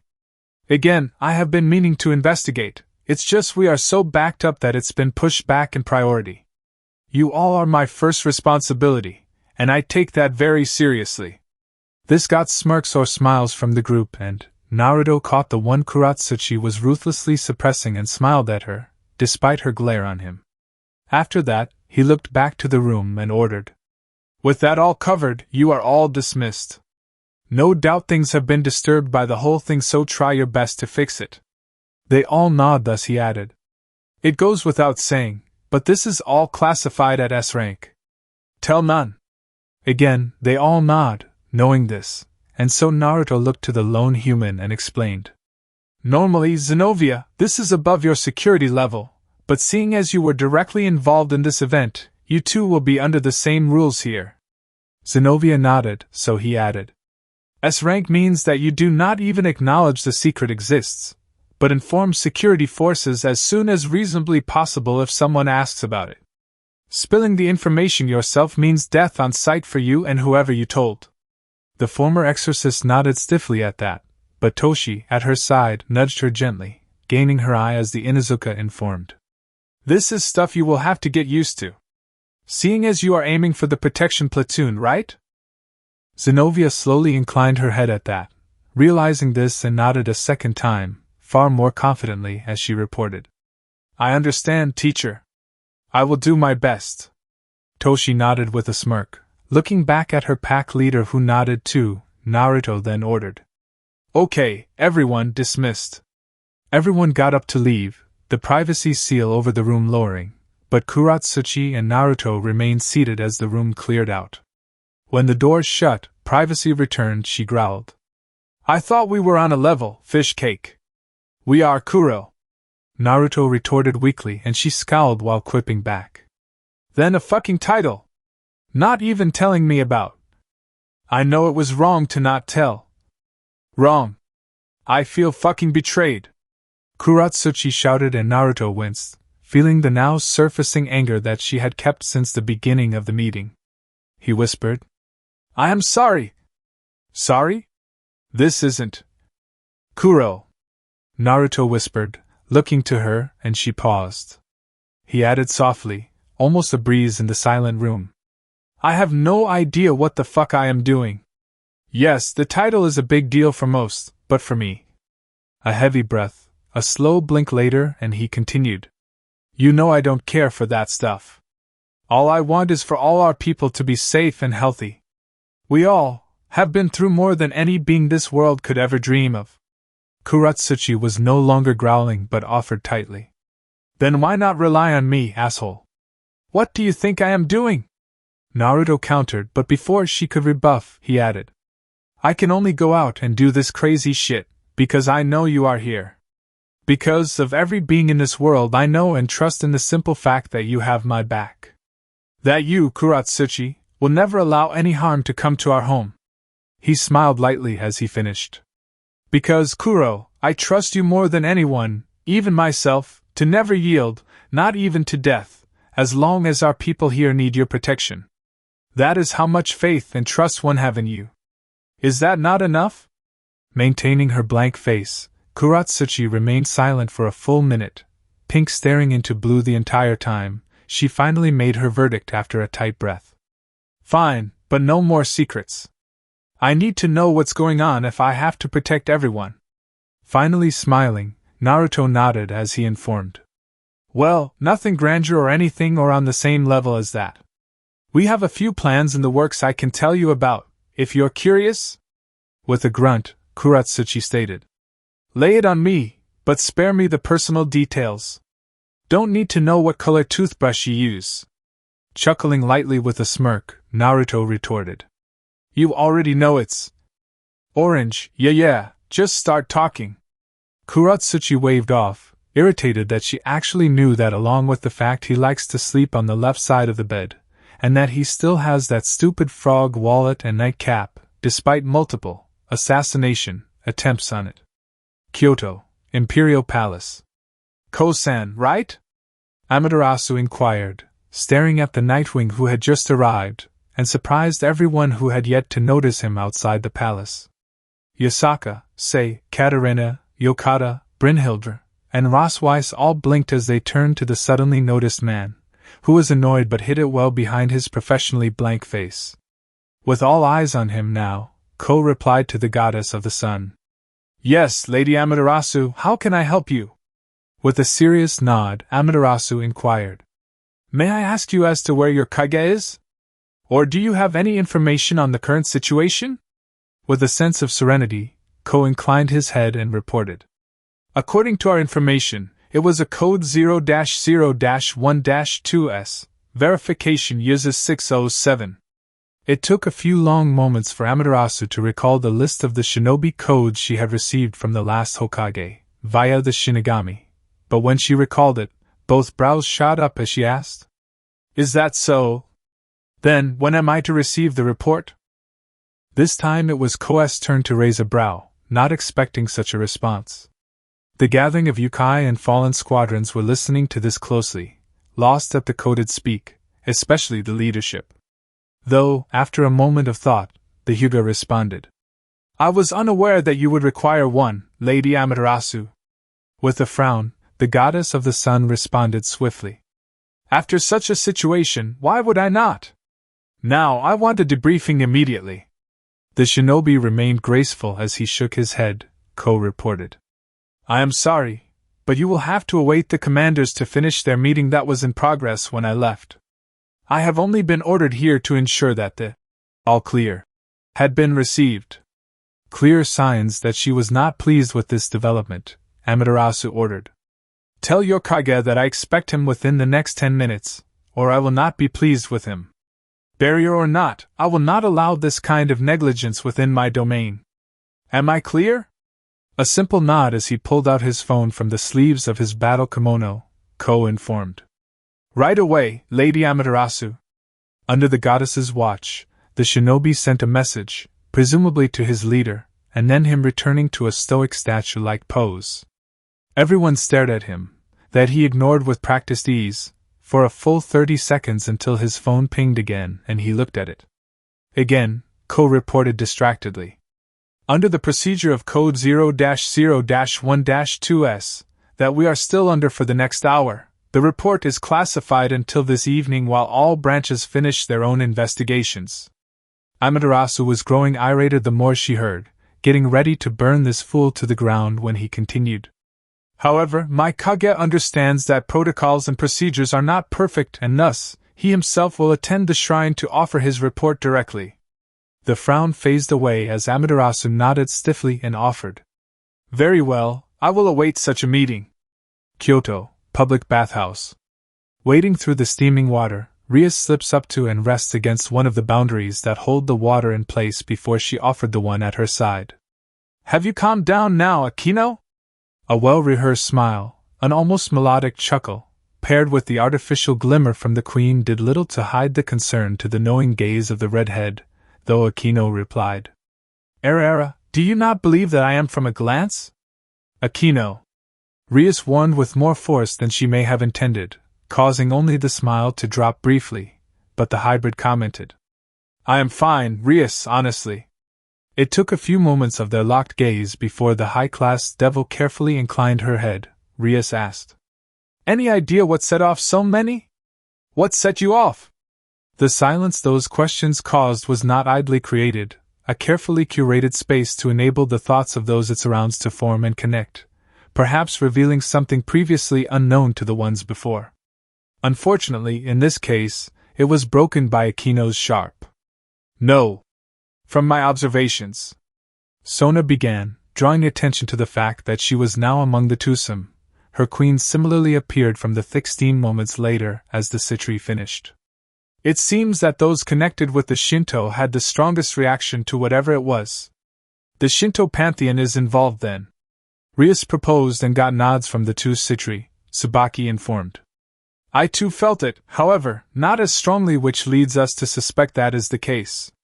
However, seeing as the fallen two reacted, Sona continued smoothly after her queen and friend, with Rias realizing what that meant and glanced to her own queen as her fellow heiress finished. It would seem that Akino got a double dose of whatever caused the reaction. Frowning at the thought, Akino could not deny that, and that is what was the most frustrating thing about this all. It seems that, no matter how far she tries to distance herself from it, her dual heritage is always getting in the way of her life and causing problems for her friends. Silence ruled once more within the closed roof. Artificial public hot spring within the Yukai district for some time, however, would not last, as two voices can be heard. Women by the sounds of it, and were approaching them from the direction of the showers, causing the devils, on reflex, to listen in as one commented. Why not? I was just curious. As are most in your station. But am I not? No, you're not. Listen, Calawarna, you are going to need to get used to following orders. What? I can follow. He assumed Calawarna began but fell silent. After a few moments of it, the other voice spoke up, that started to become familiar. Look. I have a meeting soon with them. Let's just relax until... The voice trailed off as Rias led her fellows, finding a recognizable woman that looked to be in her mid-20s with black hair, that looked purple in the light, tied up in braids that were curled around to hold it away from her face, large vibrant purple eyes, and ludicrously busted chest that rivaled a certain queen in volume. Beside her, slightly taller than the first, was a woman with long navy blue hair, that too was up in a similar bundle of braids and towels to her fellow, which revealed her yellow eyes.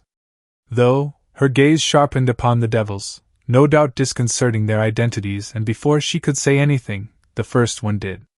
"Oh, if it is not the initiative of the devil faction to run into one another here." It was Sona who responded, nod polite. "Commander Abigail of the Fallen."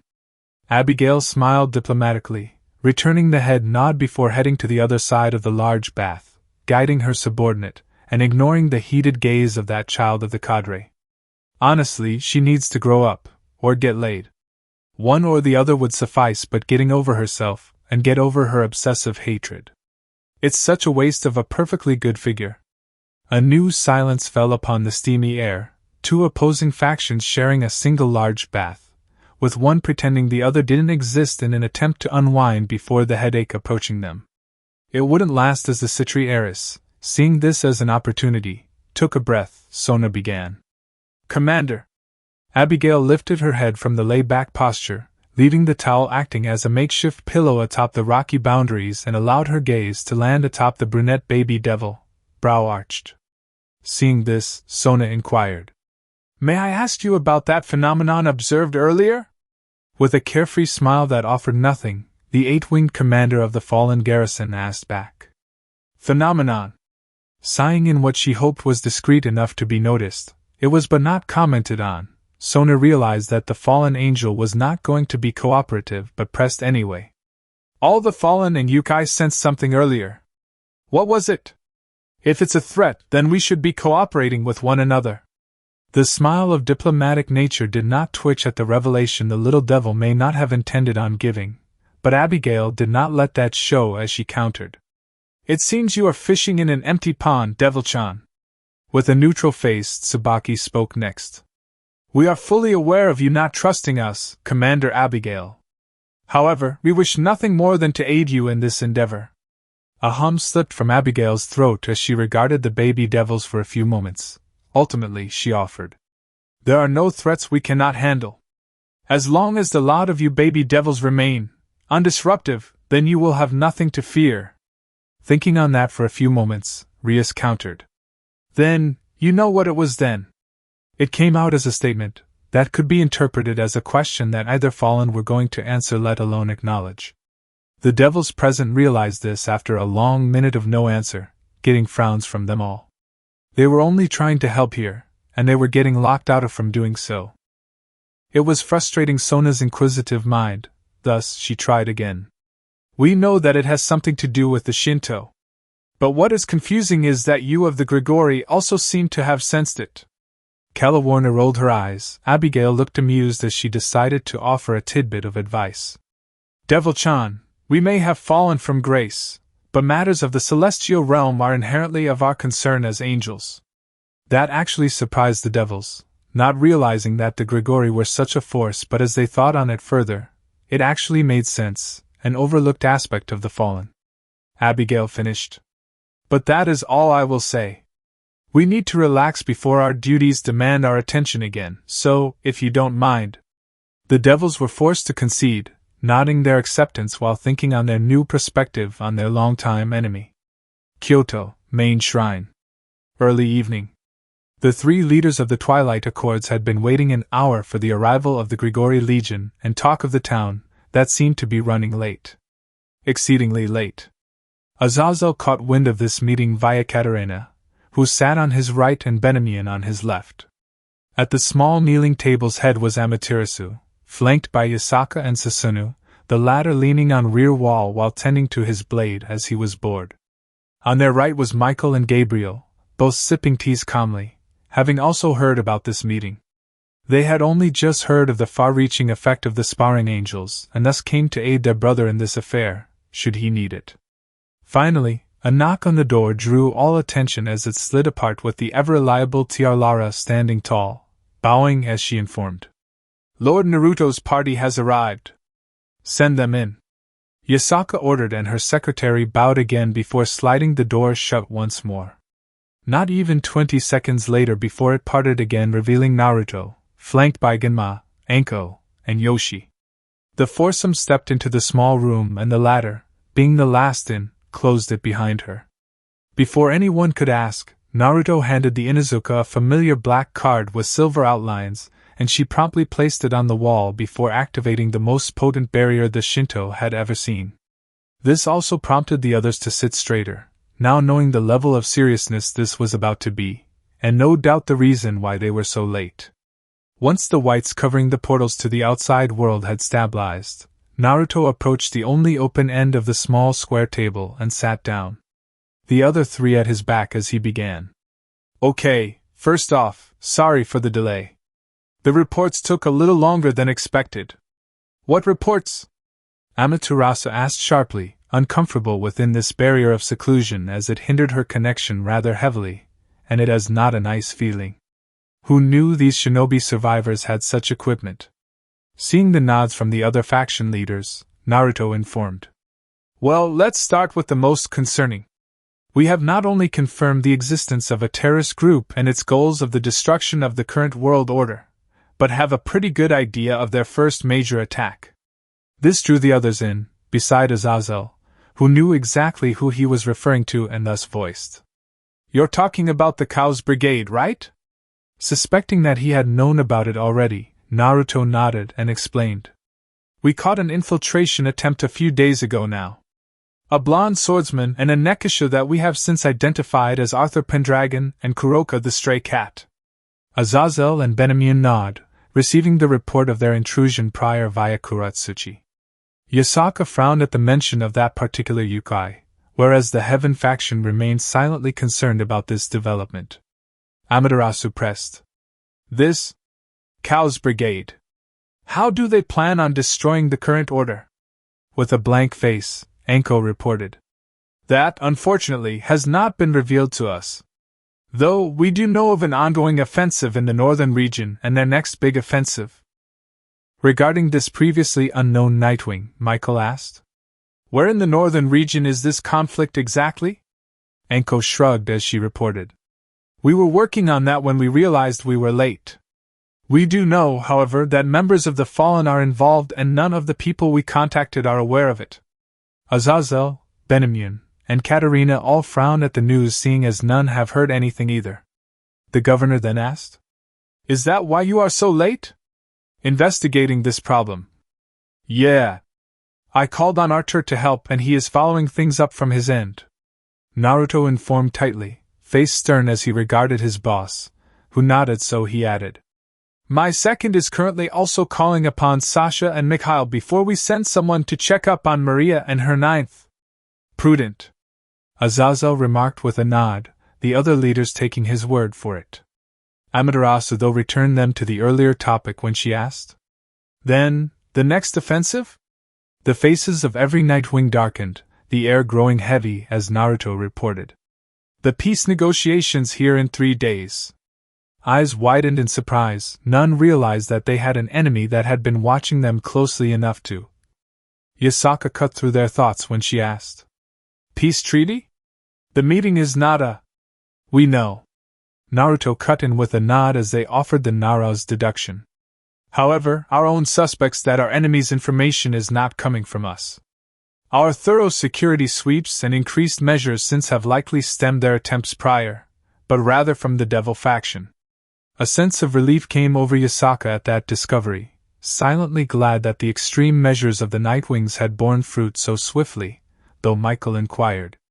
Then, that means the Devil faction believes that they are coming for a peace treaty? With a nod, Naruto reported. More than likely, yes. With a sigh, Yasaka caught the attention of most as she responded. That was not the intention. At most, the non-aggression would be hinted at, but only under certain conditions. I am all for it. Azazel began, and got all eyes on his very serious posture and expression as he added. However, it has been brought to me attention, in the worst way possible, that they tend to take everything they want and only offer placating words if caught. He glanced at his finest force, a twitching lip telling of his amusement, while he finished. Which happens to be more often than not in recent times. Since our message was delivered, I believe that only together can we hold them accountable for their actions, and that under certain circumstances and conditions can this non-aggression pact be offered." Everyone nodded to that reasonable expectation, though took note of his buried amusement, and the perfect face of innocence the Nightwing commander held. Many suspected something but couldn't prove it. Gabriel especially smiled at the clearly practiced, at least to her, expression her little brother had. From the back of the room, Susanoo caught it too, thus asked, "Come now, Naruto boy. Tell us what has you so amused." He cracked a playful grin, knowing this would be legendary, and thus added, "You can tell us. We won't be mad or anything like that." Despite his best efforts, Naruto's grin grew foxy yet dark, catching the attention of all, as he glanced at Azazel. The governor broke into a low chuckle himself. Benamian smirked herself, as she adjusted her glasses and offered a soft nod. This caused the curiosity of all to explode, and they all leaned in to listen. Seeing this, Naruto's expression widened as he began. "Well?" dragging the word out longer than strictly necessary before he continued. "Lilith is such a nice place this time of year. Figured I should visit it at least once in my life and experience it firsthand." Silence for a long moment, before Susanoo erupted into laughter, as he figured it out. Amaterasu looked thoroughly amused too, her smirk dangerous and glint in her eyes telling of her approval. Yasaka was a mixture between the two, not outright bellowing in laughter, but her tails were twitching in barely held composure, and her smile matched that of the blonde sitting across from her. Michael rose a brow at the statement, and the action that it could suggest. If he was understanding this correctly, then his brother had somehow visited the capital of the new devil faction recently, and then come back without being noticed. Truly, an impressive achievement, but also suggested that not even the realm of his father would be safe if he was to decide to enter. Perhaps, he was overthinking this, but also led him to think if his brother would even be able to. What about his nieces and nephews? Gabriel giggled lightly at the wording but knew that her brother was a little mischievous, just not so much as to sneak into the capital city of the devil race. She shook her head in good nature, knowing he hadn't hurt anyone, but begs the question she voiced. "Why would you do something so dangerous, Naruto? To send a message their leaders could not ignore or sweep under the rug?" Naruto informed sternly, his face losing any playfulness as he met the seraph's gaze directly. Azazel nodded his agreement at such a ploy, same with his two cadres flanking him. Katerina was initially surprised at the insinuation and what it entailed, but the realization of its potential and the potency of such a message paired with its delivery caused her to smirk dangerously. "Oh, Pupsik, what a marvelous move to make, and with such fine precision." Amaterasu, however, offered, "I trust that you were successful?" "We haven't had a chance to follow it up, unfortunately," Genma informed with a lazy shrug, getting a nod from the goddess as Azazel's chuckle finally fell off and allowed him to add, "I have a few people looking into it. Give me a few days and I can get back to you all that." Nods from all capped off this prelude to the big elephant in the room that the sun goddess was now going to address. Amaterasu spoke firmly. "With that decided, I wish to hear your report on the disruption earlier that had affected even my realm of Takamigara, paralyzed every yokai in central Honshu, and even drew the attention of my irresponsible brother." The silence seemed to double in weight every second it dragged on, the golden-red eyes of the sun deity not wavering from the blues of the secret seraph for longer than was commonly considered as comfortable. As everyone but the two began to sweat or fidget, Michael, who felt partially responsible for this situation, decided to offer his support and spoke. "I think it's best that we are all aware of certain truths." This got a risen brow from his brother sitting opposite him directly. Azazel asked, "What truths are we discussing all of a sudden?" With a nod, Michael informed. "All seraphim have titles that are inherent in their character. Gabriel, for example, is known as the left hand of God. Raphael, the seraph of life, myself, King of Heaven." Azazel finished, understanding what he was getting at as his brother added, "Even you, brother, are known as the Archangel of Lust, or the Seraph of Lust." Everyone had nodded along, besides the still gaze-locked sun goddess and the shinobi leader. Yet, it was Benamian who realized where this was going and find herself slowly looking back at the only one she didn't know the title of, she muttered. Then, Naruto-sama has a title? The whole room, beside the Heaven and Shinobi factions, froze upon that realization, which also confirmed that the Shinto did indeed know of the secret regarding the pretending cadre. Still without removing her gaze from her target, Amaterasu filled in the blanks when she stated, "You are an angel of death, then?" The fallen looked confused by that announcement, the angel's surprised she figured it out, the shinobi with risen brows, and Naruto clarified. "Fallen seraph of death, yes." Azazel choked on air, Benamian's brows were firmly in her hairline, Katarina was slack-jawed, Yasaka was bewildered, but the Shinto just nodded as it made sense to them now. Azazel though suddenly voiced, "Wait, isn't that Serial's domain?" Michael and Gabriel both nodded, the latter added, "She has been very moody, moodier, since she touched the feather I took from Naruto at breakfast." She pouted as the fallen all nod, recalling that time. Yasaka rose a brow but remained silent as the female seraph added, "Then she snuck into our meeting earlier and well, we clashed hard." Naruto finished blankly, causing all to look to him as he finally broke the intense stare down with the goddess, and sighed. After a moment, he informed them. "Despite being reincarnated, fallen, we too have true forms, as you all put it. But I think it's closer to say an active form where our bodies and power fully synchronize." "And you entered this form earlier, when Lady Serial confronted you?" Amaterasu asked, and he nodded before he explained. "Of all the Nightwings, I have the most experience with multiple levels of power. And so, I recognized the fact that I had an upper form, but never needed to use it." This was news to all but Yasaka, recalling the glimpses of the apocalyptic war they had fought in, but Naruto continued.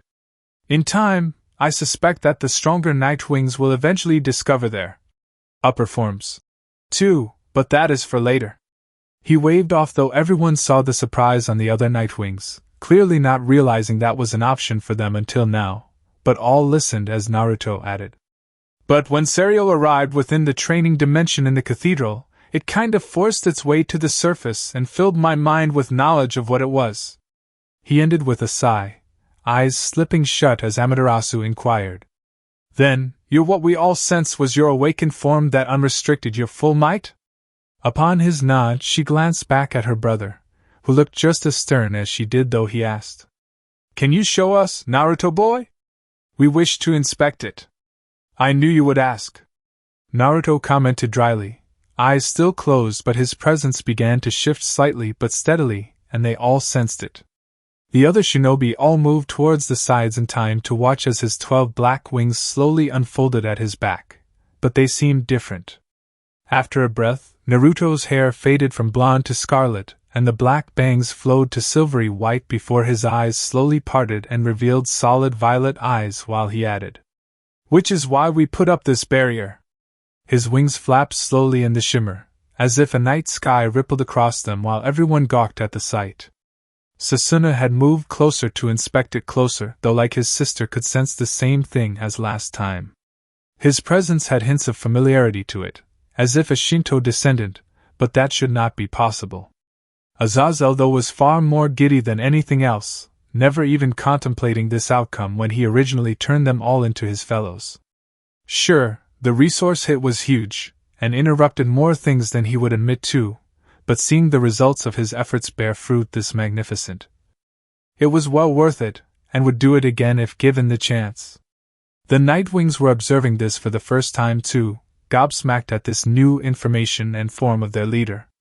It was completely different than his Jinchuriki mode they were familiar with, but the power was just as, if not denser than it. Cold, dark, and uncompromising compared to warm and uncompromisingly supportive. The hum of a frigidly silent death tingled their skin. Yasaka was also surprised by this development, as this fact had long since slipped her mind, not believing that she could have forgotten about this ability that seraphim all hold. Then again, like her kin, Naruto is considered more like one of them over that of a seraph, his fallen status not even considered at this point, so she could be forgiven for this oversight. Yet still, this power he wields is truly something. But wait, what about his senjutsu? Clearing her throat, drawing his eyes upon her, Yasaka asked. This is confusing. How can you be of death, when your senjutsu was as potent as my own? Another surprise to most people present, besides the Shinto who had already been briefed, and Naruto shrugged as he replied. Senjutsu is life, this is death. I guess that I cannot use them both at the same time. That being said, I haven't even trained in either form as we have been busy with other matters.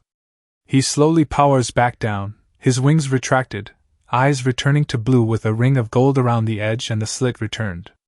Azazel though asked. Then, do you have a holy weapon?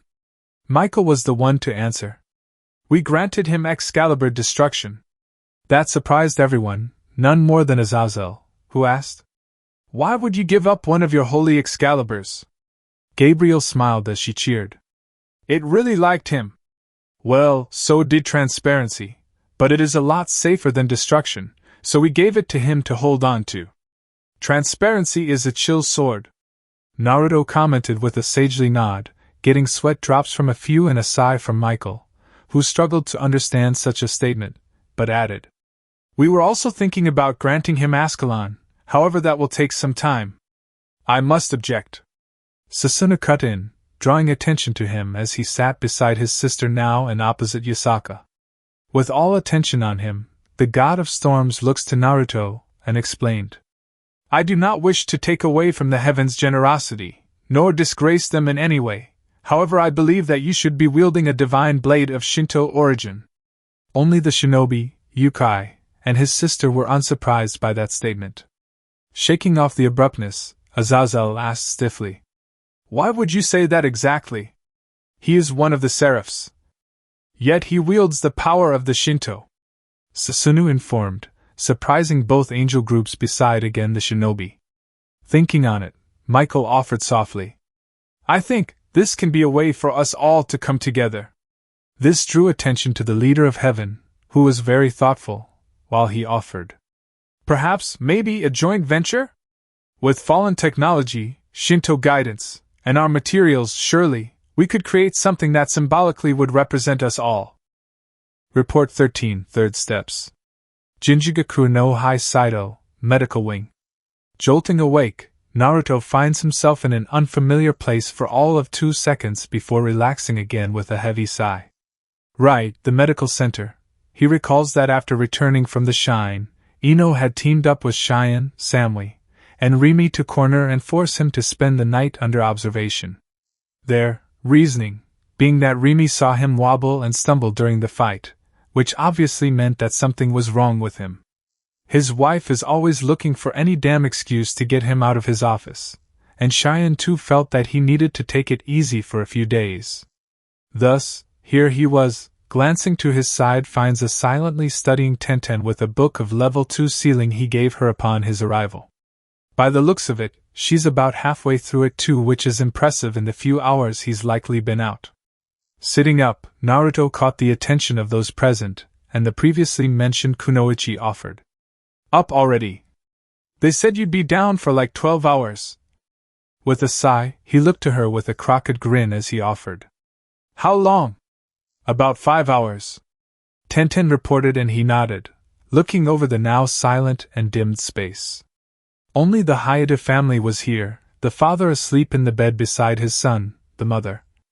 Miki, her name was giving her son a checkup with her gear. Tenten though was curious, so asked. So, what happened between you and Hannah, huh? There are whispers on the grapevine about you two not talking. With a grunt, Naruto laid back down and muttered. It's a long story. Normally is. Tenten confirmed with a nod before looking back at her study material, then she added. You should probably just apologize. Even if you're not in the wrong and make up. Another grunt before he rolled over, Naruto closed his eyes while he muttered. Were it so easy. Kyoto, Yukai District. Under the mid-morning sun, Naruto was strolling down the street, and was heading to that kimono place with Hanabi at his side, who was under strict orders to not let her brother overexert himself. The twins and I and Lee were present too on this day out of relaxation. Honestly, he's fine, but even Temari and Enko got on his case this morning. Damn troublesome W. He halted that thought, sensing danger down that road, and his shinobi instincts were warning him. With a sigh, he looked to his calmly walking little sister, who still uses that seal he gave her for that infiltration mission to look like his sister. Why she does so is a mystery to the off-duty Kage, but if it keeps her happy then that's cool too. Thinking about off-duty, Naruto was in casual attire and not wearing his Nightwing uniform. A loose plain black t-shirt beneath a simple gray hoodie, Ambu-style trousers, and covered ninja sandals. Though, he did borrow one of Chojuro's harnesses for Excalibur destruction, currently on his back, only until he gets one made at the shop they were heading to. It was deemed safe enough to allow him to do that much by his troublesome medic, that will likely bash his head in when he gets back for that thought, hopefully without chakra this time. Glancing to his right, Naruto spots his protection platoon members in the form of Yoshi and Iskari, trailing them in the shadows and being incredibly discreet. Honestly, he can handle himself against any threat below Bijou level, or in local terms, low Daikai level, probably. With a sigh, he mumbled, "Troublesome. That is not very nice, Nisama."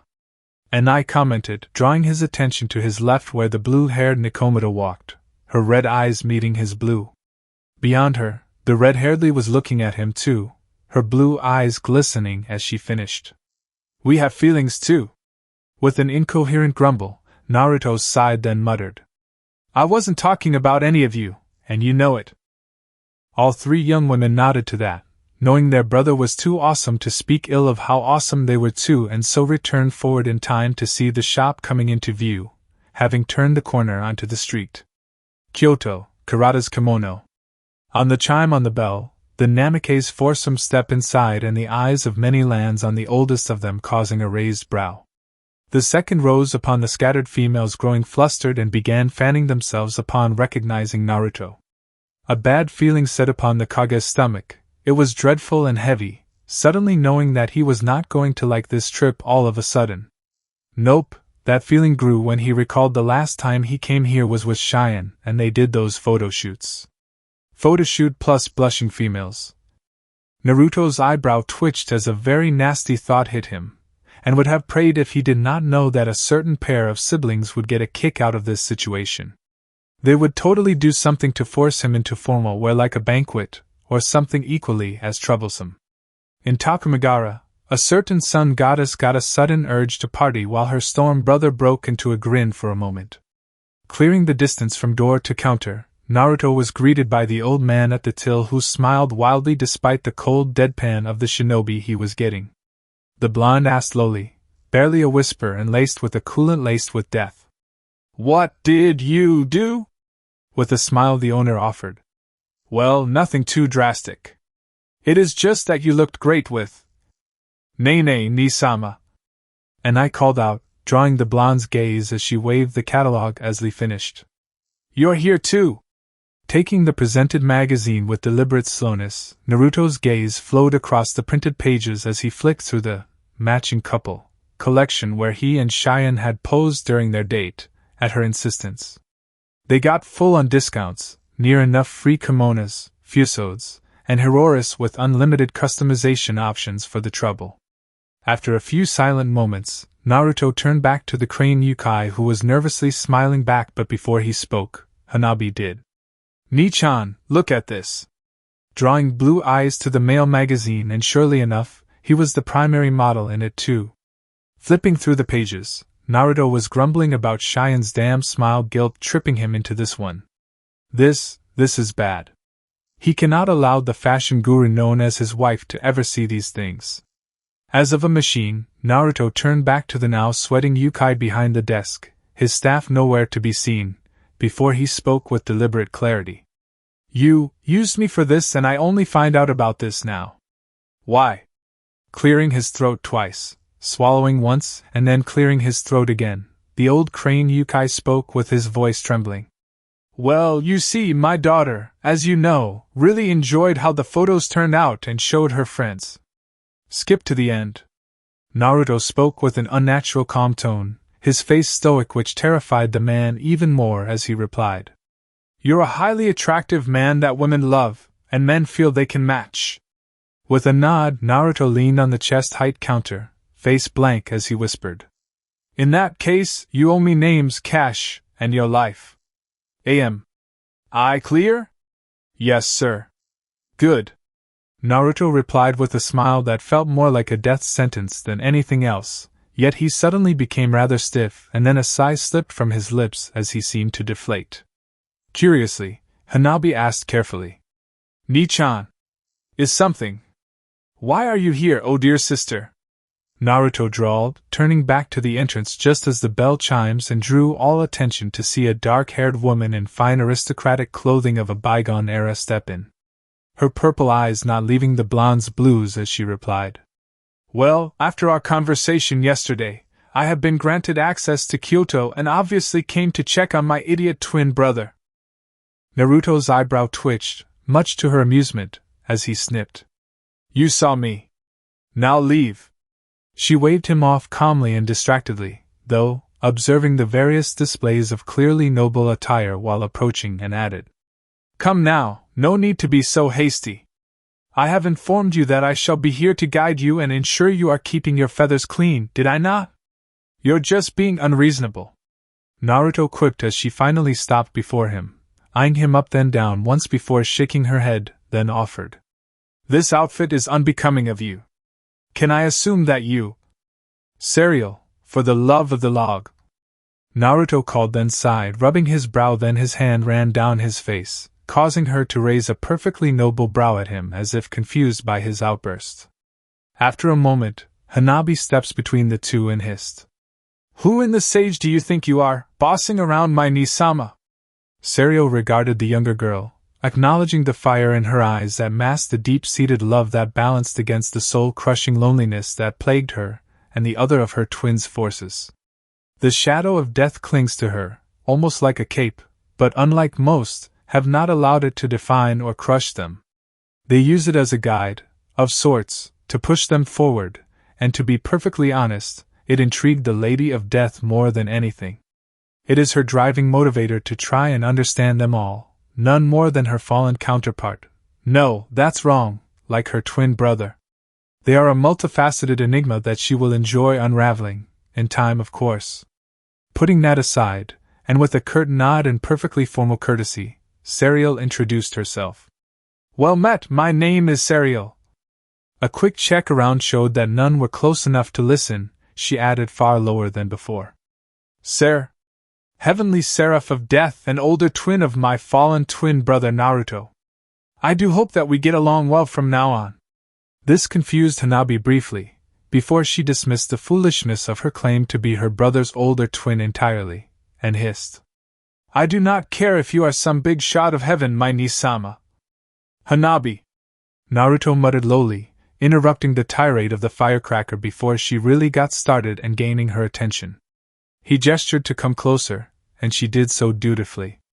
When close, the older brother placed his hand on her head and, only Cereal caught the flicker of cyan in his eyes. It was that swift as he explained telepathically. With a jolt, Hanabi asked mentally. Wait, she was telling the truth? It's a bit more complicated than that. Naruto replied while he sighed heavily and then added. But in short, you could say that yes, we are twin siblings, as we share the same title and probably have a lot of overlap in angelic powers. The angels of heaven all see one another as siblings, thus that is what she has labeled me, being within their structure. The mental pout from Hanabi was absolutely adorable as she muttered. But that is not fair. With a growing grin, Naruto removed his hand from his sister's head and bopped her nose while he spoke aloud this time. Behave yourself, my adorable little sister, and introduce yourself. That whole interaction happened in the space of 2 seconds, so it did not look out of place, but Cereal suspected that more was covered than it appeared. What an interesting technique her twin had utilized. With a huff of faux annoyance, Hanabi turned back to the dark-haired lady and with proper care to etiquette, she too curtsied while she introduced. My name is Hanabi Namikaze, little sister of Naruto-Nisama. It is agreeable to meet with you, Cereal-san. Serial caught the light sigh from her twin brother at the display, but before she could respond the two Nikomata stepped beside Hanabi and introduced themselves too. The red-haired spoke first while pointing to the brunette at her side. "This is Lee. This is Ni." Lee informed before both pointing to the older blonde and added with her sister. "We are Ni-sama's little sisters too." Serial noticed that her younger twin had not even twitched at the announcement, meaning he has accepted them as such and was in fact sorting through the garments just brought out. So, he is protective, family type, like most angels, however his is not limited to those of his kin. Clearing those thoughts, Serial nodded simply while she offered. "Well met. It is a pleasure to meet you all. I'm going to go try on this new variant," Naruto informed, drawing all his companions' gaze upon him as he walked towards the changing rooms. Before they lose sight of him, he glanced back over his shoulder and smiled far too sweetly, causing the three girls to swallow spit as he added. "You will behave in my absence, right?" "Hi, Nisama." The three girls chorused dutifully, getting a nod from the acting cadre that shot a look at the troublesome seraph, who smirked at the display. Jinjugaku no Hai Saido, Medical Center.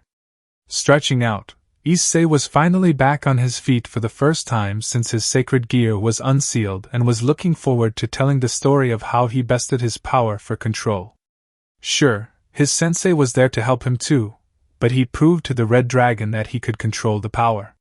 His thoughts were cut through by the arrival of the big-breasted doctor, the one with fair skin, darker brown hair than his own that framed her beautiful face and was long enough to be in a ponytail. The orange sash around her waist made her medical gown look tight, emphasizing her busted frame and really got the teenager going. With a sigh, Amino's brown eyes moved from the former heroine to the pervert incarnate, the boy's mother's gaze following and causing her to sigh too, as the kunoichi informed. "Well, Issei-san, you are cleared to go. If you have any questions or problems, please report them to Eni." She paused, noticing his gaze has not left her chest, and glanced to Mickey, who sighed again while pulling her son's ear, breaking his trance as she muttered. "What am I going to do with you, Issei-chan?" "Ka-chan. That hurts." Issei wails, but said woman did not stop as she looked to the doctor with a smile. Mickey offered. "Thank you for your help with my son, Amino-san. Please pass on my gratitude to your colleagues." Amino just nodded with a soft smile, only offered back a simple, "I will." Just then Goro entered the center with Genshiru and Zenovia at his back and announced his arrival. "Sorry I'm late, our spar got a bit heated."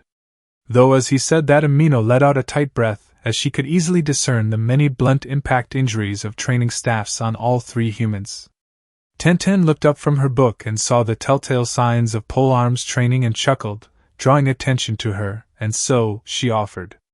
"Looks like you guys were practicing with staffs. Didn't think we had many of those here." Goro chuckled lightly as he replied. "I was a spearman back in my active days. Wanted to see if any of these kids could pick it up too." Tenten nodded but informed. "Well, beside me, there are only two polearm users. Choji, the guy in charge of logistics and our meals, and Naruto, the leader of the group. Though he is more well known for his swordsmanship, he is a tricky opponent when it comes to his bojutsu." With a hum, Goro acknowledged that information and makes a note to discuss things with the large-built man who leads the cooking group. He thought he was a strong melee fighter, maybe a war hammer user, but to hear he uses the simple elegant staff is an interesting prospect. Issei and his mother arrived before the new arrivals as he asked, "Yo guys, how are things since I've been in here?" With a grin, Genshiru replied, "You missed some epic spars between Zenovia and Sensei." With a jerk of a thumb to the busted brunette, that looked back with a brow arched as she only caught a part of that. Issei regarded the well-endowed blue-haired girl, a part of her fringe dyed green, and would openly admit that her figure was finer than most the girls from school. As if sensing his thoughts, Zenovia glared at the boy as she gripped her Durandal's handle and hissed, "My eyes are up here, pervert!" Snapping his eyes to meet her now murderous brown, Issei gulped until again his mother yanked on his ear and he yelped. Mickey muttered with a sigh, "Issei-chan, what am I going to do with you?" Sighing too, Goro offered, We have a lot of work to do, Mickey-chan. Perhaps with enough training, we can beat it out of him. Mickey nodded solemnly. Issei paled, but more concerning was the matching glints in the eyes of his fellows. However, what was spine-chilling was the low chuckle from the bed-bound Kunoichi that had a very dark glint of promised pain in her brown eyes. Tenten offered sweetly. May I recommend asking Anko for help in that regard? She's known to get results. Genshura paled, as did Goro, and that caused Issei too on a deep, primal level for reasons unknown to him. Zenobia though perked up, as did Mickey, and more worryingly was Amino as she offered a truly gentle smile and spoke. I too feel that she will be a good fit. That only caused the tomboyish weapon mistress to giggle rather darkly. That only set off the medical ninja, and this thoroughly terrified the male presence within the building. Despite shaking like a leaf in the wind, Issei offered somewhat hesitantly. But it was told that Naruto-sensei would be teaching me. He's been relieved of duty for the day. Tenten chirped gleefully, almost bouncing in her bed in anticipation of something that unnerved the dragon gear holder. She then added, So don't worry, I am sure Anko-sensei will be more than happy to help you in his stead. Issei suddenly wondered why he was hearing boss music. This is a setup. Every bone in his body was screaming that this was a setup. Kyoto, Kurata's kimono. The bell chimed and in stepped a certain diplomatic delegation, drawing the attention of the two angels and Yukai waiting calmly on the cushioned couches. This got a heavy sigh from the blonde, shared looks from the cats, and a risen brow from the noble angel perched beside them. Said angel was noticed by the devils, who could sense her being, but only the older ones knew of its nature and grew incredibly nervous at her presence here. Clearing her throat, Venelana offered politely. Lady Serial, what a surprise! May I ask why a seraph of your station has graced this place with your presence? Serial calmly sipped her tea, idly noticing the young devils tense at the mention of her rank, but only upon placing down her cup elegantly did she respond. Well, Venelana Gremory, I am merely here on a personal matter. She glanced to her left where Hanabi sat, sipping a tea, which wasn't half bad, and only now the devils noticed her presence for some reason. Not only that, but her twin sisters were nose-deep in catalogs at her side too. Rias perked up and went to speak, but her mother did first. Personal business? I did not think the Angel of Death had a personal connection with any of the fallen. That further strengthened the nervousness of her charges, but Serial just nodded before she explained. Many things are not what they seem. Our cousins may have abandoned my father's light, but these children are not yet lost to His Majesty. Her gaze falling upon the lone Namikaze, but that caused the devils several moments of pause to consider that. It seems that the heaven's stance on the reincarnated fallen is different than their more common kin. Most troubling, in their opinion, as this means that messing with them, paired with the display of infiltrating their capital city in broad daylight. All thoughts were halted when Hanabi perked up and looked over towards the changing room where a particular cadre stepped out and muttered, You know, this feels better than I thought it would. All eyes were locked on the cadre who was checking over his gray-lined black, high-collar, knee-length battle kimono that was partially open to reveal his dark chain-mail armored chest, secured by a matching obi, and had a gray bush clover embroidered on his upper arms near his shoulder. The Grigori plates sat vertically beneath it. The black cargo trousers he had on had discrete armor interwoven and integrated within its structure, though he also had on a gray kunai pouch on each thigh that had three-pronged kunai sticking out just enough for an easy reach. On his back was his heavy sword in a unique chakra-powered harness to secure his Excalibur destruction without hindering its unsheathing at any moment. Soft leather-armored gloves covered his hands, that he was flexing at the moment, led into the bracers up his lower arms beneath his sleeves and seemed to fit the look. The mess of blonde hair was pulled back neatly into a low ponytail, his black bangs clipped back into the blonde to keep them clear from his deep blue slit eyes that were looking over the final adjustments to the arm straps on his right armored bracer. After ensuring that was all squared away, Naruto finally looked up and saw his group beside the devil delegation, that were all staring at him wide-eyed with heavy blushes. A sense of irritation flashed across his features, that Serial, Hanabi, and the devil ladies all caught as he sighed, then muttered, Troublesome. That snapped the surprised devil group from their stupor, in time to watch the cadre turn his back on them and talk with the old man. This isn't really my style, but even I have to admit that it feels good. You do good work, old man. Chuckling, said Old Man grinned as he offered back. For my best customer, we pulled out all the stops, the finest materials and extras. You should have seen my wife and daughter when they were making it. Total commanders in a war for the utmost perfection. Chuckling himself, Naruto nodded as he flexed his leather-gloved hands again while he added, depending on how the other orders go, I may be inclined to overlook your mistakes. The nervous chuckle of the bold crane was amusing to Naruto, not that he showed it as he finally turned back as he had sensed his sister's approach. Hanabi was inspecting his garments closest and offered, it is certainly finely crafted. With a nod, she finished, I approve. Thanks, Hanabi. Naruto commented with a chuckle, ruffling her hair that she accepted without making it obvious that she was. A reputation to maintain and all that. The twins nodded their agreement to their adopted sister's words. That got them both a smile with head pats from their brother figure, whereas Serial eyed it up critically, noticing the numerous runes and similar script woven into the garment's construction, and was impressed. From magic resistance to illusion nullification, there was even a rune sequence that looked like it helped, assuming she was reading this accurately, with the cleaning of stains. Returning her purple gaze to his blues, Serial nodded her approval and informed, you look far better in such formal attire, and I expect it from now on. Yeah, no, this is not my mission wear. Naruto replied with a snort following it, folding his arms as he added, if anything, this will likely be the only time you will see me in this. Frowning, Serial responded calmly, I think that would be unwise for your health. Naruto rolled his eyes at the unoriginal threat before he retorted, oh really? Want to try? It seems that my little brother needs to be humbled. Serial commented almost airily, meeting his gaze firmly, and he grinned back briefly, but frowned and sighed. Naruto replied, actually, it will have to wait until at least tomorrow. Last thing I need is to make my guardians rat me out to my medical staff.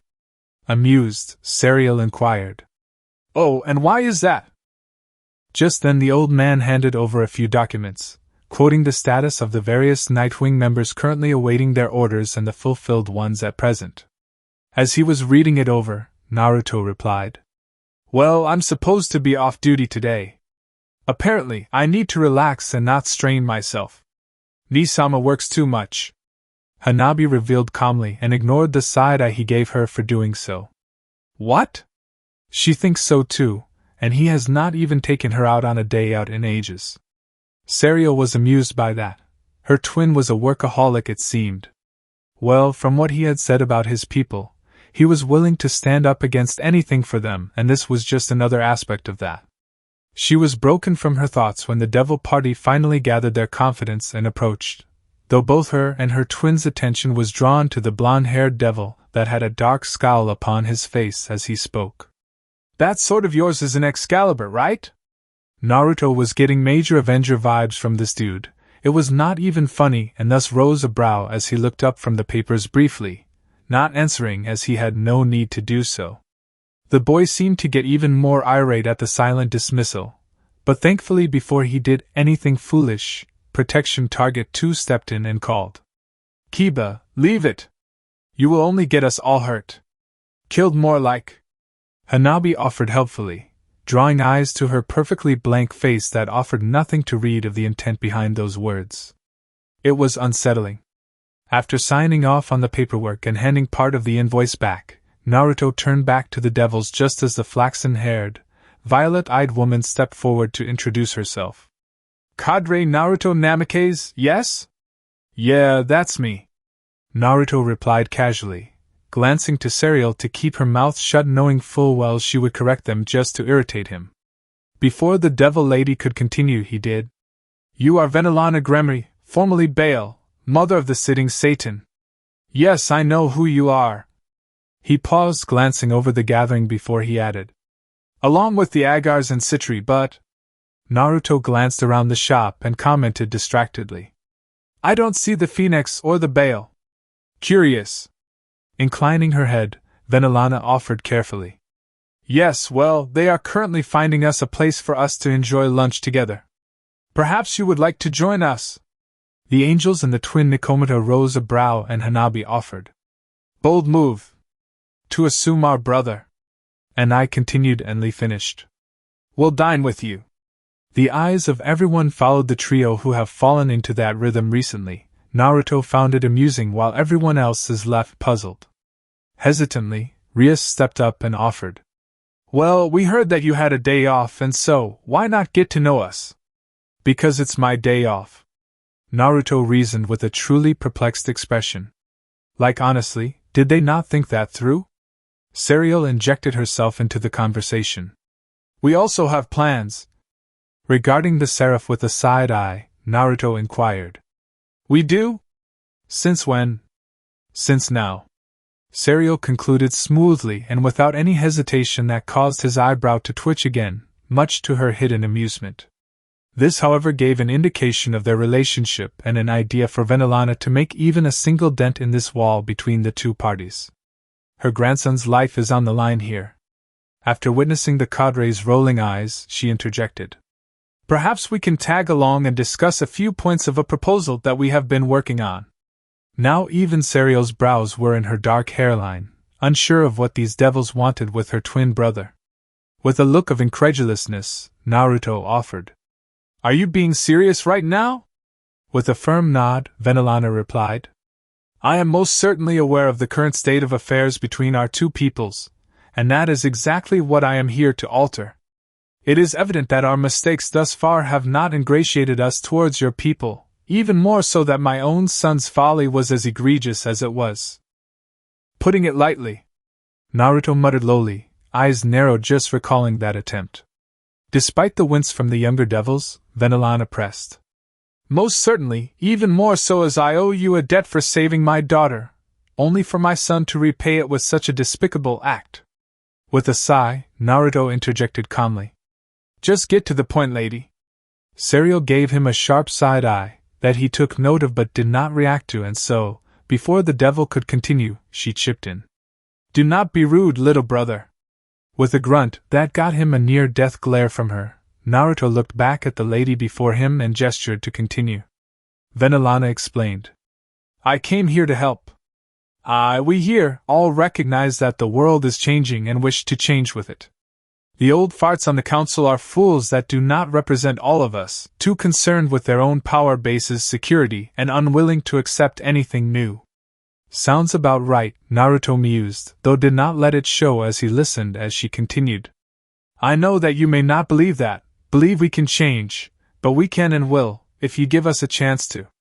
If you could just try, I swear we can. With a heavy sigh, the cadre known as Naruto Namikaze offered calmly.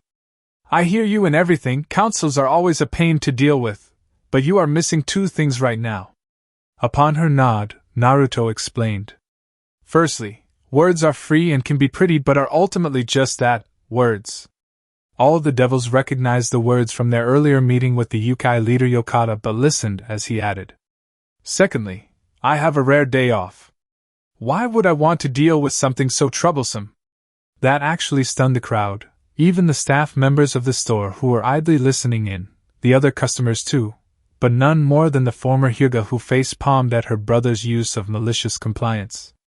Ni and Lee snickered, the devils looked incredulous. Serial, though, was annoyed and thus stamped on his foot discreetly, then glared when he looked to her, seemingly unbothered by the act. With a grumble about his day off being ruined, Naruto sighed before he declared beneath a breath. Fine, but you asked for it. Raising his voice, he added. Look, I appreciate your straightforwardness. I really do, and getting you guys off our case permanently would be great and everything. Naruto looked to Akino in the crowd and smirked while he commented. That includes you too, Sparky. The queen's eyebrow twitched as he continued. The problem is that we can't trust you to follow through with it. I can promise you that the house is here. Venelana began but paused upon his raised hand. Naruto shook his head, then looked to the two Citri, then spoke. You two are of the Citri house, right? Upon their nods, he continued. Forgive my wording, but Paulian was a piece of shit that got what he deserved. Both the Citri House members widened their eyes at that, now knowing what happened to their missing member. The other devils looked to them, seeing this, but hoping to be wrong here. Lady Citri asked hesitantly. Then, you killed him? He and his peerage were trespassing in Nikomata territory without permission or authorization. Naruto informed sternly, getting gulps from them both before he added. We know this as we were aiding said clan at the time. Not only that, but we also found him torturing 3 of my own at the time. We ordered his surrender, but he chose to fight back. His eyes narrowed on them as he finished. We showed him the light of his life as it ended. Perry was far more reasonable, and the reason she and her people are still alive. My cousin is? Sona asked hopefully, drawing Naruto's attention to her as he informed. She and her people are safe, unharmed, but serving time for their trespass. Due to surrendering, they were not given anything harsh or beyond their ability. They should be released within the next month or so. Upon their relieved nods, the fallen angel looked over the group and explained. I do not know what you have heard of us, nor do I particularly care. We are, however, fair in our dealings. Can you say the same? The ladies knew the answer but did not want to voice it. The younger devils believed they had the answer but felt that they should not voice it. Thus left the reincarnated among them to speak on their behalf. Kiba spoke lowly. I was saved by my Bishu when I escaped the church's experimental labs. I owe her my life. Naruto's gaze shifted to him before he responded. Yet, they have only given you the drive to attack the likes of me to get to my Excalibur. You sound more like an attack dog than anything. Kiba bristled at the insinuation but did not say anything as Rias placed a hand on his shoulder to stand down, inadvertently proving his opponent's point. Serial, though, frowned upon hearing about those damnable experiments again. She and Uriel had combed through the European countryside searching for them, but it seems that they missed one. Naruto suddenly recalled something regarding that and posed. Wait, does a Valper Galilei sound familiar to you? Kiba's eyes widened in shock, never able to forget the name of his tormentor, and growled. He was the one in charge of it all. Nodding, Naruto informed sharply. We have him in our custody at the moment. That startled the knight and his fellow angel of death, both snapping to him, and Kiba declared. Take me to him. No. Naruto cut him off smoothly, but the blonde turned murderous, not liking his revenge being taken from him. The fallen explained, unfazed by this baby avenger. After all, he's been in the tender loving care of my most persuasive interviewer, who is incredibly passionate about her job. His tone was dark and suggestive, the adults catching on immediately and were equally impressed and concerned with his dark smile. It took a few moments for their charges to figure out with a certain queen fighting a similar dark smirk. Kiba though still looked unsatisfied and demanded again. Then, at least let me see him die. He won't be dying anytime soon. Naruto informed calmly, the dark glint in his eyes telling and shudder-inducing. This time, however, it seemed Kiba caught on and settled down somewhat, now knowing that his tormentor was being given a fate far worse than death itself. His only regret will be not killing him personally. Turning away and towards the door, Naruto offered them parting words. With that said and done, we are going now. Do your best to convince the leaders in your talks, and hope we never meet on the battleground. Then Alana was trying to figure out a way to keep this dialogue going. This was a super rare chance, unique even, to speak with the leader of the legendary Nightwings. A group so powerful and secretive that they are barely able to be found, even during their stay here. But they need something to bind them together, politically and physically prevent them from coming after them. Something that can prove their position is genuine, and they can be trusted. Looking over her own group, then Alana was thinking about how best to get the point across when a memory abruptly resurfaced. Their escorts were made up of yokai in gray vests. Abruptly, she was seeing those same vests on her daughter and her peerage, maybe. Snapping back towards the door, only the sound of a jingle from the bell greeted the devuless, but a plan in place that may succeed. First things first, however. Then Alana turned to the counter and asked, Sir, are our orders ready? Jinjigaku no Haisaido, Residential Row. Behind the main village street that led to the tower, behind the numerous trees and forests protected independently by Uzumaki seals, and far more removed from the main village were the permanent residences of the Nightwings. This area is off limits to the limited allowed guests, and unknown to exist from those who do not live there. Not even the Grigori or the Yukai know of its existence, hidden by a carefully crafted joint genjutsu/fuinjutsu collaboration from the two masters of the arts, and had been recently updated. This turned the barrier construction into a perfect nin/gen/fuinjutsu hybrid technique that could potentially tank a multiple pantheon attack.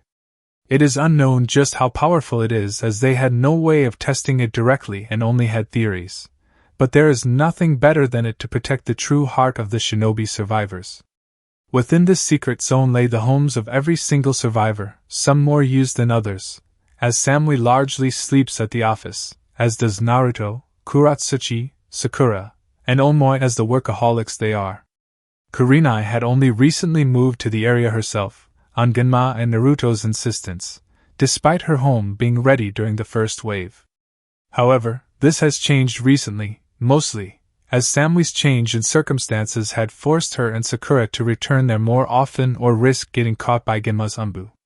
This means that most the homes are being actively used, with the only exception being the one at the end, that has never been used in any meaningful way, and currently, Ino was standing before the two-story house. At her side was Samui, Choji, and Shikamaru. Looking to her teammates, Ino spoke. "Although great right now, you can understand my feelings about this, right?" "Yeah, we only built it with 2 bedrooms. Choji informed softly with a nod, though Shikamaru's sigh drew attention as he drawled. "You aren't wasting time, huh?" "Nope," Ino countered before looking upon her childhood friend, who sighed again as she continued. "This is going to be the home we raise our children in, the home we welcome him home to, and the future we are going to be defending." With a widened smile, the wife of the fallen seraph stated firmly. "It needs to be larger to accommodate our growing family." With several nods, Choji offered calmly while looking up at the building. "I have a few ideas, and we won't have to rely on outsiders this time. Speaking of, that stuff we got from the kitsune. Just preserve it for the office space and his bedroom." Shikamaru drawled and got a nod from his rotund friend. Samui offered calmly. "Maybe an outhouse." Ino regarded her fellow mother-to-be for a moment before she replied. "An outhouse? Why would we?" "For his ceiling work." Shikamaru cut in, drawing his friend's attention briefly, but the former Kumo Kunoichi just nodded in confirmation. With a hum, Ino reported. "Yeah, they can be dangerous. Did not think of that. We have plenty of space to work with, thankfully," Choji informed as he began writing down notes, and the like on a clipboard none had noticed until now. Shikamaru added. "Though, we have to be careful as it backs up towards Kiri Street on the left." Ino waved him off before she commented. "Doubt it'll be an issue. Only Niwa would make a stink, maybe Soga too, but that's it. Besides, the Inuzuka are basically our in-laws and will be happy to have ease of access. Trust me." Shikamaru sighed while Choji nodded before looking over at the two blondes and asked. "So, any other considerations I should be aware of?" Kyoto, Yukai District. Sitting in one of many cafes frequented by the fallen angels in recent weeks, the group of Naruto, Hanabi, and Lee, and Serial are having lunch calmly, with the younger 3 talking rather animatedly. The older blonde has been lost in thought for a while that his heavenly counterpart had noted and decided to break. Serial asked. "What are you thinking about?" "Not much," Naruto replied with a clear lack of enthusiasm to talk about it, grabbing his drink before he finished. "Just got a foreboding feeling. It hasn't left, and I suspect that those devils are going to ask something ridiculous of me." "Is that so?"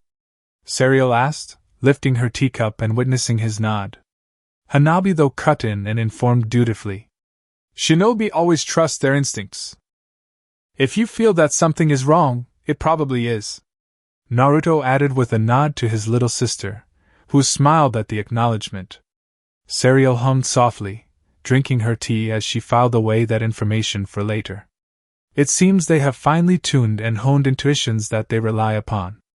After lowering her drink, she informed. In any case, little brother, the reason I have sought you out is simple. He gives her a side glance, and Sariel continued firmly. I will be training you on how to be an angel. Then, how to be our brand of angel. After a few minutes of thought, this was one of the things he discussed with the others, so he was grateful, Naruto replied. Not that I am not thankful for the help, but don't you have your own duties and stuff? With a stoic nod, Sariel explained. That I do. I spend a lot of time training the young exorcists how to fight against the many supernatural forces they may encounter during their time. Naruto nodded, so she did not stop. This, however, will be taken up by Uriel after he finds suitable companions for the remaining Excaliburs. I also happen to know he plans on approaching you for aid in training their wielders to listen to them, much like you have done with Zenobia. With a sigh, the fallen Kage muttered. Oh great, more work. Consider it an honor and take it as a compliment. Sariel ordered, but he couldn't find the energy to care all that much. Putting that aside for now, Naruto asked. So, you want to teach us how to be angels? Lady Death inclined her head firmly before she added. It will not just be me, however. Gabriel, I hear, is rather eager to teach such a fundamental lesson to you all. Sighing from the depths of his now fallen soul, Naruto griped. Great, Smile Incarnate will be around more. I think I will need to retrain my gentle fist. Hanabi stated rather mechanically, drawing a knowing side-eye from her brother, causing her to stiffen under their knowing glint. Naruto didn't say anything as he looked back at his heavenly counterpart and asked, Beside that, how can you teach me your brand when last time I called upon that, half the country and the Shinto sensed it from a dimension away? Sariel had thought on that for a bit before meeting up, as it does indeed pose a problem while he has yet to learn control. From what she recalled from their clash, his deathly aura is a match for her own but with more bite to it, and will draw a lot of attention whenever he uses it without her tutelage. Thus, she voiced her response. I have two plans. One, the easier of the two, would be for you to create a barrier like the one Michael has told me you can create within a separate training dimension. Naruto thought on it. It isn't impossible to do, assuming that he can get a hand on. Actually, maybe he could get Guren's help and use her crystal instead of the chakra card they don't have. Should be sufficient, hopefully. Upon his nod, Sariel informed. The second is a bit more suspect. Suspect how? Naruto asked, feeling that drinking something right now would be ill-advised, and so placed his drink back down. The three girls follow his lead, as this is likely to be shocking, and they were not wrong when Sariel stated. We bring you to heaven. The silence was profound, the air stilled, and the shock evident. The thought of the realm of light allowing those that have fallen from its grace and protection being accepted back. It took a minute for the fallen seraph to raise a brow. Naruto asked carefully. Are you sure that will be allowed? Did you not hear me? Sariel asked, her face stern that caused him to recall her words that she repeated anyway. It is suspect. I am unsure if it will be allowed. If the system or my siblings would allow it, thus my claim of it to be suspect. Naruto nodded at each point, glad he was not drinking anything. Though, it was an interesting premise, but it led to a whole bunch of other questions too. Not to mention, will the Shinto, who have also staked a claim to him specifically, allow such a thing to happen, and what about the others? How long will it take? If it is indeed a good amount of time, they will have to go in shifts, which will naturally further impact combat and operational capabilities. They would also have to exclude the soon-to-be mothers and figure out an alternative or excuse for their non-attendance. With all the threats they are facing right now, it is unlikely that such a move could be implemented without additional support from the Grigori. Maybe bring in a few of the lower legions to fill in the gap? It would go a long way to foster the kinship they have noticed growing within their ranks, knowing that even their legion is willing to call upon their fellows when in need. On those thoughts, Naruto meets his heavenly counterpart's purple gaze with his own blue as he finally responded. I will work under the assumption that we are going with the first option. I do not know, nor do I feel comfortable leaving my home for any length of time that wasn't necessary. Serial inclined her head, but before she could say anything both snapped to the side where the devils were approaching. Frowning, Naruto got up and spoke stiffly. Let's get moving. They are going to cause issues, no doubt. The others nodded, getting up too, with the shinobi taking the shoulders of their companions, Hanabi taking the twins, Naruto on Serial, who looked at him with a raised brow at the act, but before she asked, the group all vanished in a storm of winds and leaves. One of those leaves flowed upon the generated wind from the body flicker performed by the two Nightwings and traveled up the road, landing on the kimono of a certain redhead, who brushed it aside. However, a certain white-haired girl caught it and noticed how weird it was but said nothing. Kyoto, new Yukai training ground. You what? Sei hissed, her silver ears slapping back in response to what she had just heard from one of her students, about another of her students, and was not very pleased, if her slashing 8 tails was anything to go by. Kosaku gulped, noticing the angered response, and hoped it would be quick. Izuhara, who was the reporter, knew this was throwing his friend under the bus, but if they do not come clean now it will be so much worse later on. Kosaku may feel betrayed now, but the punishment now will be far lighter if their sensei heard it from them, and not the grapevine. Suzu, Yaju, and Shimato were on the side of the small, covered area in the new training area, watching this unfold. Their friend has messed up, plain and simple, and none of them felt the need to put their own tails on the line and say anything to calm their sensei. As Sei began pacing in the small open-air locker room, she began. You know, in some of our early meetings, Naruto-kun and I almost came to conflict when he implied that you, my students, could not be trusted. None of said students, knowing their other sensei, had any intention of being upset about that, and had in fact been told about why none of the Nightwings trusted them, in certain contexts that is. Over and over, he spoke about operational security and such. Sei rants, still pacing, her tails swaying exaggeratedly as she continued. Yet now I hear that you blabbed in front of the freaking devils? Our current antagonistic opposition. Twirling on the balls of her feet, hands on hips, she snarled at Kosaku. Yet you run your mouth and prove me a fool to him. Am I a fool to you, Ko-chan? No, ma'am. What would happen when he finds out, huh? Sei snipped, and the orange-furred kitsune Yambi known as Kosaku reported. He will drop-kick me, ma'am! A glint seemed to appear in the Hachibi's blue vulpine eyes that told the 4 uninvolved to scoot aside and terrified the current target of her ire. After a moment, she whispered. Outside, now? Turning about like a machine, Kosaku marched towards the training field, but before he got too far there was a double kick that launched him out into the field. He tumbled and rolled across the grass and dirt until he was suddenly drop-kicked out of nowhere.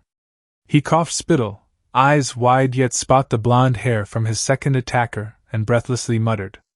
Sensei! Boom!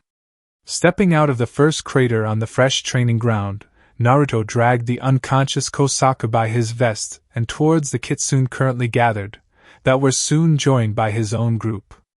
As he dropped the idiot student beside them, he offered. Yo, fancy meeting you here. Sorry about him, felt the inexplicable urge to drop-kick him for some reason. He got no immediate response as the kitsune, more so the vixens, were eyeing up the new outfit and smart casual-looking fallen standing before them.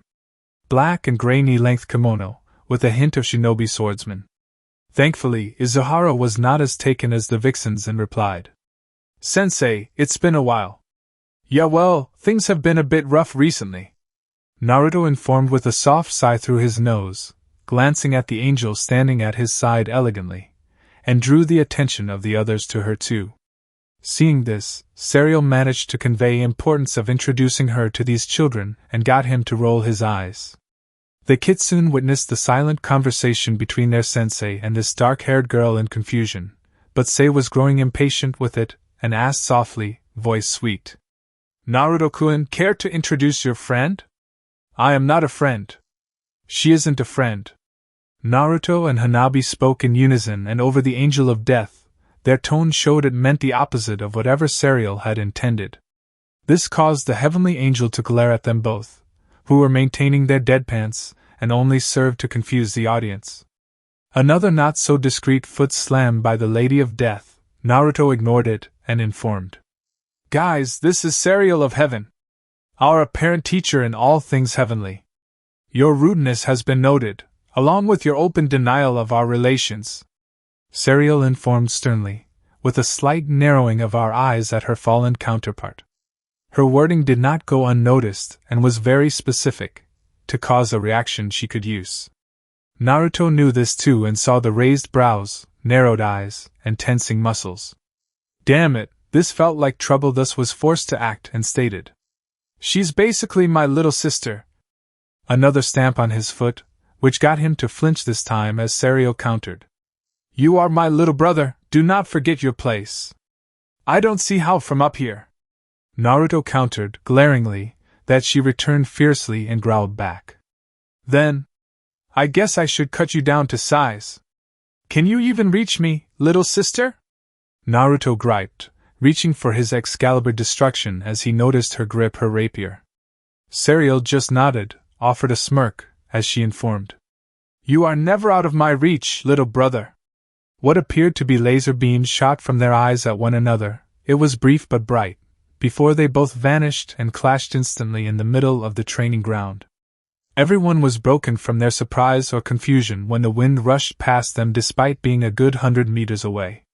This clash was nothing like their initial one, neither even released their wings, it was that tame. But they did not hold back in their speed in these base forms. Naruto had greater reach with his heavy blade, Serial displaying a graceful mastery of range control and evasion to effectively dance around his strikes with her rapier. To the Yukai it looked like a high-speed serious clash, but to Hanabi it was barely above play fighting, just with swords. No chakra, no magic, just a bit of rough housing. It annoyed her greatly as her Nichan was meant to be spending time with her, and not that brother-stealing, light-sucking harlot. Just one day. Can't she just get one day with her and Ai-chan? Is that too much to ask for? Out of nowhere, that other one appeared from a beam of light. Gabriel was her name, and the three began to bicker or something, Naruto and Serial against her without breaking away from their casual sword battle. This caused a frown to appear on the face of the Namikaze girl, her Brokonich being most displeased with this development. Jinjigaku no Hai Saido, Training Ground 1. Gasping and wheezing, Issei drops to his hands and knees after his 10 laps of the training ground. A bottle of water appeared in his vision that he takes gratefully as he rolled onto his ass and noticed it was Gentira handing it to him. He too was winded but still up and running. Taking several small sips, Issei finally asked, So, what have you learned since I was out? After taking his own sips, Gentira informed with a shrug. Well, the basics really. Your dad showed me his style of swordsmanship and staffmanship. Though, I think I'll stick to Chojuro-sensei's brand of sword use. Haven't decided yet. He was watching the guy named Choji and Goro going at it with training staffs in the center of the training ground as he spoke. The human was not alone either, there were a number of people around the area watching too, but even to him, a novice at best, it was clear that the angel was taking it easy. Goro was good. There was no denying that, however Choji was clearly well-trained and fully experienced. The human was rusty enough for it to matter but was not back down despite that. With a hum, Issei inquired. What about your sacred gear? It's like mine, right? Gentira broke his gaze from the spar in the center and down at his friend, brow arched as he asked back. Have you not studied the books they gave you? Issei shrugged, sipping his water still, and then replied. I skimmed it. Dude, seriously. This isn't school anymore. Gentira mumbled, face-palming, and was now wondering if he was going to be stuck teaching this perverted guy himself. With a sigh, hand leaving his face, he looked back at the seemingly relaxing Issei and noticed him discreetly staring at the asses of the girls watching the fight. His eyebrow twitched, as the blonde hissed. Issei, are you nuts? Breaking out from his ongoing ranking of the asses before him, Issei looked over at his schoolmate with a confused expression and asked, Nuts? What makes you say? Every single person here can and will kill you if you peek on them. Gentira hissed sharply, eyes narrowed, but it was unexpectedly bolstered by another. Some of us will make it purposefully painful too. The blonde human froze at that voice. He knew it, and swallowed hard, leading his friend's gaze to the tan trench coat above black mesh top, that allowed her solid black bra to be partially visible, and see it barely contained sizable bust. Her orange skirt broke up the black palette, the fishnets down into her combat boots allowed her toned legs to be seen. Yep, it was the scary lady and leader of the snake gang, Gentry whispered within his own head. He shuddered as she cut those solid brown eyes at him briefly from their stare on Issei, then returning to him. Issei was staring openly at her chest, unashamedly, but still noticed the three snake babes coming up at her side and all with lovely breasts themselves. Thankfully, Gentry's kick knocked him into sanity in time to hear Anko as she spoke. So, Gaki, heard you were looking for a sensei. I am. Issei responded in a question, or maybe a statement. He wasn't really sure in all honesty, but maybe he could have some more time with these heavenly mounds if he says yes.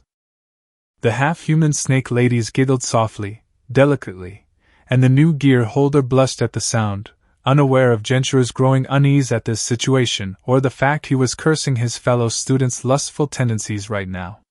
Seriously, does the guy know just how dangerous these girls are? With a growing grin, the intent darker than Issei realized at the moment, Anko chuckled as she offered almost casually.